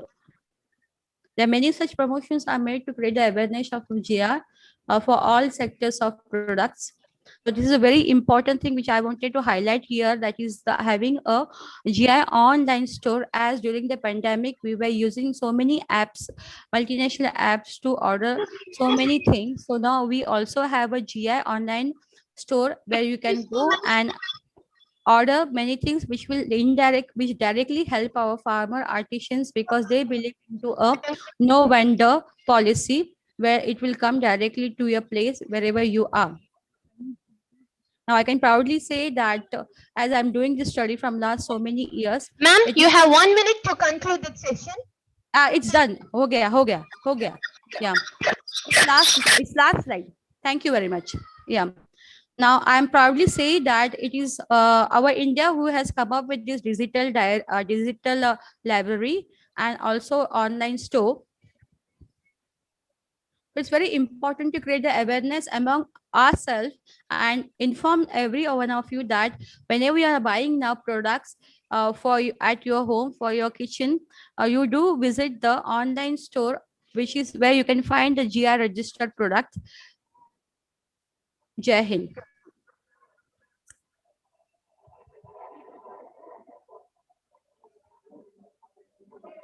Thank you, ma'am. Thank you very much. Open for interaction. Audience, do you have any questions for the presenters? Thank you. I request the audience on auditorium to allow this and Zoom open. I request the audience on auditorium to allow this and Zoom open. Now, I invite Dr. and Dr. D.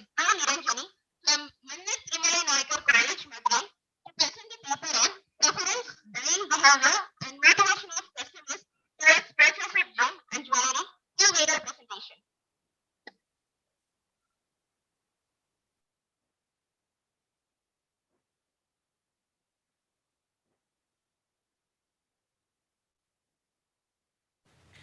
Good day to all.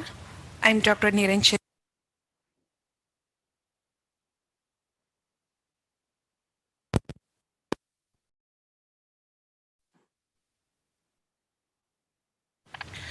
Good day to all. I'm Dr. Niranjani, working assistant professor, the Department of Business Administration, Manna Trimlanakar College, Madurai.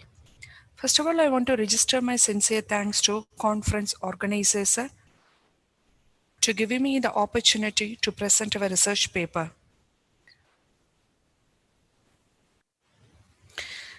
The topic we are going to taking our research is preference, buying behavior, and motivation of customers towards purchase of gem and jewelry. Today, gold and jewelries are not only a delight to possessors and own, but also considered as a good investment, and also create an emotional bond among the different segment people. It is a glamorous and precious metal.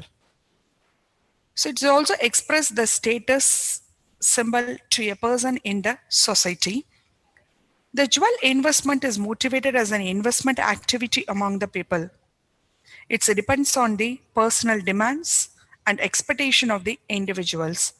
The customer's preference on gold is different, and there are abundant factors attributed to gold buying among the global people.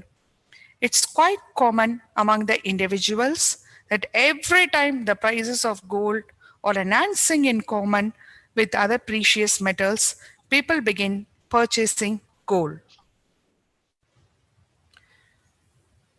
Based on our interest, we made a literature review on this above said topic. The first author, Covery and William, analyzed. From this author, we have analyzed that jewelry as an investment perspective offered an annualized return of more than twofold growth than ordinary bank deposits. From Sujinan, shows that gem and jewelry buying behavior towards gold jewelry. It shows that quality of gold collections and variety can influence buying decision and behavior towards purchase of gold jewelry. From the author Janaki and Manivannan, we have identified that quality of jewelry, loyalty service, operational quality, professional service, social status, and purity factors all have direct influence on purchase. Therefore, the retail buyers always search out for better investment avenue, which offer handsome growth and convenient usage. Gold is only option to them. From the author Daveshwar and Kumari, we have analyzed the purchase of gold has several implications like wearing of ornamental gold for many purposes, which includes wearing gold is a form of decoration and beautification. From the author Mukesh and Brinta reveal that the value of gold has gone beyond cultural, political, and national limit. Indians are purchasing more gold than any other nation, since they show more affection and believe in order that they intend to save more ornamental gold. From the other Singaravelu, we have identified the main factor drive the customers while purchasing gold jewelry. The factors include marketing, conformance, service quality, perceived quality, operational aspects of the jewelry showroom. Based on the literature review, we found the following research objectives. The first objective is to examine the relationship between demographic profile and customer preference on gem and jewelry. The second objective is to investigate the factors influencing buying behavior of customers while purchasing gem and jewelry. The third objective, to scrutinize the qualities considered by the consumer while buying gem and jewelry. The last objective is to observe the personal motivation in purchase of gem and jewelry among customers.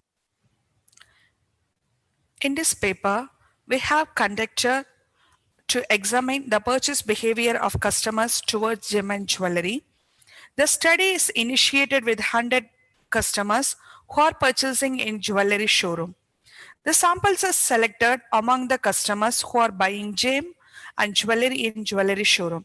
Sampling is conducted by interviewing the randomly selected customers.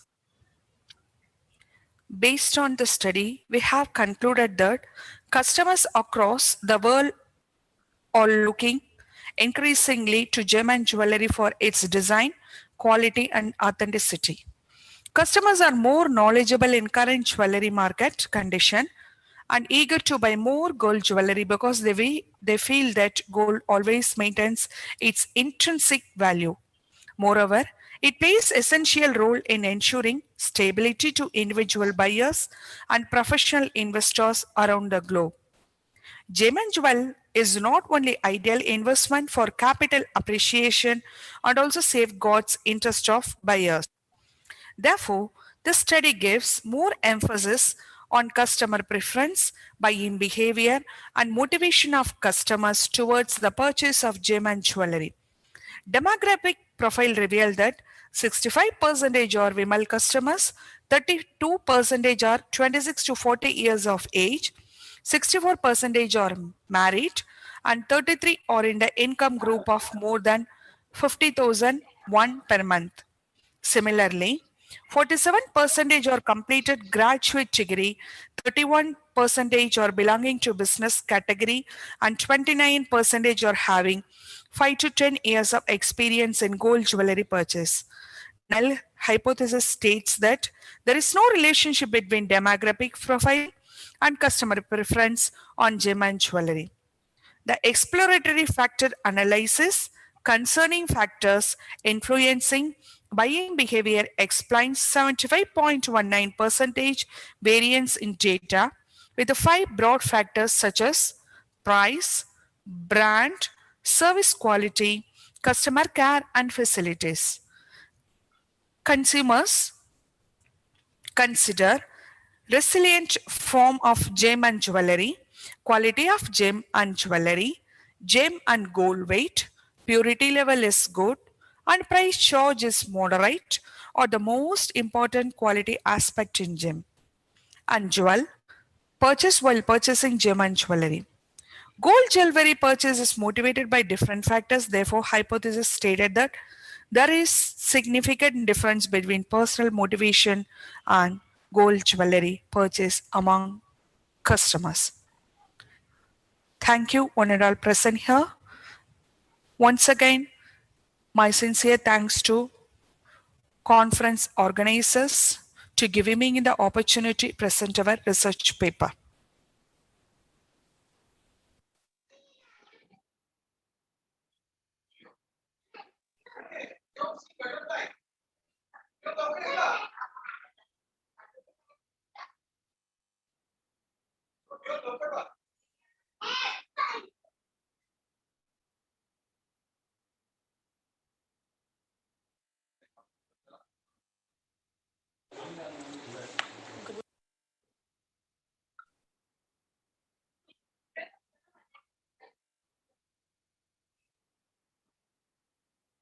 morning to one and all present here.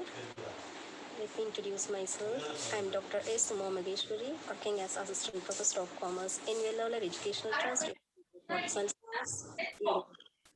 First of all, I am pleased to present my title on Trade Facilitation of India and Sri Lanka during COVID-19 pandemic, a comparative study. So, in present scenario, the world economy has been hit hard by the countries during pandemic situation of COVID-19. The combined effects of the pandemic and the global and national lockdowns have caused havoc in South Asian countries.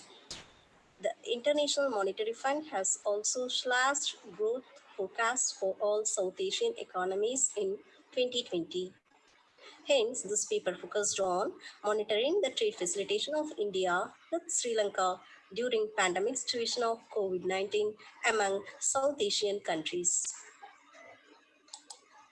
Introduction. The world economy has been hit hard by the countries during pandemic situation of COVID-19 driven global crisis. The combined effects of the pandemic and the global and national lockdowns have caused havoc in South Asian countries. So far, thereby the slash of South Asian economies in 2020 arisen. As of August 2020, more than 16 million people worldwide has been infected by COVID-19. So in this era, my perspective to analyze the paper focused on monitoring the trade facilitation of India with Sri Lanka during pandemic situation of COVID-19. Statement of the problem. The present health cum economic crisis highlighted certain important challenges. Improved connectivity, lower transaction and transport costs are considered important in overcoming the new barriers to trade and transportation created by COVID-19. The combined effects of the pandemic and the global and national lockdowns have caused havoc in South Asian countries. So, trade facilitation has always been considered as the most important element in reducing trade costs.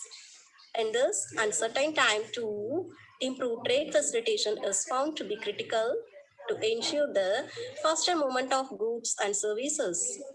In this dimension, it is used to measure trade facilitation in India with Sri Lanka. Objectives of the study. To know the trade facilitation measures during COVID-19 in India and Sri Lanka.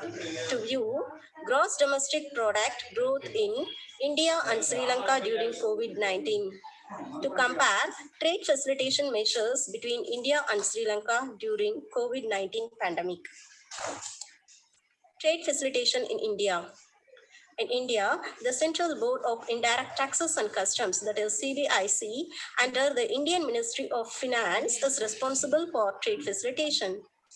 To avoid supply chain disruptions from COVID, India began implementing trade facilitation measures as early as 20th February 2020 by resuming 24/7 operation of all custom checkpoints.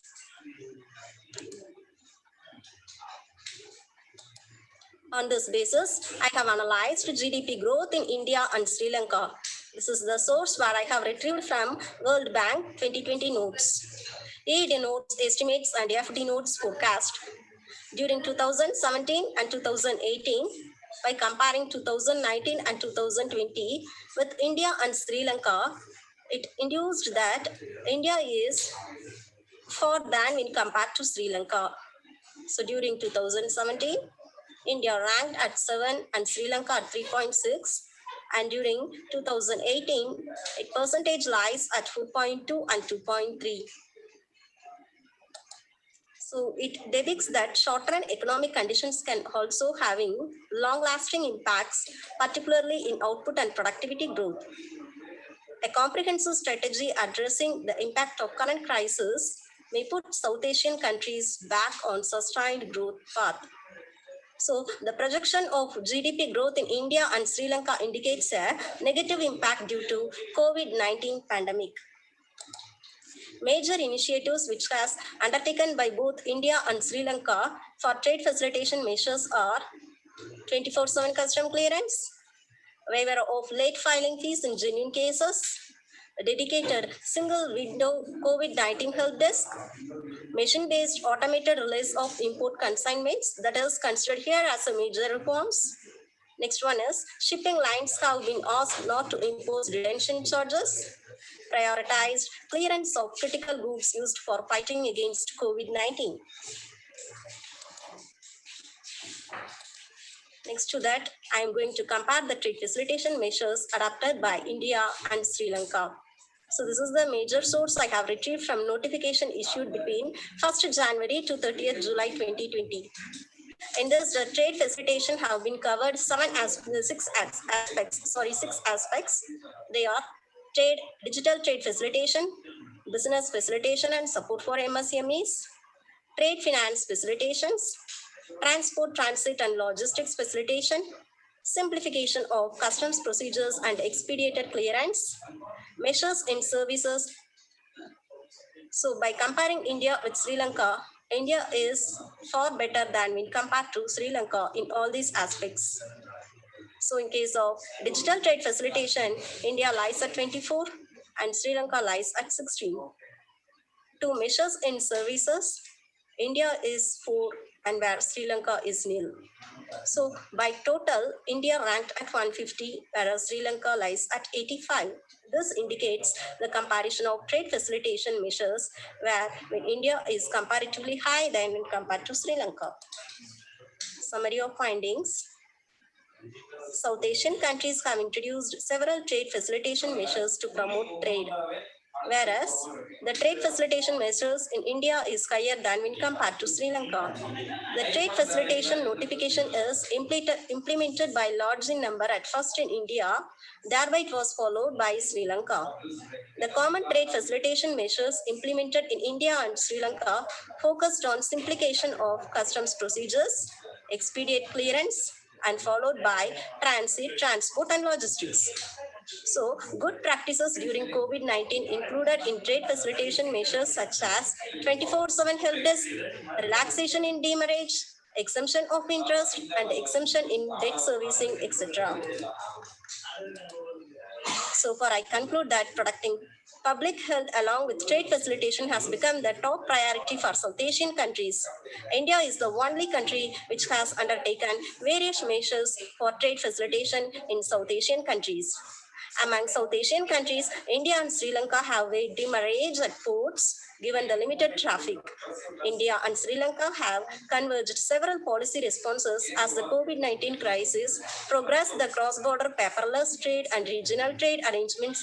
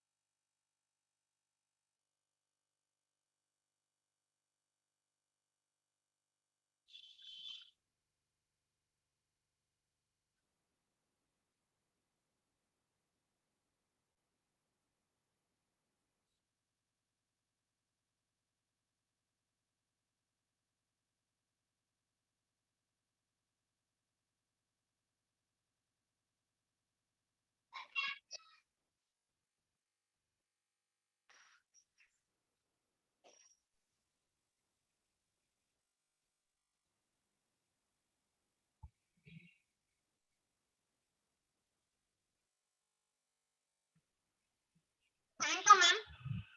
We request the presenters to complete the presentation within 5 minutes. Next, I invite Mr. Suresh Vedate from Presidential College, Bangalore, to present the paper on Indian Stock Exchange as a competitive edge for fintech ecosystem and financial inclusion in India.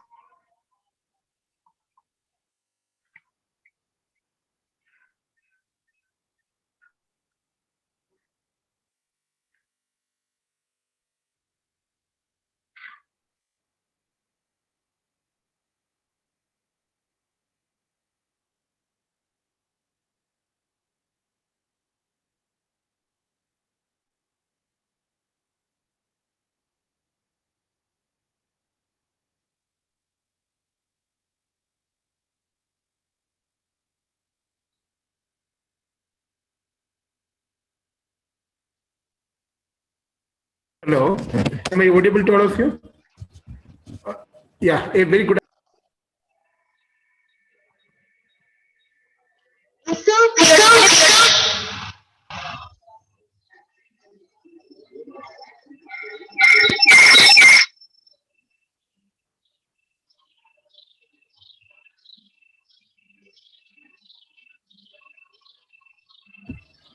Please make me presenter. I am not able to present. I request you to make me presenter. I am not able to present.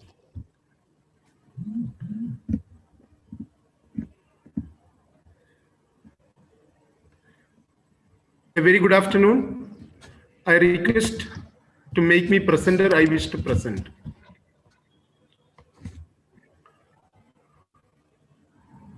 Yeah. Yes. Yeah.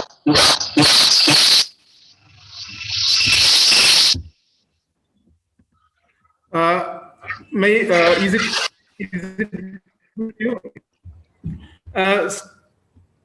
yeah, just I want to talk about what is fintech, what is India's tech, and what is fintech ecosystem, financial inclusion, etc. See, fintech is nothing but it is the combination of both financial service and technology. As we know, it is a technology era, and all the technological advancement is having. Yeah, all the technological advancement is having an impact on the financial services. So these are the contents. Okay, as I told you, fintech, it is a combination of both finance, financial services, as well as the technology. See, when technology get into picture, okay, when impact finance, actually what happens is all the financial services got accelerated and it is having multiple impact on economy.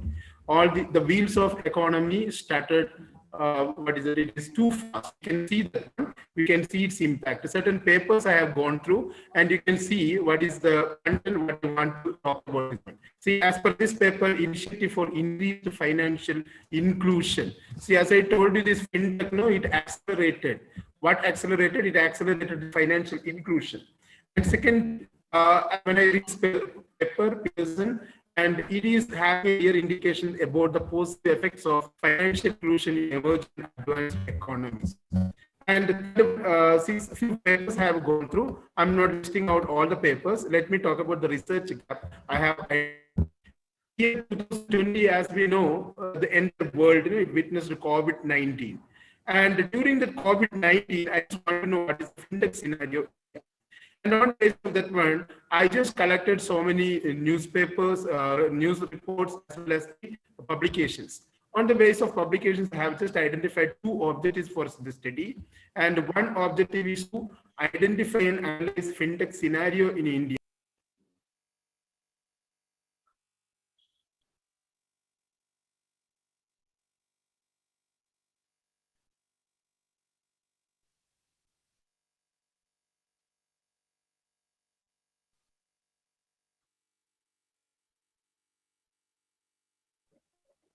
We lost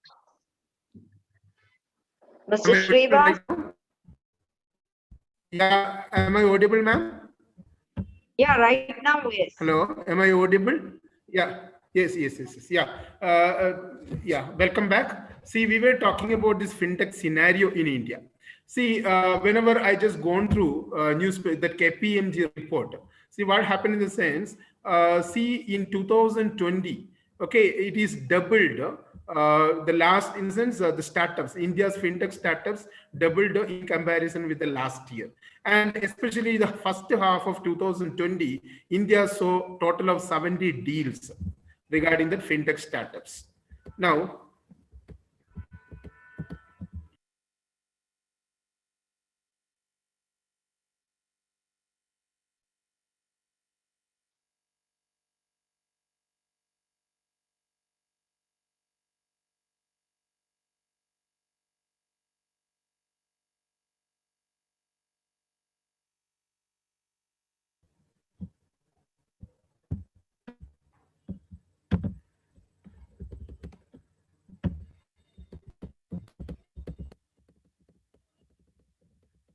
See, please see here the first half of 2019 with the first half of 2020.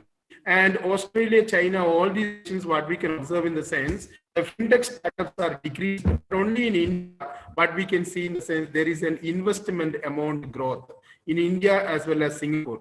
And only India and Singapore, these are the only two nations during COVID-19, there is an increasing scenario of fintech. Now, let us see what is the fintech scenario in India. According to KPMG, fintech 25.6 billion by June 2020.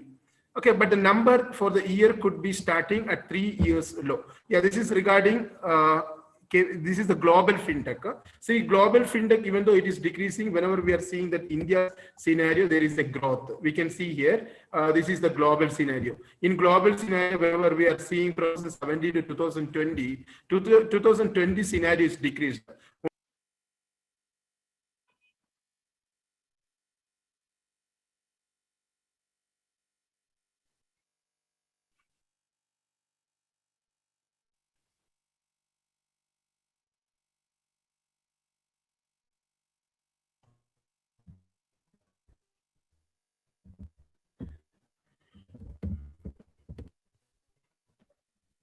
Yeah, so we can see this one, and the city-wise breakup of fintech starters we can see here. Okay, and Bangalore is leading, that we can see, and there are certain embedded.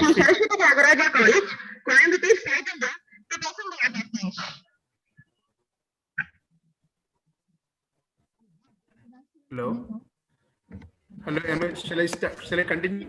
Yeah. See, let us see. These are certain. Certain. Good afternoon, one and all. Hello. Textile industries have different degrees of impact on the South Asian countries, depending on their level of competitiveness. Improvement of economic consolidation on the core area of the textile at the current scenario. So, the role of South Asian region has potential to develop itself as a global textile hub. Therefore, concerted efforts need to be made in economic consolidation for South Asian countries. Honorable most distinguished research person of the day for gracing today's technical session for textile. On behalf of our management, School of Commerce and School of Management, I would like to thank our research person, Dr. Nasrul Hassan Khan, Dean of Science, Northern University of Bangladesh. Thank you for bringing out the greatest industries among South countries. Indeed, our address of the festivity of the moving to the greatest moving inspired and motivated inculcated in the education sector. Thank you, sir.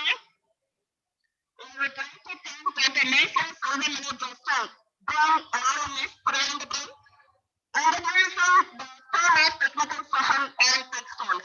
Thank you, ma'am. My gratitude to management for providing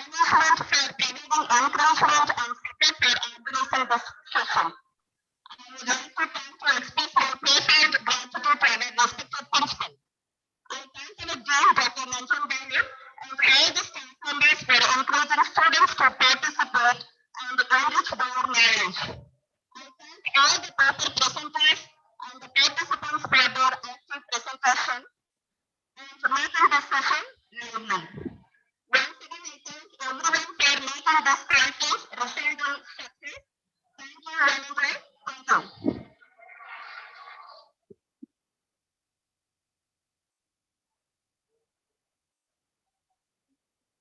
Thank you one and all present here. Next session on IT and ITS will be started within few minutes. Audience are requested to stay tuned in the link.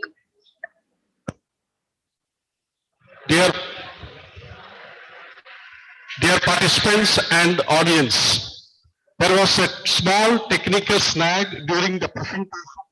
After one proper presentation, I got the wrong pressure. I apologize for that. There was some confusion in my technology part. So we will ensure that the wrong pressure that tomorrow only for 5 months they will be permitted or present.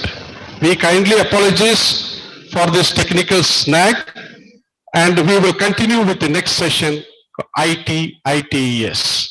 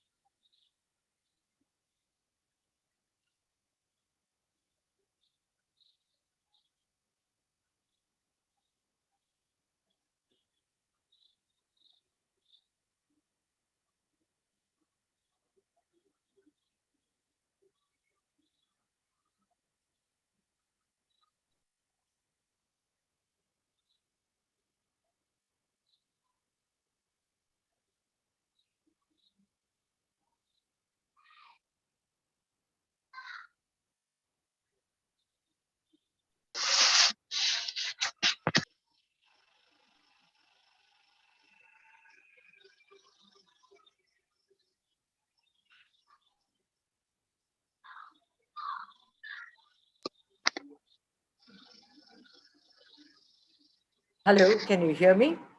Can Yeah. you kindly enable screen sharing? Yes. Dr. Sivakami, can I start? Yeah. Just a minute, let me share my screen. Yes, please go ahead. Pleasant good afternoon and very welcome to another person here. Coming together is becoming, working together is progress, working together is success.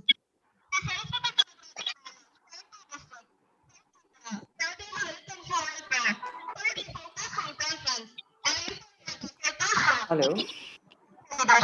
Yeah, but then it's a lot of echo and disturbance. Please try to. Whatever the Station lady is with speaking. Harry Potter College of Commerce and Economics, Mumbai. Lootmata Institute of Management Studies, Thiruvananthapuram, which is part of Xavier Institute of Management and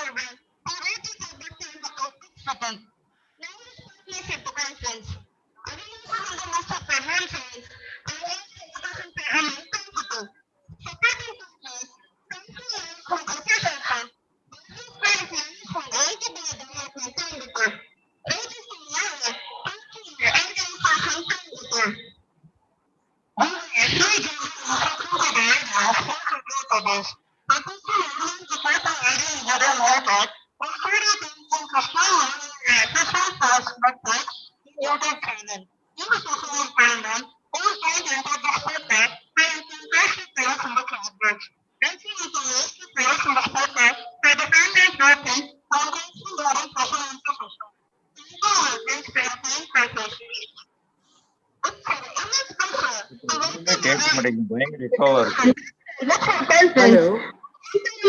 Hello. There's somebody.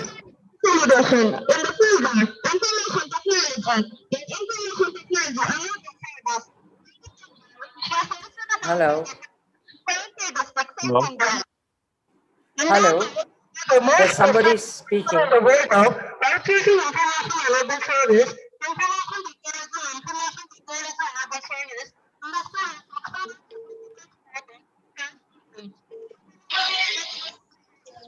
Doctor.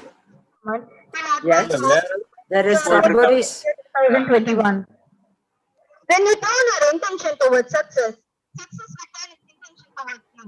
அப்படிங்களா? There is another They are not program able to happening. hear me. Executive My Director mouse is Aman on line. and who At least they should Hello. mute me also and release the and introduction of the team. அது பண்ணிட்டு போன சொல்லுங்க அவங்க முடிச்சிட்டாங்கன்னு தெரியல. Hello.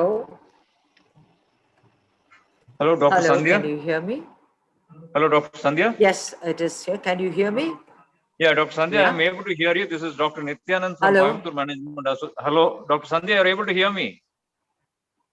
Yes. Yes, I Dr. am able to Sandhya. hear you. Can you hear me? Yeah, I can hear you. Just hold on. This is Dr. Nityanand from Coimbatore Management Association. I'm supposed to give the opening Correct. remarks, then you Okay. can start. Yeah. Sure, please do that. I'm waiting for it. Yeah. Is the MOC ready for the opening remarks?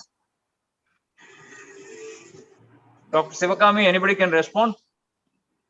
Yes, sir. Yes, sir. Yes, sir.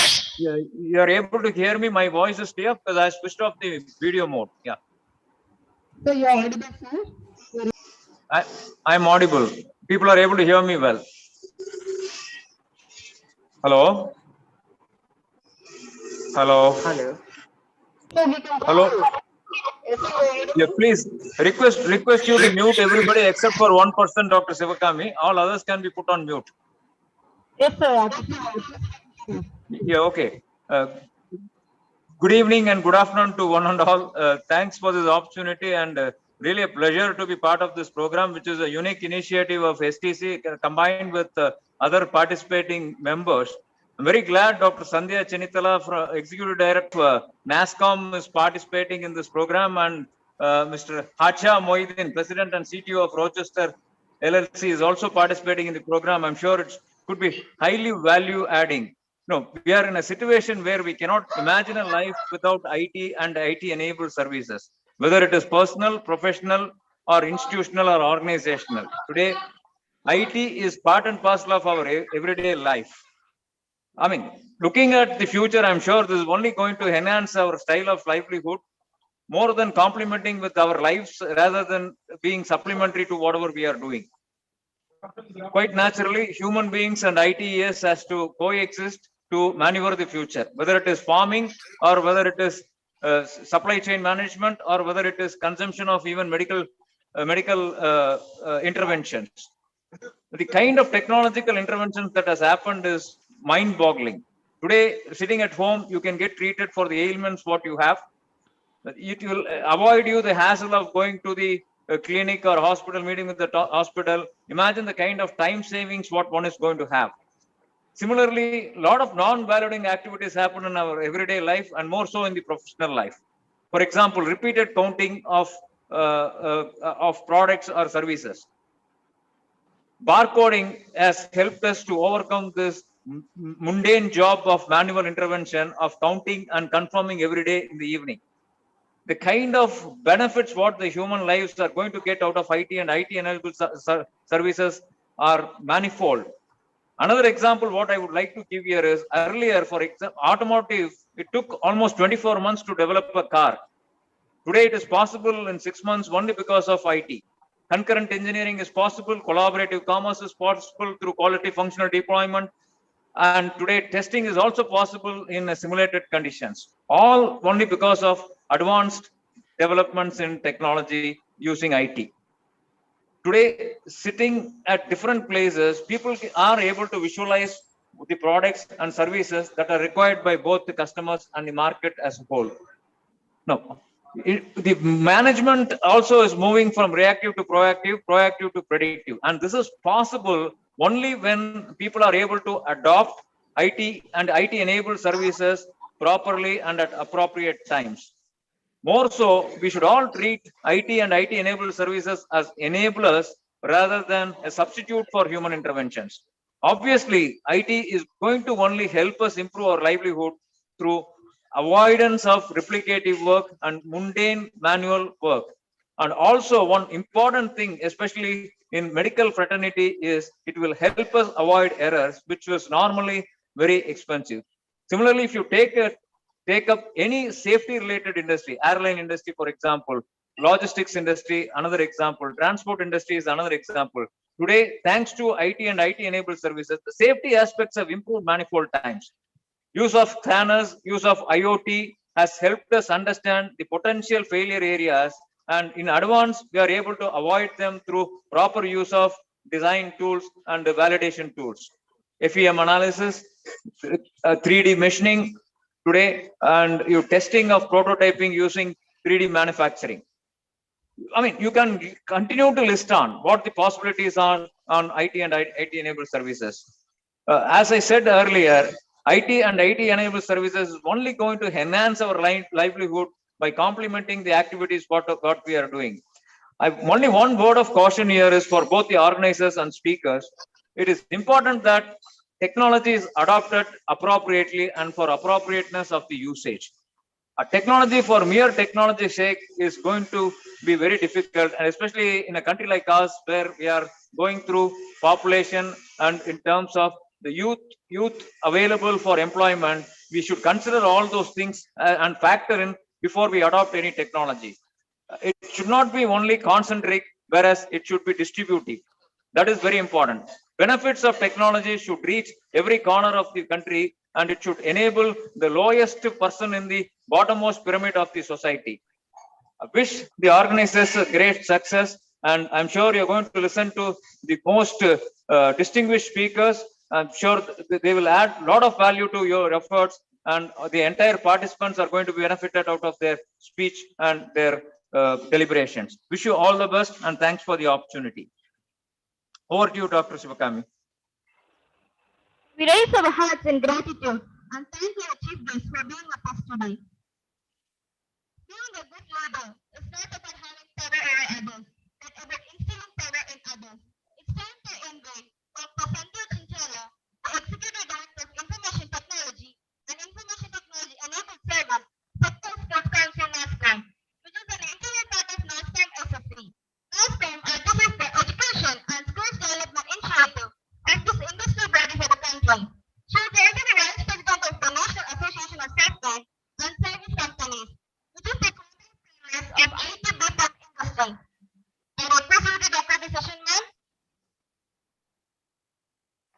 Good afternoon to everyone.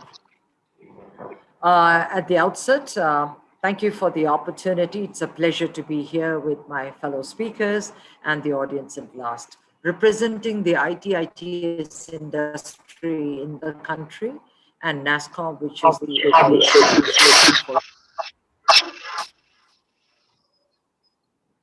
which is about $190 billion strong and set to grow from strength to strength. A year ago, we had closed a decade and had initiated ambitious plans for the upcoming decade. Indicators were across sectors, geographic regions, and emerging technological suggested only one thing: growth. A year later, the reality sunk in, and it will be etched in history as the year of the century's worst pandemic. Global supply chains, domestic trade, local area, workplace models. There's a lot of echo from some place. If you could, organizers, if you could have a look at that. So global supply chains, as I've said, domestic trade, local delivery areas, workplace models, people's lives and livelihoods were all disrupted. And we had no prior risk model working for us. In times of such severe crisis, it is the human grit that shines. So having said this, we are building India's digital fast forward, and the way we live, learn, and work, the COVID has impacted, but we have found there are multiple opportunities, but equitably, there are a huge number of opportunities. And so it did that 80% of the global workforce transitioned to remote working with 3 to 4 weeks of mobility restrictions. Amazing. Tech sector's unseen agility led to a glitch-free transition, and globally, work continued seamlessly. Human resilience at its best. Overall, our IT spend is estimated to decline in FY 2021. But however, it will pick up very quickly, as it's seen in our own sector in India, which is estimated $194 billion today. It's set to add another $4 billion in revenue for 2021. So the governance, the citizens, and the way we have actually addressed ourselves in this new normal has been the idea that we have to look at.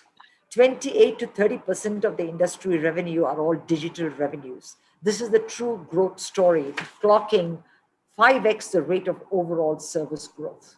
So at a deeper look, one cannot miss the fact that the ongoing drivers of digitization have not been ended, and they will continue and have been further sharpened. So despite the sudden reset in the fast forward mode, the ingredients are already in place. This is a people-centric innovation, trust-based collaboration, accelerated go-to-market strategies, undying talent focus, and an adaptability to hybrid work models. So with this introduction, let me take you on to a small, brief idea of how technology is going to impact the way we live, learn, and work, and the opportunities it opens up to 7 billion people in the world. Today, around about 1.4 billion are in agriculture, about 1.7 in services, 400 million just are in entrepreneurial places, and the 800 million are industrial jobs. But the rest of them are either older, unemployed, too young to work. That almost constitutes about 2.5 billion. But the very alarming fact is the supply side that enables an individual to be ready for the future of work seems to have lost its correlation. The higher you are actually educated, the more employable you become because the relevance is not there. So it is important for us to understand what is the future of work, how are the jobs that are going to emerge, where are they going to emerge, and what is it that our own domestic markets, our own academic supply sides must actually take into consideration, especially so academic group like Saraswati Institution, to actually make this work. So we will think in the next 10 years, 40% of all businesses will just disappear. They have to change, otherwise you just die out. And in India itself, our own workforce mix of Indians, you will find that 54% will fall under an unchanged job category for the next 3 to 4 years. But about 37% will be deployed in areas which have technology integration. And 9% will be in areas we haven't even imagined. But 9% of a 600 million workforce in India means almost 54 million jobs. So let's see what are these technologies and what are the other professional skills that is actually needed to gear a human in India and the world over to address the jobs of the future enabled by technologies. So there will be a large 10 like AI, big data, cyber security, Internet of Things, mobile tech, cloud computing, virtual augmented reality, blockchain, robotic process automation, 3D printing, additive manufacturing. Then you will have sensors, nanosensors, and the list goes on. But equally important, ladies and gentlemen, are the professional skills like design thinking, problem solving, negotiation influence, and the list goes on. They're on par. So it's an equitable balancing scenario. But the problem which we find, and the requirement is also the same, that all our educational programs need to understand that these jobs are not coming in the pure play domain. They are an integration, and it is going to be a cross-functional requirement. So that's where the jobs will come in the banking, retail, life sciences, gem and jewelry, healthcare. They're about odd, huge number of sectors, but all of them will find that these technologies integrate. Having said this, we did a little bit of research and said, because this is a question often asked by vice chancellors, registrars, deans, principals, which should I study? Which part? It's not which or what part, it is how do I integrate it into the learning cycle. It interacts, so we looked at retail, banking, agri, health, transportation, manufacturing, telecommunication, the automotive, and found that these 9 to 10 technologies are all equally important. Having said this, we further researched and said, if I study, if I don't study, if I get myself skilled, or if I'm competent, will I get myself a job? So the thing is, by 2030, we anticipate in India 156 million jobs that are going to come across these just 13 sectors, right? Agri, manufacturing, retail, construction, government, education, finance, healthcare, and the list goes on. But if I were to take each one, how does agri change? Agriculture now will be precision agriculture. We will be talking about genetic modifications, then we'll talk of food DNA, warehousing, we'll have drones, and then we will basically be able to look at fast integration of IoT, of big data, analytics, and everything will be actually transcribed to make the produce more efficient, knowledge-based, and therefore it will create a produce which is going to be 10x cheaper than what it is today, right? So from there, we move on to look at the new digital manufacturing. These are the factories of the future. Again, it connects up industrial augmented reality, IoT, modular equipment, vision, unmanned trucks, blockchain. So all of these and predictive analytics come to play in actually enabling the factory of the future. If I were to look at the healthcare and the pharmaceutical industry, especially now in the COVID, how Covaxin and the Indian COVID, medicines are going to be made available, it's all with digital pharmaceutical manufacturing that's happening. Live tracking via IoT, big data, and AI, machine learning and automation, the digital factory, the warehousing, and the supply side. So having done all of this, we also look at the mobile technologies, which are also going with 5G, which will talk about edge computing. The moment I talk about all this, you have to understand where is this integration and the cross-functional application that is happening that will create the jobs of the future. So if I have to have a civil, chemical, mechanical engineering, I will talk of mechanical engineers, automotive engineering, and so forward. The whole scenario has changed. I have AirNeb, one of the largest hotel chains in the world that doesn't even own a hotel. I have Uber, one of the largest taxi hailing scenarios in the world, which doesn't even own a car. So likewise, you will find that more and more scenarios will be platform enabled with the cloud, IoT connected, and even the hospital systems where databases are available will all depend heavily on these technologies. So let me then go into some key technology trends driving economic growth and job opportunities. So if I'm going to look at AI, there are various subsections in AI. Of course, there is machine learning, there is deep learning, there is neural networks, right? And of course, in this particular big data analytics space, deep learning could be the most important software breakthrough of our time. This area alone will add 30 trillion to the global equity in the next 10 to 15 years. So let me just say a little bit more about this deep learning. Before, we used to have humans in software 1.0. We had to have code written by humans. But now, code will be written by data and machines. So during this next decade, the most important software will be created in response to problems by deep learning algorithms, enabling self-driven cars, accelerated drug discovery, and the list goes on. Having said this, if you have deep learning, is also going to create conversational computers, self-driving cars, consumer apps. From there, deep learning is also going to enable and impact the chip manufacturing immensely. You see that all AI training cost grows from 1 to 100 million per project in specialized processors such as GPUs or TPUs, and will account for a majority of the incremental growth. But today, and a few years down the line, this will go to a $22 billion economy in just the next 3 years. So this deployment phase of deep learning will democratize and access to AI, benefiting not only the large internet companies, but every industry in the economy. It's very important to understand how we are integrating all of this into our programs of official learning in the supply side. Now, AI is expanding immensely, right? It moves from vision to language. So now it's going to happen that there is a breakthrough and AI systems will understand and generate language in human-like accuracy. So after a while, the ability to actually master a language will not be required, because you can speak in one and choose the language that you want to actually be understood in, and it will translate in real time. So from there, I move on to the next one. Let me just see, it's got stuck again.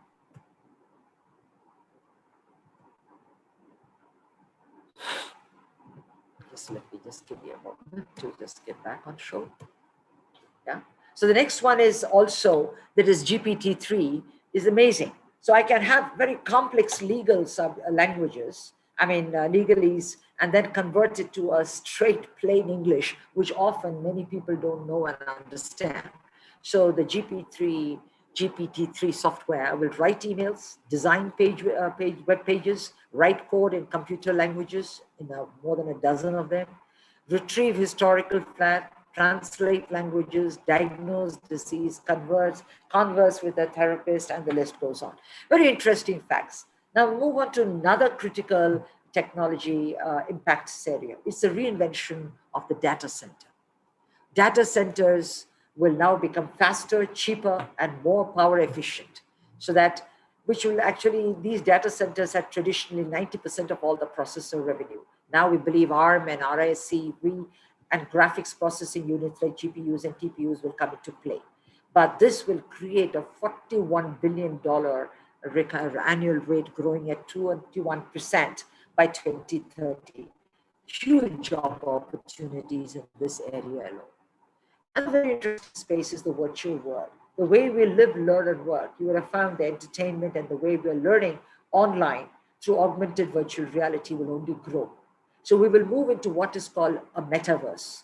Today, virtual worlds that we have in various platforms are independent, but they will all come together, become interoperable, culminating in what futurists deemed as the metaverse. Now, this is pegged to grow at 17% annually, and it's a $180 billion industry today, which will grow to $400 billion by 2025, just 3-4 years. So how much of this is in our educational program? Where are the companies that are actually trying to ride the wave? Universities think, oh, that COVID is over and we'll go back to the new normal, and the normal will not be there anymore. People forget it. The new normal is there to stay. We have to see that the educational program is just not face-to-face. It's neither blended, but also must integrate in a virtual world. So it's very important that we do this, because this is how we're going to be able to live. Very interesting to know that augmented reality scenarios, right, is prime and is poised to actually scale. to an amazing $130 billion in the next few years. Again, I'm stuck. Just once again, please. Let me just go back on show. Can you see my screen? Please let me know. So here, virtual reality could actually approach reality costs. So based on a proprietary scoring system, there are virtual reality headsets are very expensive, and they only actually enable about 10% of human visual immersion. So we are moving towards headsets, which will become smarter and will almost move towards actually the reality of almost 100% visual immersion, and it'll be at a very small price. So by 2030, we feel this will also come to be, which means we must be able to write the job opportunities in this, as well as look at the way we are going to live and learn, because it's all going to change anyway. The other area which is going to grow and is going to have a huge opportunity for jobs is the digital wallet. The whole banking system is all poised to change. So this is a $4.6 trillion economy, which we can have in our pocket if we play it right. So there you will find that most of the banks, digital wallet users are surpassing the number of deposit account holders, and it is cheaper to get a digital wallet customer at a fraction of the cost of actually getting a real-time customer. So this is again a huge opportunity that we must ride. Digital wallets become a global phenomenon, and you can see worldwide, and including India, all of us are espousing it. Now, the next another area which we find, because I'm only touching upon a few, which have got hugely economic relevance, as well as there are job opportunities, is the electric vehicles. Now, electric vehicles will become the norm in the next by 2030, because fossil fuels will not be enabled anymore. And you will find this is a green composite. It's going to be available to all. It'll have lessened the amount of pollution, and you will find that the time as well as the reliance of the electric vehicle for a long-range vehicle at lower cost is there. So though there is a downside risk here, and that is whether the traditional automakers can transition, whether governments will actually put in place the actual policy for the conversion and to actually reduce the amount of petrol as well as diesel usage, because it's not going to be there much longer. But this alone is going to be a huge area. Today, we are about 2.2 million EVs are available. It will become 40 million in the next 3 years. If I look at automation per se, the robots are coming, but we always felt that automation will help us lose jobs. But we are also going to say that it's going to help you create jobs, because those people who lost jobs are those who are unpaid workers who would have anyway not been paid. So when you have robotic automation, you will find that the higher the wages will be there, benefiting employees, lower prices benefiting consumers, higher margins benefiting companies, and higher investment creating virtuous cycles. So automation has the potential to shift unpaid labor to paid labor. So for example, if I have food services and I automate it, they will transform food preparation, cleanup, grocery shopping, etc. And this creates a lot of jobs. So this will actually add 5% or $1.2 trillion to the US GDP, it is said. Likewise, if India were to embrace it, it will do for us a lot more. Having said this, I move into an autonomous ride hailing. Already we are actually having a ride hailing on the mobile and we're calling, but an autonomous one is when there is also driverless. So it is research suggests that this autonomous ride hailing platforms will generate more than $1 trillion in profits per year by 2030. So we need to also embrace this possibility and look for additional employment opportunities for our present drivers in our traditional cars. So automakers and fleet owners could enjoy profits about 250 billion and about 70 billion respectively. So this autonomous ride hailing platforms could generate more than $1 trillion and operating earnings annually by about 2030.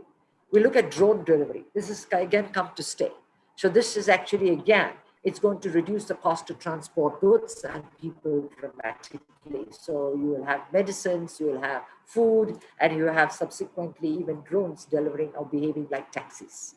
So the battery of the drones is improving, the flight energy reserves are improving. So it's important that a large number of our members, as well as a large number of states and governments are encouraging drone manufacturing in the country, but this will only poised to grow.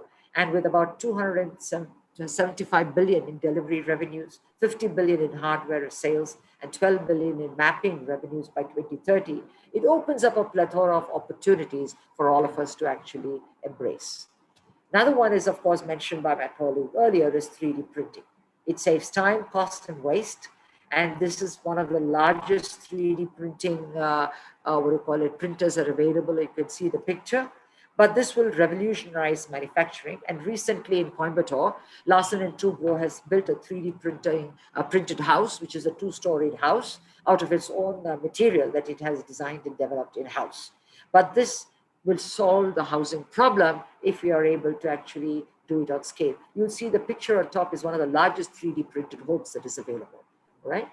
So 3D printing, 4D printing is also there to come, otherwise called additive manufacturing. I can print clothes, I can print jewelry, I can print broken, fractured sections of the body. We can 3D print a fully functional liver, a kidney, so that ultimately the end is basically unfathomable.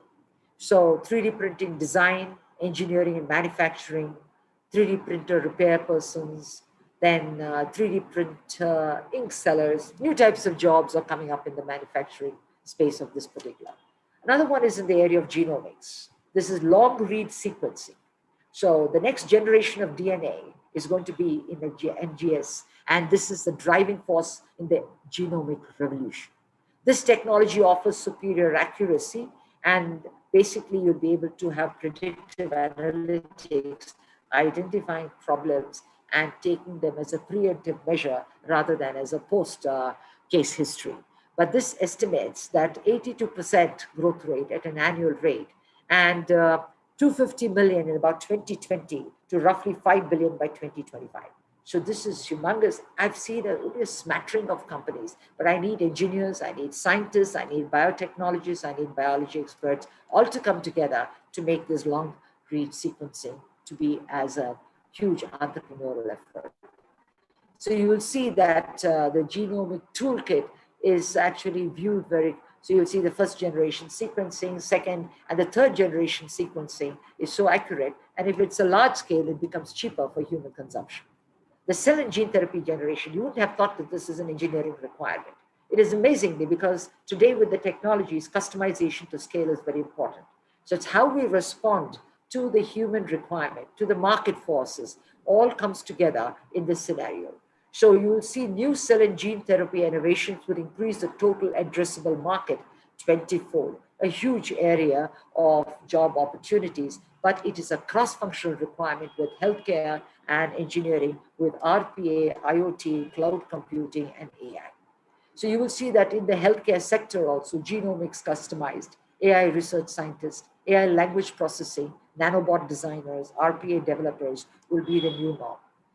To address all of this, what NASSCOM and this country at large has actually put in place a systemic process under the National Council of Vocational Education and Training. Earlier, it was under NSDC, National Council, NSDC, National Skills Development Corporation, but both are in the Ministry of Skills and Entrepreneurship, and they actually work together with all the ministries in the country.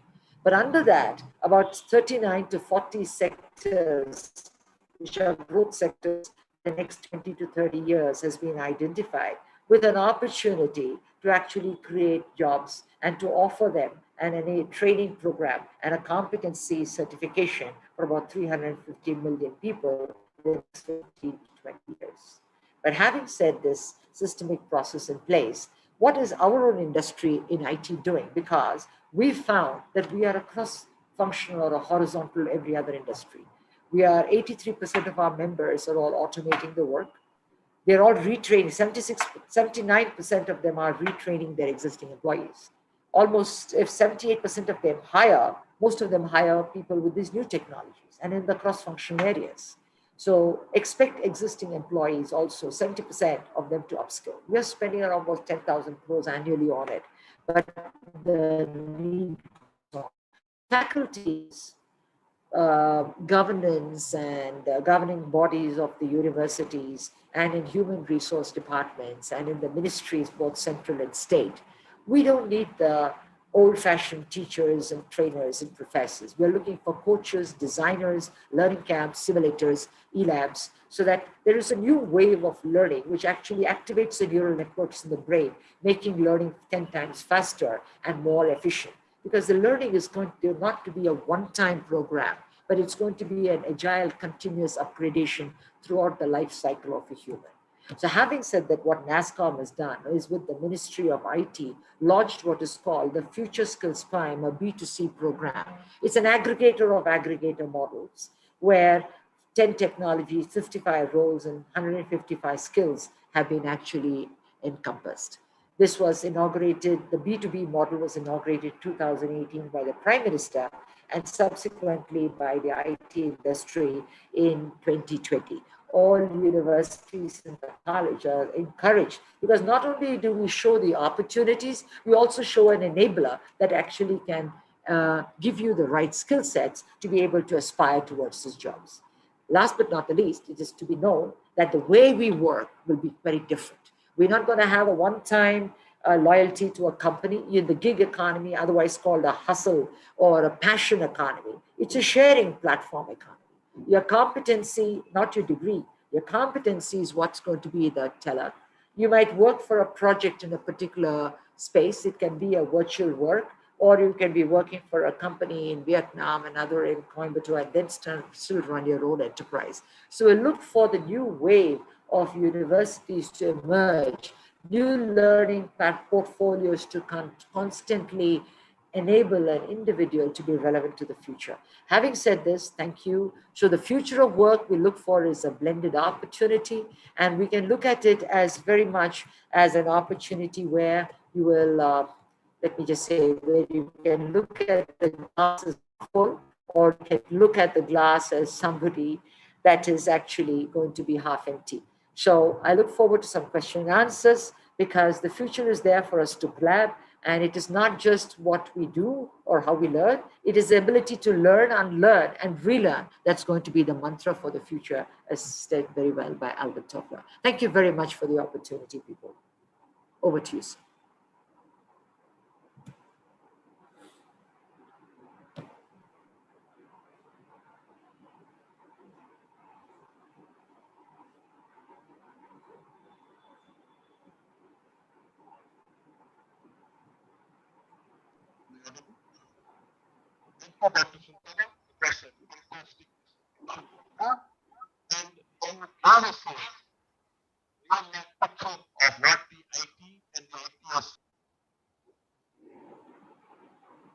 Can't hear you very clearly. Really thankful that we have learned excellent things from you today. Doctor, I have a question for you today regarding this skill sector which you have been telling us. Are we on the right path? Your voice is fading.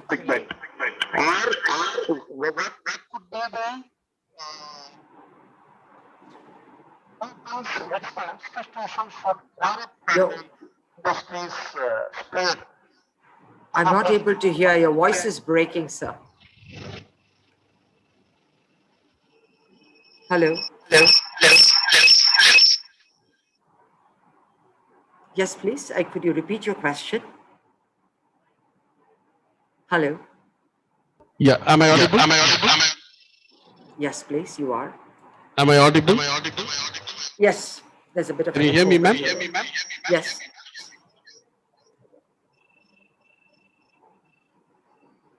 On the sector skill, do you find any gap with the institutions, or to what extent the institution should gear up for the industry sport? So where the sector skills have worked is towards identifying job roles which are industry required, so as to upskill and upgrade.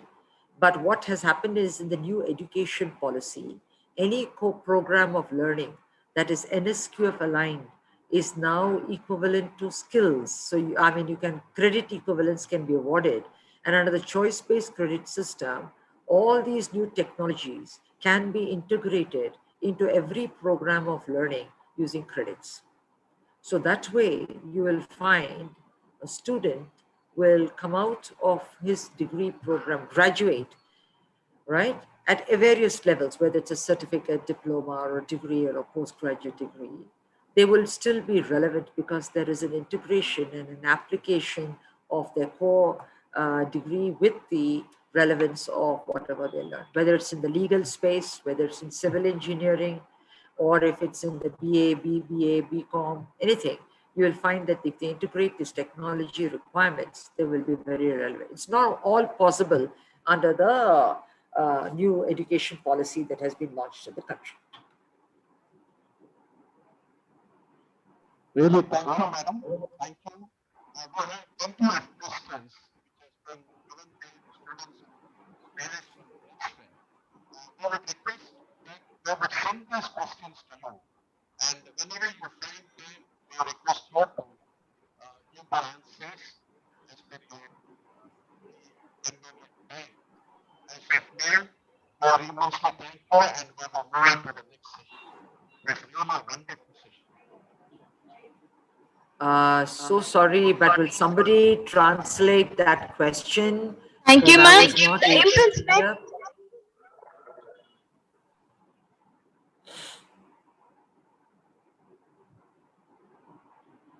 Not able to hear anything. So thank you. The impulse is to you.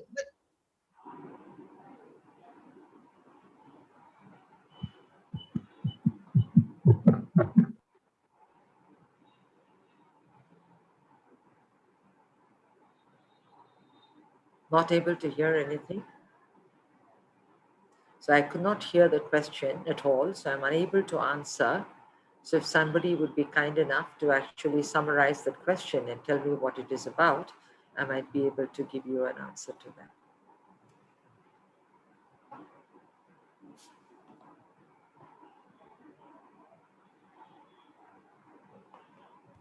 The question was, should there be a change in the IT curriculum? Is the IT curriculum at par with the IT industry's requirement? Yes, the IT curriculum is in par, but the academic scenario is not.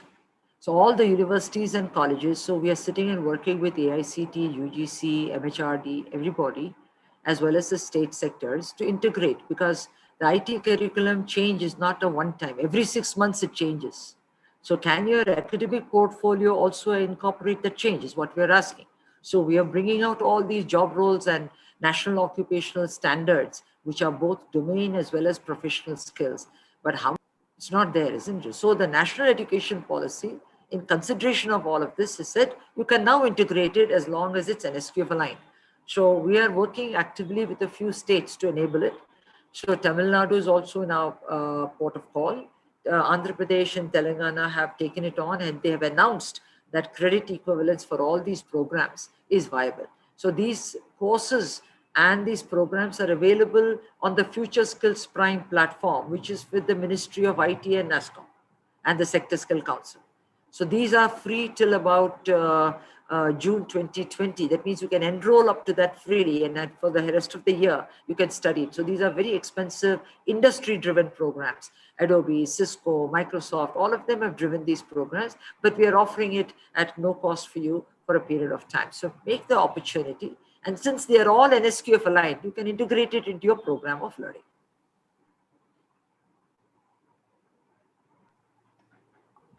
Thank you, ma'am. The impulse made by you will be cherished in our mind forever. We inspired us of life that to be an inspiration of Savannah. It's time to invite Mr. Rajan Reddy, President and Chief Technology Officer. With his time in work, he has also created a certified Chief Innovation Officer and certified National Business Leadership Certification and Training Program, which has been launched from the university and business schools around the world. I request you to take over the session. Didn't understand a word you said, but so I don't know what you wanted to say.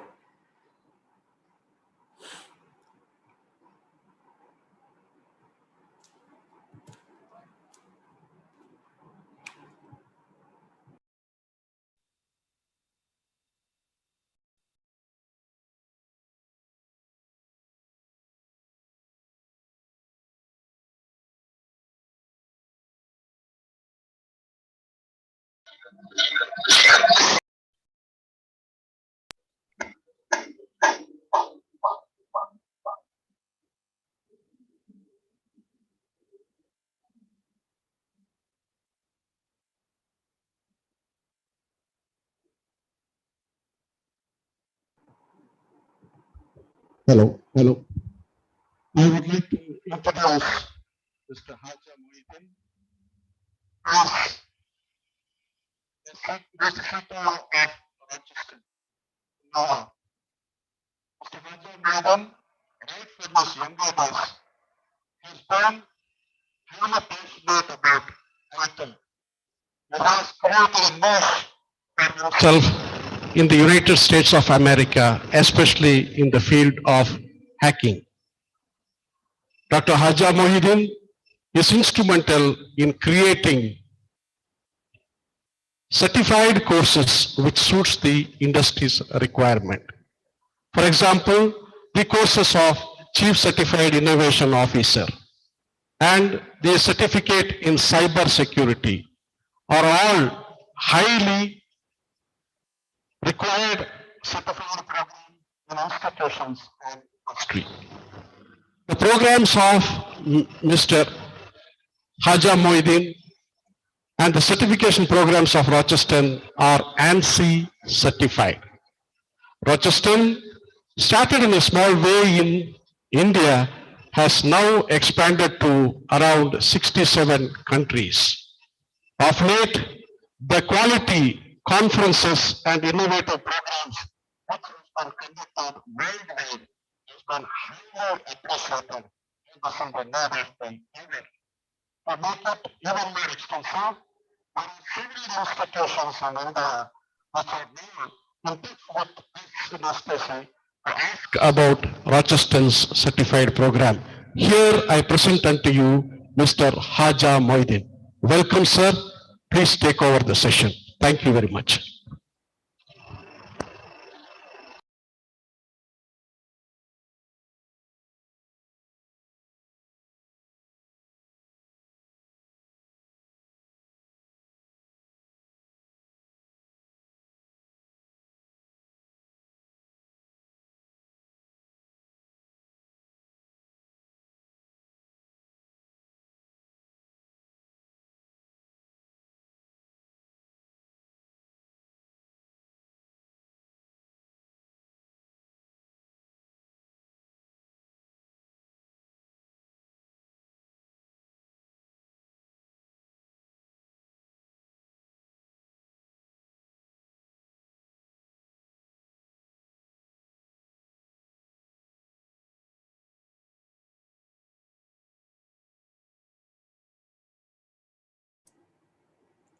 Hello, good afternoon. This is Haja.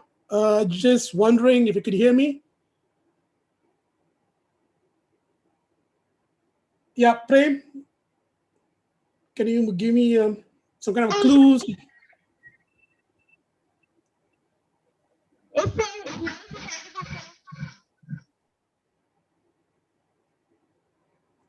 Yep. You saying something?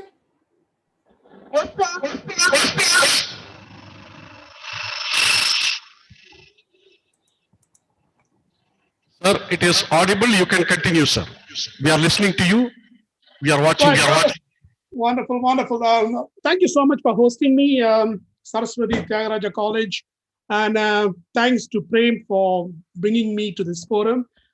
I would like to show my appreciation to this previous speaker, Sandhya. Oh my God, she was brilliant.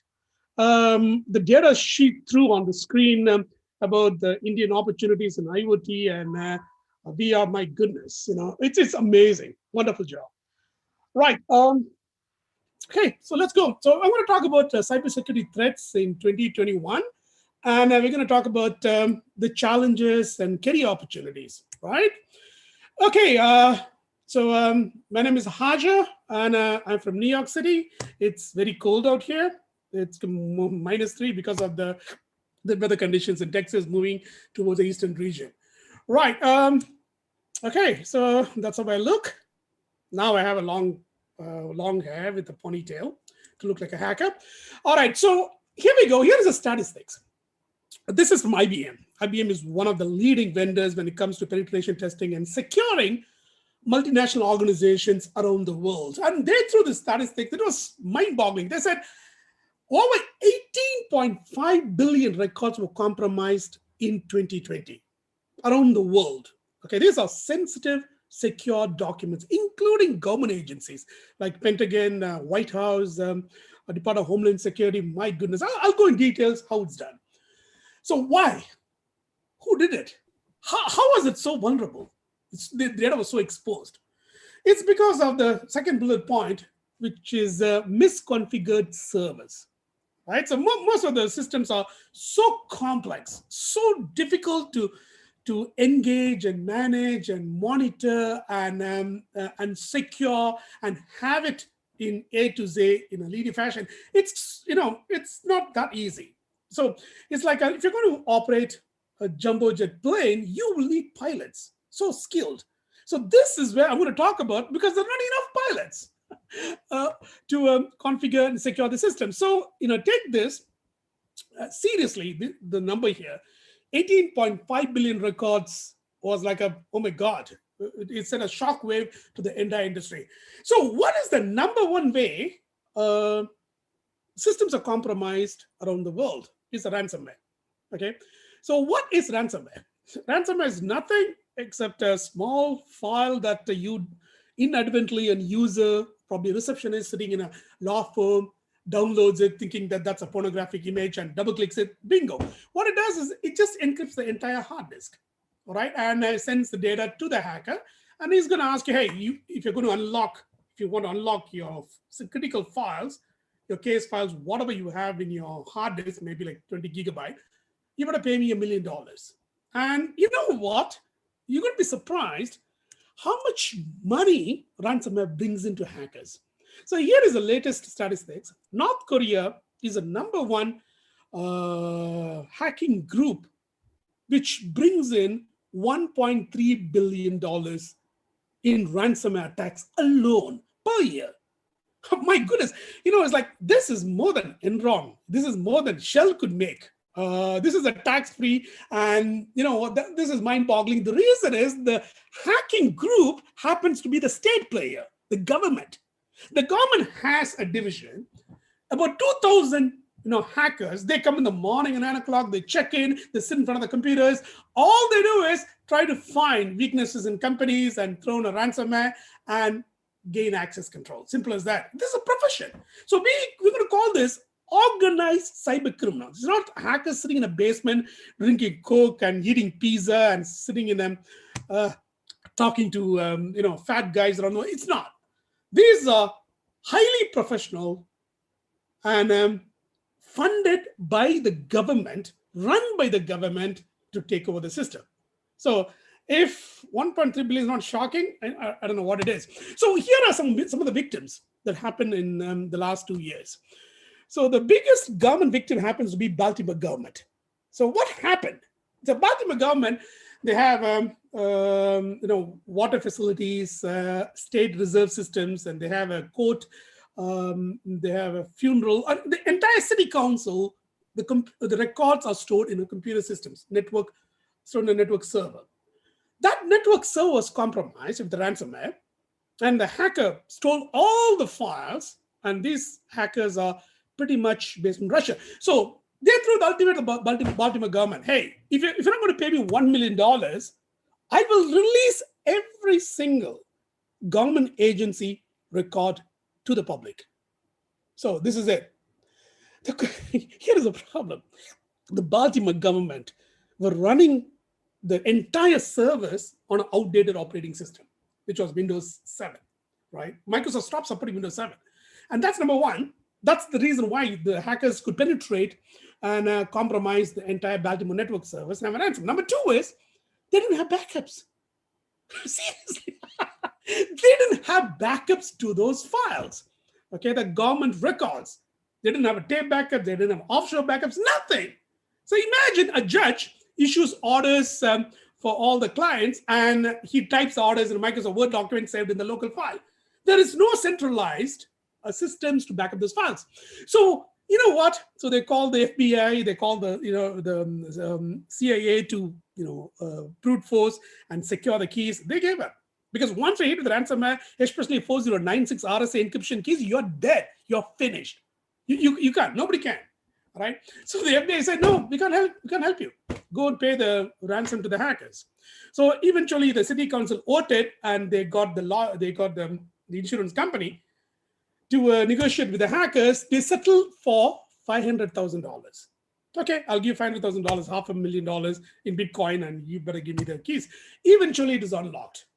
Okay, so what happened was the entire network system was running in a backdated, outdated, old servers and running what I call 20-year-old software systems. So now the city council voted and with approval of $20 million to move everything to the cloud, to Azure. Okay, so this is one single example, because once you hit the ransomware, you're pretty much finished. So the root cause of the problem is outdated systems. Another example is ransomware attack in Danish company. Danish company, is one of the leading company called Dermot. They produce hearing aids for hospitals around the world. So if something wrong, you couldn't hear, some sickness or something, they'll get special equipment for hearing aids. So they were hacked and they lost $95 million. Seriously, this is a Fortune 500 company we're talking about here. Okay, these guys make a revenue of $15 billion. Think about it, $95 million. Why? They're so stupid. Seriously. Because I'm a cybersecurity professional. If I would talk to the CTO guys, I'll give a big slap on his face. Because these guys were running in Active Directory systems, not isolated. It was connected to the every other systems in the entire company's chain, including Philippines, including Dubai, including Mexico and France. Jesus Christ, what are you thinking, man? If your authentication system should be completely isolated, not even connected to the other parts of the network, right? A simple, what do you call a principal pen test policy would tell you that. So this happens because the technology and the people process is so big, so disconnected. So the hack happens. So there, Bulgaria is another example. So you'll be laughing. Okay, what? Bulgaria set an example, a precedent in the entire world. How would you hack an entire country? No, the country, not a company, not agencies, not few people, the entire country. So if I say I can hack the entire country of India, you'll be laughing at me, right? That exactly happened in Bulgaria. How did the hacker do it? Okay, here we go. You see, the Bulgaria has a central NRA department. It's called National Revenue Agency. So they hold records of every single citizen, the birth, the death, the revenue you make, and your personal information, your address, your telephone number, which company you work for, who's your brother, who's your sister, who's your mother, your entire profile about the minute you're born until you die is stored in this database called National Revenue Agency. The total data was 21 gigabyte. Now, what hacker did is the hacker compromised the NRA agency with an attack called SQL injection and stole the 21 gigabyte file. Now, what the Bulgaria, the country, has about 5 million people. Okay, 7 million people in population. So if you remove the kids and the babies and the minors, you get about 5 million adult population. That's it. The hacker got hold of the passports, identity cards, and everything. Okay, that's because they were running on a outdated application, and that application had a SQL injection attack. So this is a wake-up call. It's not like you're not going to be hacked. It's about them, including us. So the question is, you should be asking is, do you have a contingency plan? Do you have, risk assessment? Do you have, for example, when you're we're going through a safari, looking at the lions in Africa, and you're in a jeep, and you know what? You have a breakdown. You have a spare tire in the back, right? That's what risk assessment is. So now this was last week. This was, oh my God, I was like so shocked. A hacker infiltrates. Of course, these hackers are not your homegrown hackers, mind you. I'm talking about these are state-run hackers from North Korea, Russia, China, and Iran. So what happened in the US is, okay, the local law enforcement filed a case without naming the hacker because they know who did it. This hacker remotely accessed a computer system in Oldsmar in Florida. Florida's water treatment facility. And that drinking water comes from there, this particular facility in the Florida. So what the hacker did is he gained access to the system, and he tried to increase the level of sodium hydroxide by 100 times. So what is sodium hydroxide? You need to mix this to make sure it kills the bacteria. So make sure the water you drink, it's clean. Okay, it's not infected, right? So there's a level of sodium hydroxide that can be programmed in the computer to drop it into the tank. So this guy increased by 100-fold, and if you were to drink that water, you will die. That's it. Okay, so it's a chilling sign of a cybercrime can endanger lives in the real world. Thankfully, nobody was hurt. Okay, so the cybersecurity professionals, stopped the attack, and they shut down the treatment plan until they could find out exactly what happened. All right. So ask yourself, what if it happens to a national grid? Now, I didn't mention about you on outdated operating systems. Okay, this is true around the world, not only in India, not only in Malaysia, not only in Australia. This is around the world because you know what? If you have a company with about 30,000 employees and you have like 100 offices around the world, you already have a system in place. You've got a computer, you've got operating system, you've got a cables, you've got a Wi-Fi, everything works. So the rule goes, if it ain't broke, don't fix it. So I'm going to ask you one question.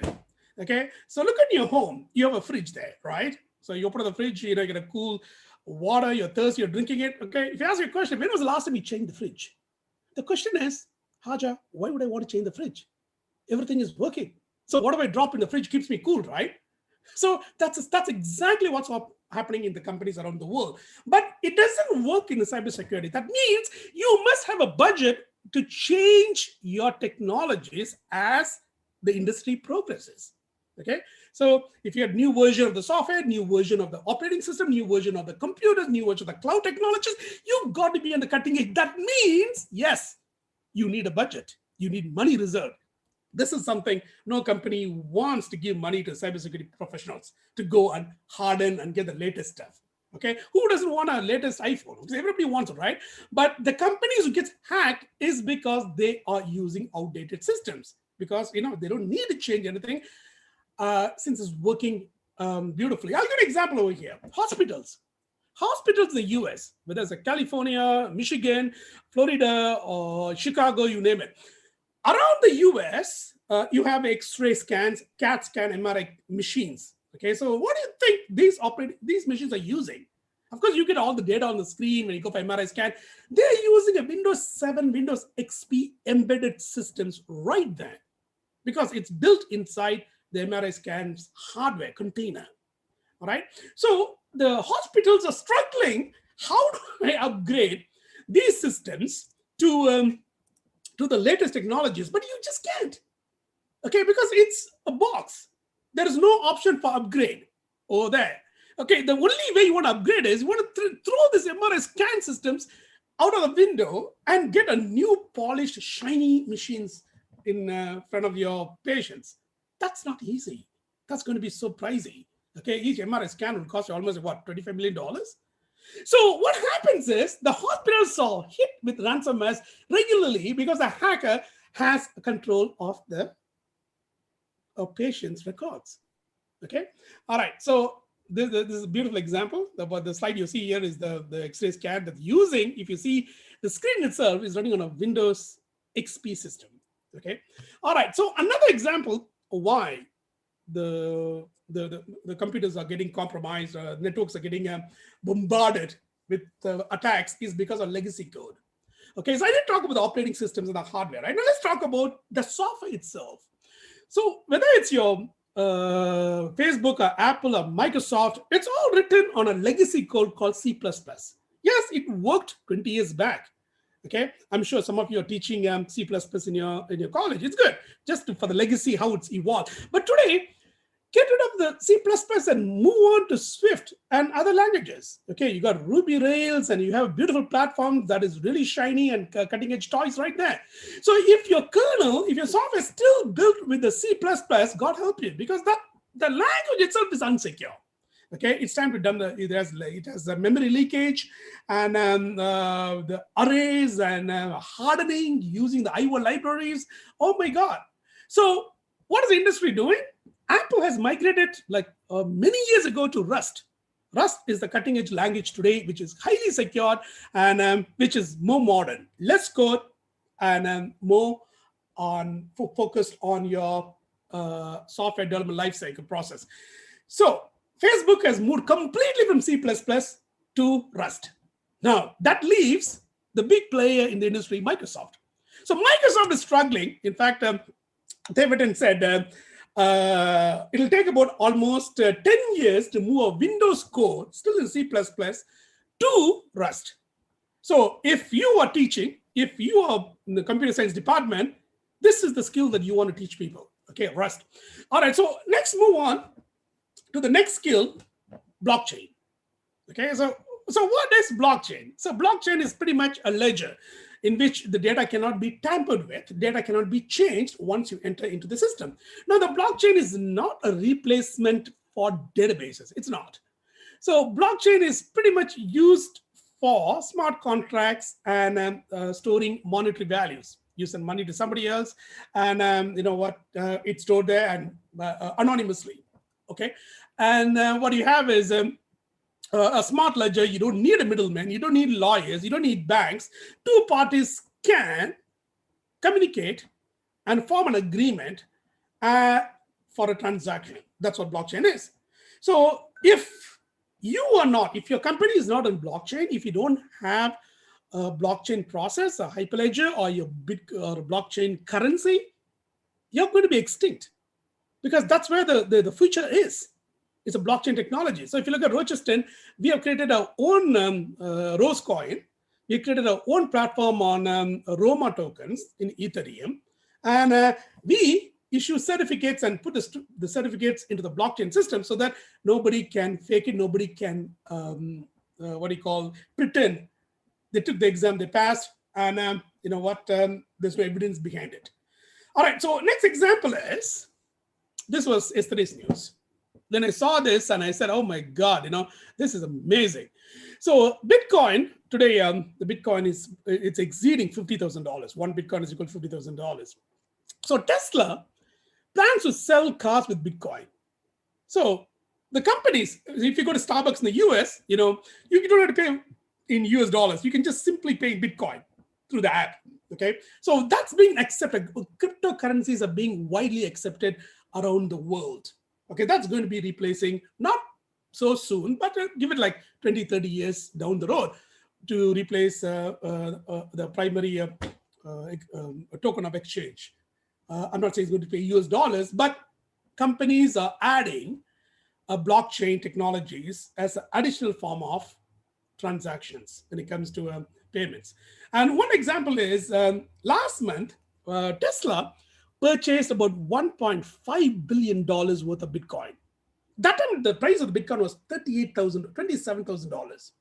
So last month, the minute Bitcoin invested $1.5 billion, the price shot up to $50,000 per Bitcoin. You know what that means? Okay, here is it. Okay, the STC just released an announcement. Tesla made more profit in Bitcoin than selling the Tesla car. Jesus Christ. What the hell is that? Tesla made about $1.5 billion in profit.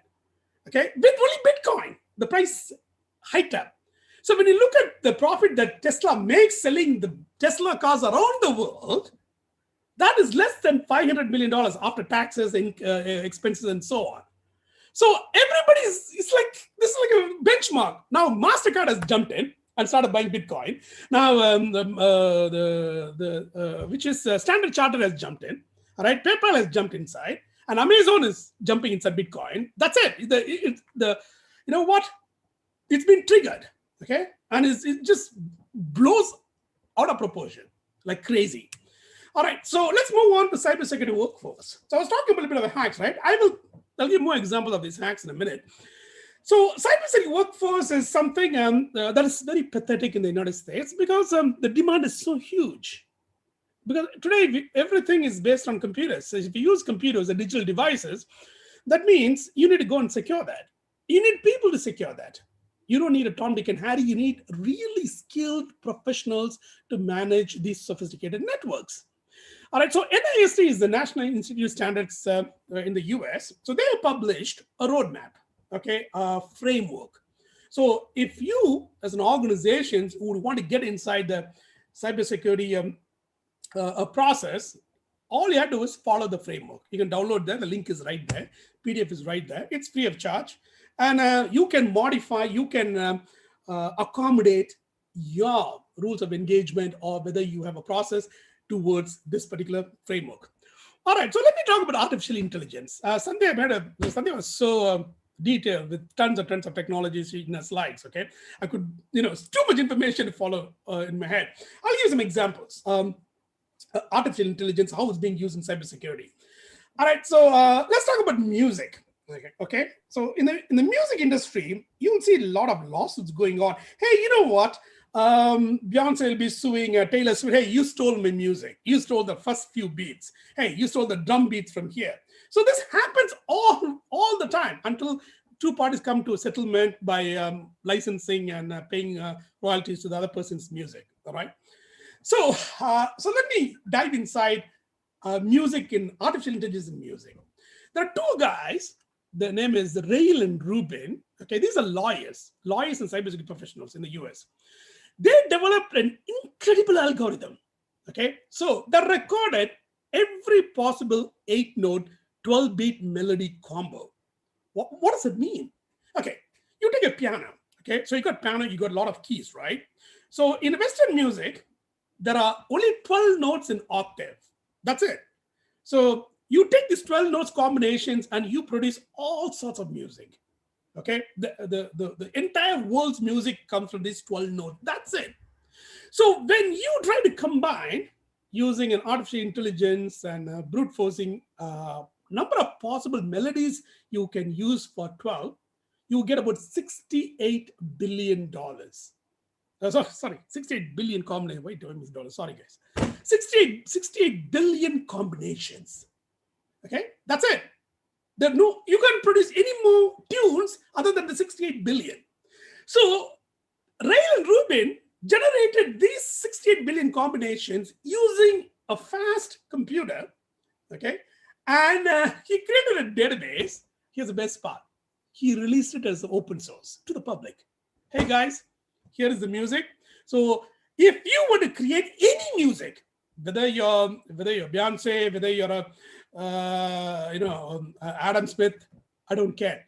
So any new music that generated in the future from now will be part of this particular library because you can't create anything else new. Okay, it has to be one of these combinations. So the entire library of data set is available on GitHub. I have given you the link. Go ahead and download it. So what that means is you cannot sue somebody else. Hey, you stole my tune. Okay, and the other guy cannot sue the, So what happens is you still can create an individual identity by using lyrics, right? That makes it your work copyrighted. But the tunes in the piano, you can't. You can't produce anything new, whether it's a Tamil, Hindi, or Venezuelan, or whether it's with a bongo music. I don't give a damn. That's it. So this was like this woke up, and all the music lawyers around the world, and they were like, "Oh my God, man! I'm going to be out of job. Okay, I'm going to be out of business." Right? All this happened with the Rail and Rubin. All right, so let's move on. So we're talking about cybersecurity job roles. So when you look at the profession itself, it's very complex. Okay, it's not something that that is from a textbook. Okay, for example, like if you want to be a doctor, you've got grains the anatomy. That's a benchmark. Okay, your bones, your heart, and your legs, that's not going to change. Only the diseases mutate, and you're going to learn about that. But the physical anatomy is the same. But when it comes to cybersecurity, what you learned last year is going to be outdated this year. because the industry is changing so fast. You got to keep up, right? That's the reason why the demand is really high. So the industry itself, cybersecurity job role itself comprises of investigator, analyst, engineer, architect, software developer, administrator, vulnerability assessor, compliance officer, network security engineer, application security engineer, and so on. So you got to specialize in one of these roles, okay, to have a future. Now, what you're seeing here is this is the US incident response team, and who's fully trained on the cybersecurity response team to launch attacks, okay, immediately whenever the threat is identified around the world. So these guys are located in every single major US embassies around the world. This is called incident response team, ready for attack. So you might think like, oh, they do have one in Singapore, in Philippines, in Dubai, in Australia and UK and so on. You think the threat is coming, today's threat is coming from what, somebody's going to bomb you or something? No, I don't think so. Nobody is trying to throw you a bomb. Nobody's trying to strike you with a missile. Today's attacks are through cyber, and the US is ready, okay, for contingency plans. So these highly skilled, trained professionals, they are monitoring day and night any kind of attack, just like the water system I showed you, right? Any attack that's launched towards the White House, the Homeland Security, or the enterprise, or the stock exchange, or the grids and so on. They're ready for attack. So benefits. Why you need to study cybersecurity? Because the job opportunities are huge.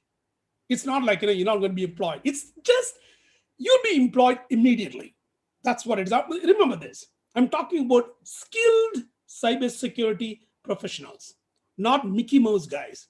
You don't simply attend a 2-day class and say, hey, I'm a cybersecurity professional, give me a job. No one's going to hire you.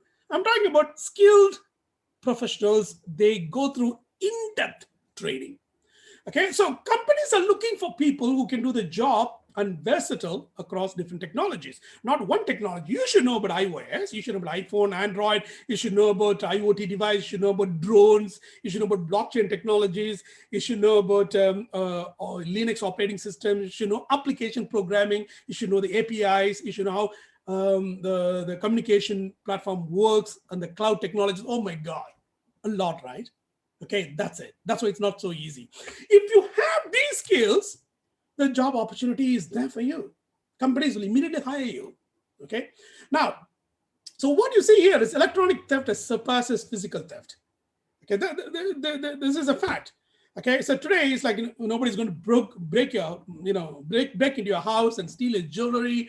It's all about breaking into your bank and stealing money, or breaking into your iCloud account and stealing sensitive documents which is stored in the database. So vendor supply fraud, regulatory compliance breach, corruption, bribery, IP theft, and so on. So still governments are struggling how to create national frameworks which can protect against these kind of attacks. They're struggling. Look at Australia's laws. Australia has wants backdoors in Microsoft systems, iOS systems. Say, please give me a backdoor, because the phone gets the wrong hand. We should be able to see what the data is. Same thing with the Vietnam cybersecurity law.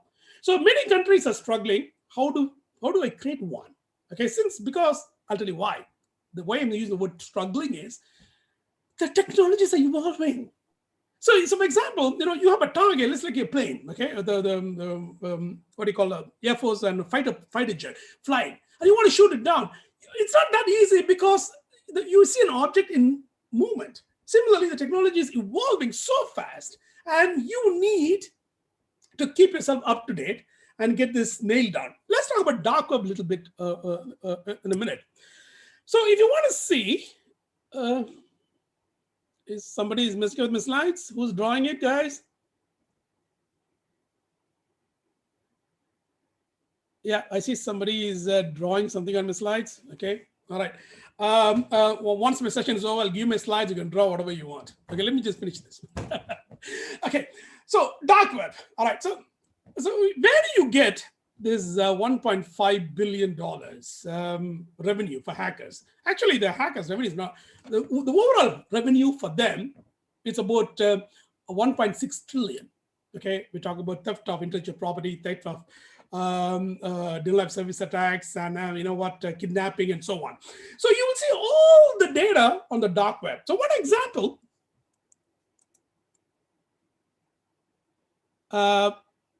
is anybody messing up with my slides here? Organizers, can you step in here?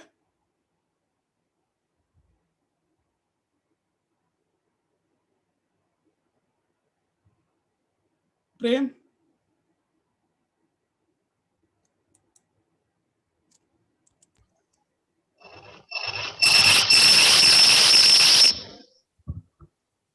Yes, somebody's drawing on my slides over here. That is it's not professional.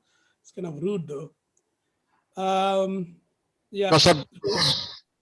We have removed them, so you can continue, please. Yeah, who was doing that? No, please don't do this.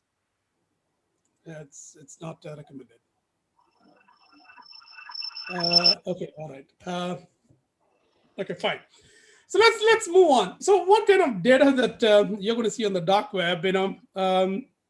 Actually, you can buy passports, you could buy credit cards, you could buy drugs, and you could buy all the illegal the weapons and whatnots right there. All you have to know is the onion address. So one example is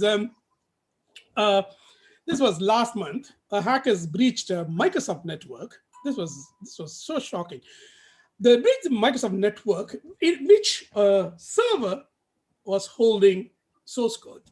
Okay, so Windows NT, Windows XP, Windows 2000, and these are legacy classic operating system source code. So they stole the source codes and they put it on the dark web.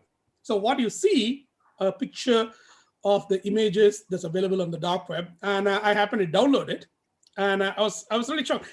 Oh, Microsoft, can you just lock it up and secure it and so on? So here we go. Let's talk about SolarWinds hack that happened recently. Okay, so this Microsoft released a statement 2 days back. SolarWinds was the biggest hack of all time, biggest hack, right? So this tops everything that happened years ago. So how did they do it? Russian hackers installed the malware into an upgrade of the SolarWinds network. They have a product called Orion. So what is Orion? It's a network management software. If you install it in your computer, and it will scan your entire network. Let's say you have 100 computers in your campus. And it'll scan and it'll give you a report and what kind of ports are open and what kind of application install and whether you want to remote control that machine and so on. So SolarWinds company has installed the software to 300,000 customers, installations. Out of that, 18,000 customers were infected because a Russian hacker, what they did is they penetrated SolarWinds and took control of one of the patch and threw a Trojan and replaced it into the repository, release repository. So when you download a patch, you get a Trojanized software. 18,000 customers were infected and data was stolen. Who are they? Department of State, Department of Homeland Security, National Institute of Health, Pentagon, Department of Energy, Department of Treasury, Department of Commerce, state and local governments. Microsoft was because Microsoft was a customer of SolarWinds. FireEye, NVIDIA, Cisco, Intel, VMware, Deloitte, Malwarebytes, plus 18,000 SolarWinds Orion customers. Thank God we didn't use Orion. This is the Orion software. You take a look at it. It's nothing but a simple network management tool. That's it, right? So most companies would have that installed. It's not that pricey. It costs you like $18,000 a year subscription. And this is it. So it automatically downloads the patches and the latest signatures, and the hack happened because of a Trojanized update. Okay, so this is called supply chain attack. Now, Kevin Mandia, FireEye, the CEO. Okay, this is a guy well respected. The company is well respected around the world when it comes to incident response, and he issued a statement. So he said, FireEye, the Russian hackers are highly trained in the operational security executed with a discipline and focus. They operated using methods that counter security tools. What basically he's saying is, you know what, the weapons they threw at us, we couldn't defend ourselves because we didn't have the technologies. This was like 0-day exploits, and we have know how they penetrate the entire network and stole the data and pushed it to Russia.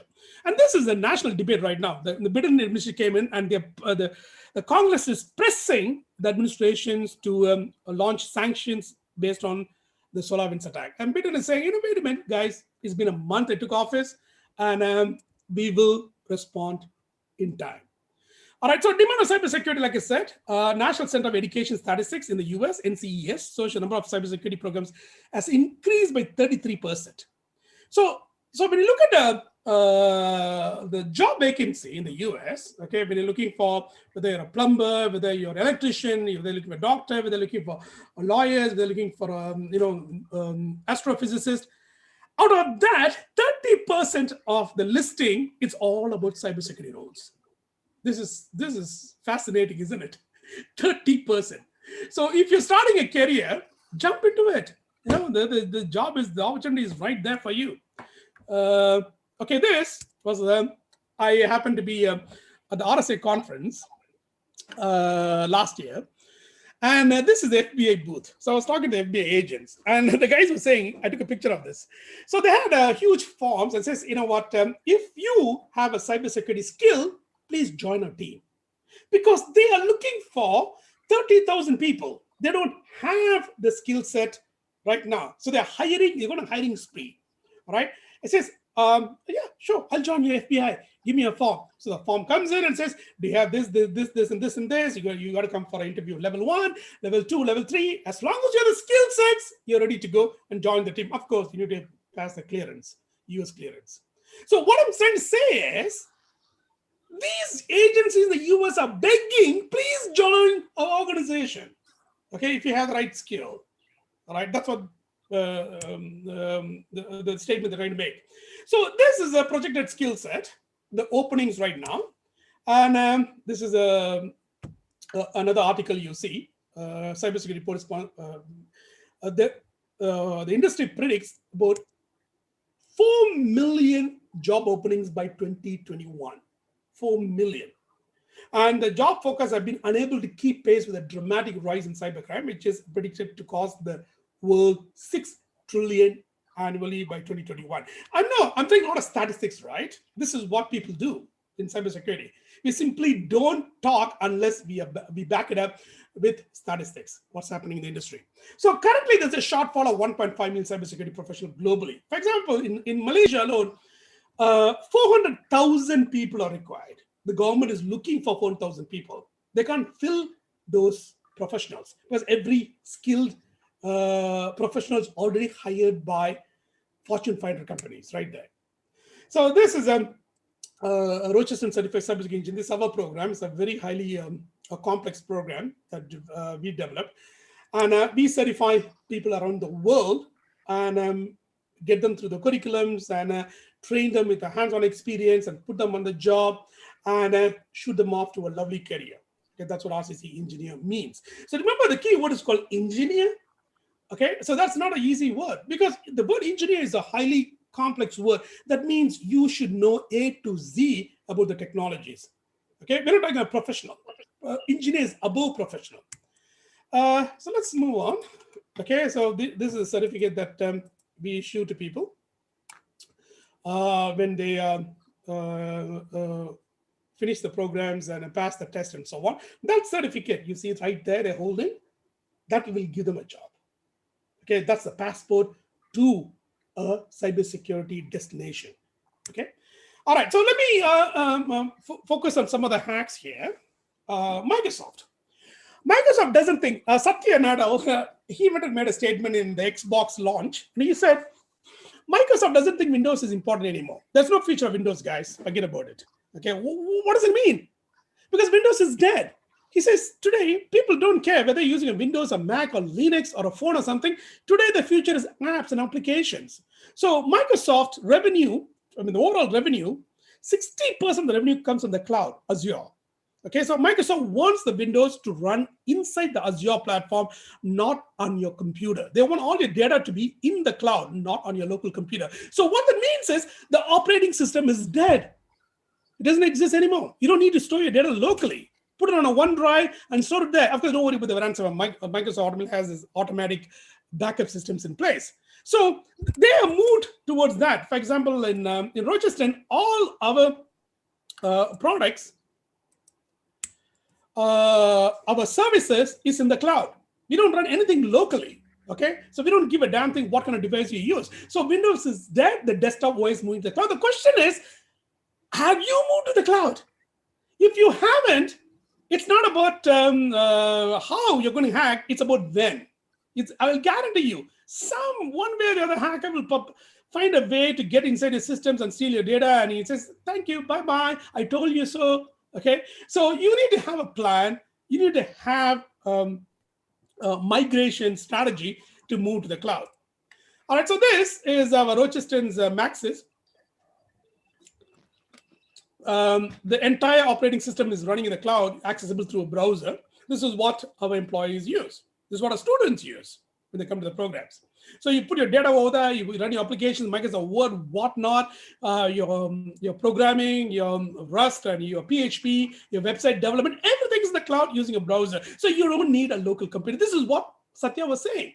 Your future Windows subscriptions will be unlocked using an Azure key, not through a local machine. So one example would be Comodo. Comodo is one of the leading SSL certificate issuers for websites and network servers. Hackers stole 245,000 usernames, email addresses, social media from the SSL security company. How did they do it? It's one of the leading companies for SSL technologies. They issue certificates, even our certificates issued from them. So is Microsoft and Apple. Simple. These guys are the biggest, think of them as an iPhone in the mobile industry. So what happened is, this is a Comodo. Okay, the customers are Samsung to Shell to Mobile and T-Mobile and so on. This is the code. Now on the screen, what do you see there? That's the code. It's almost like 20 lines of code.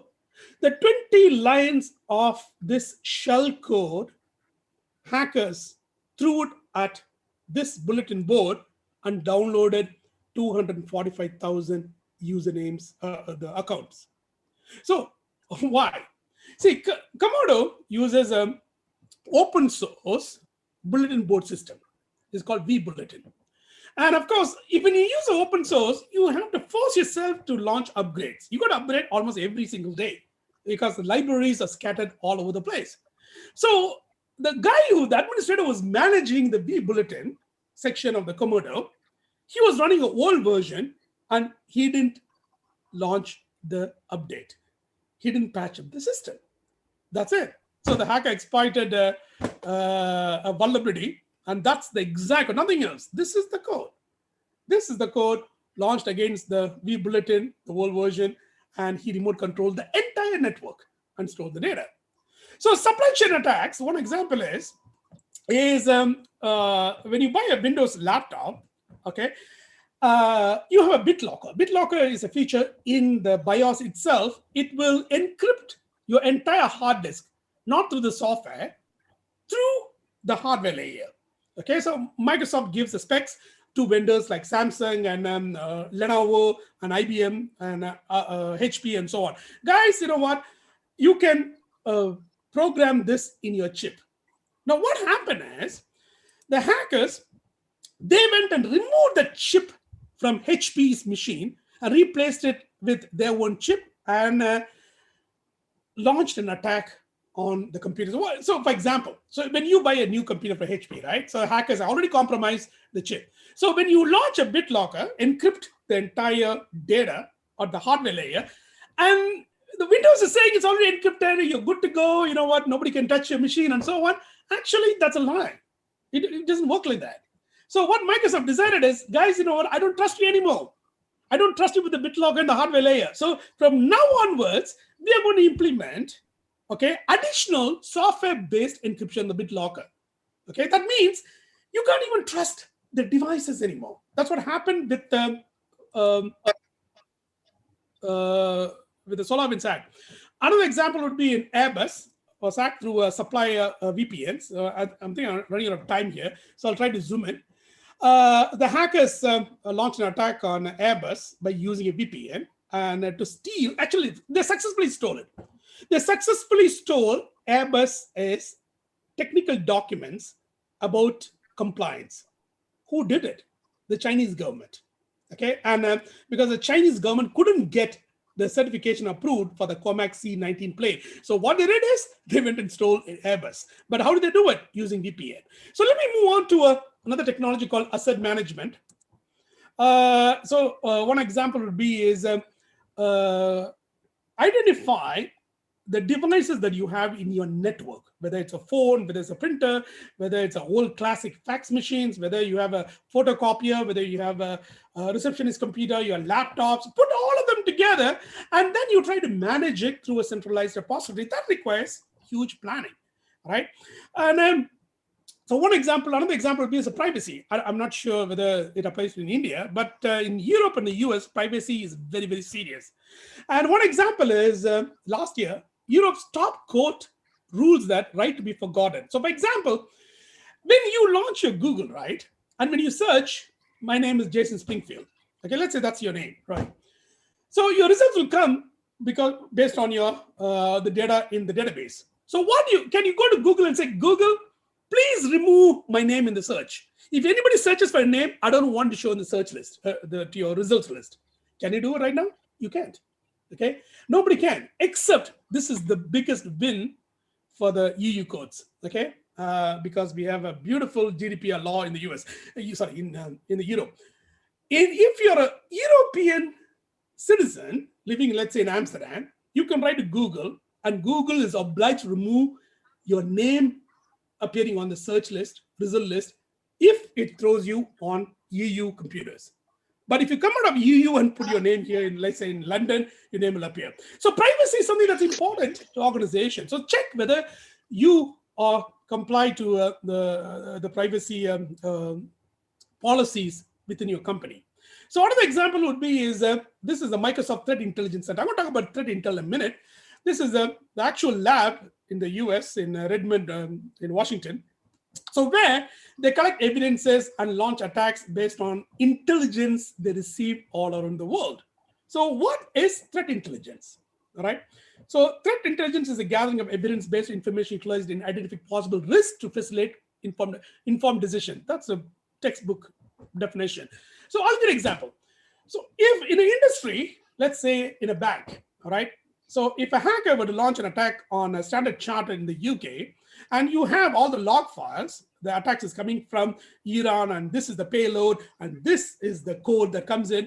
If Standard Chartered were to share this particular log to other banks, okay, say Lloyd's Bank or Citibank and so on, so they could improve their defenses by adding the rules in the firewall system or the intrusion detection system and so on. So that is called threat intelligence. But threat intelligence happens within the industries. For example, Saudi Arabia, they have a threat intel for Aramco, Shell, within the energy sector. There's a threat intelligence for the hospitality sector, like Hilton, you have a Marriott and so on.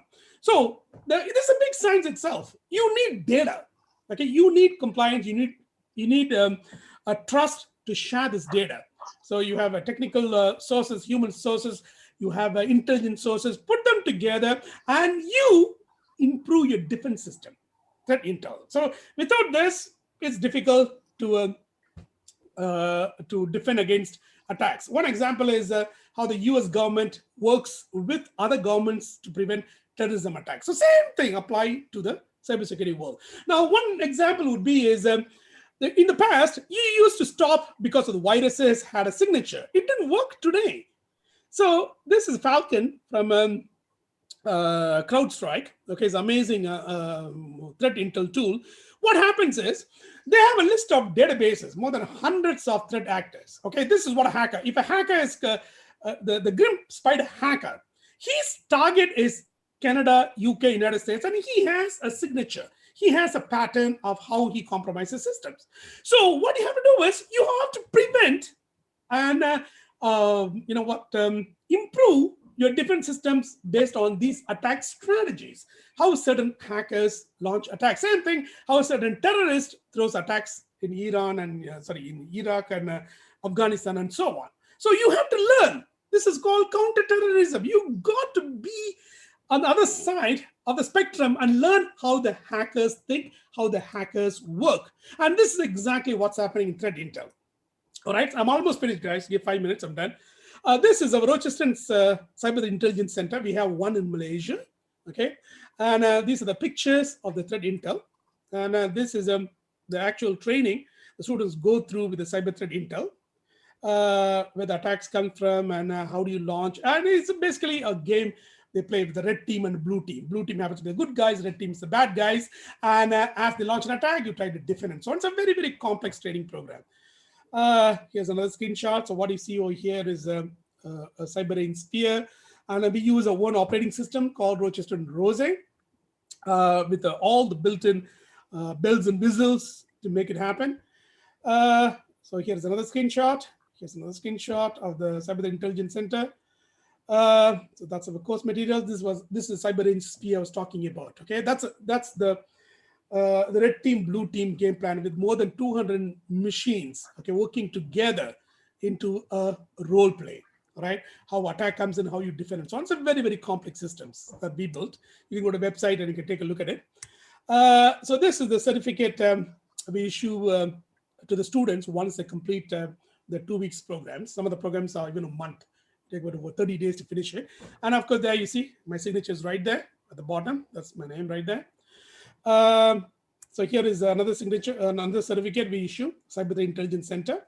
And these kind of the skill sets is what the employees are looking for. Okay, where did you go for training? How were you trained? What are the syllabus like? What exercise did you participate in? All right, did you actually go and sit and launch attacks, or you just study from the book and so on? So these are not self-study courses. This is, you really have to come and sit and see how things go. All right, so we are done, almost done. And lastly, thank you so much. I'm humbled for hosting me here. And I don't use emails. Emails are yesterday. I use LinkedIn. If you want to chat with me, that's the LinkedIn URL. Once again, thank you, Prem. And thank you, Saraswati. Love you guys. God bless. Thank you very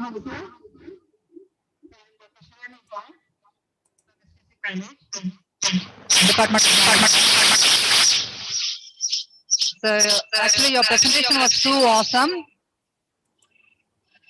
Sir, we have many questions from the audience, but due to shortage of time, we'll mail you the questions. And if time permits, we'll be honored if you could answer the queries, sir. Especially after post-lunch, you have kept the audience intact and with your vibrant presentation, sir. We really admire your presentation. Thank you for so much, sir. Thank you so much. Take care, guys. Bye. Stay safe. Thank you, sir. Thank you, sir. Wisdom that radiate a source of energy with us. Once again, I thank you for your lively speech, sir.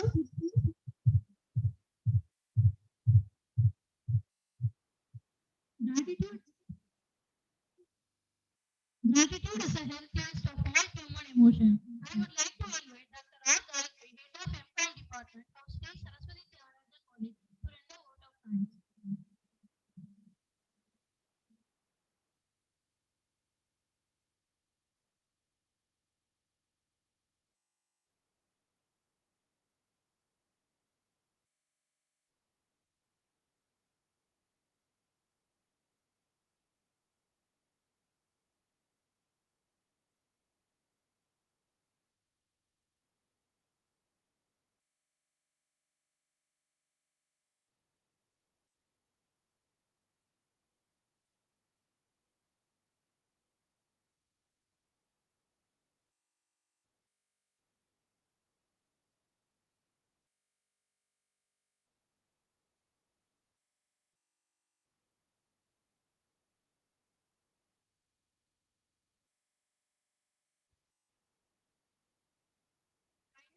Language is the deaf can hear and the blind can see, said by Mark Twain.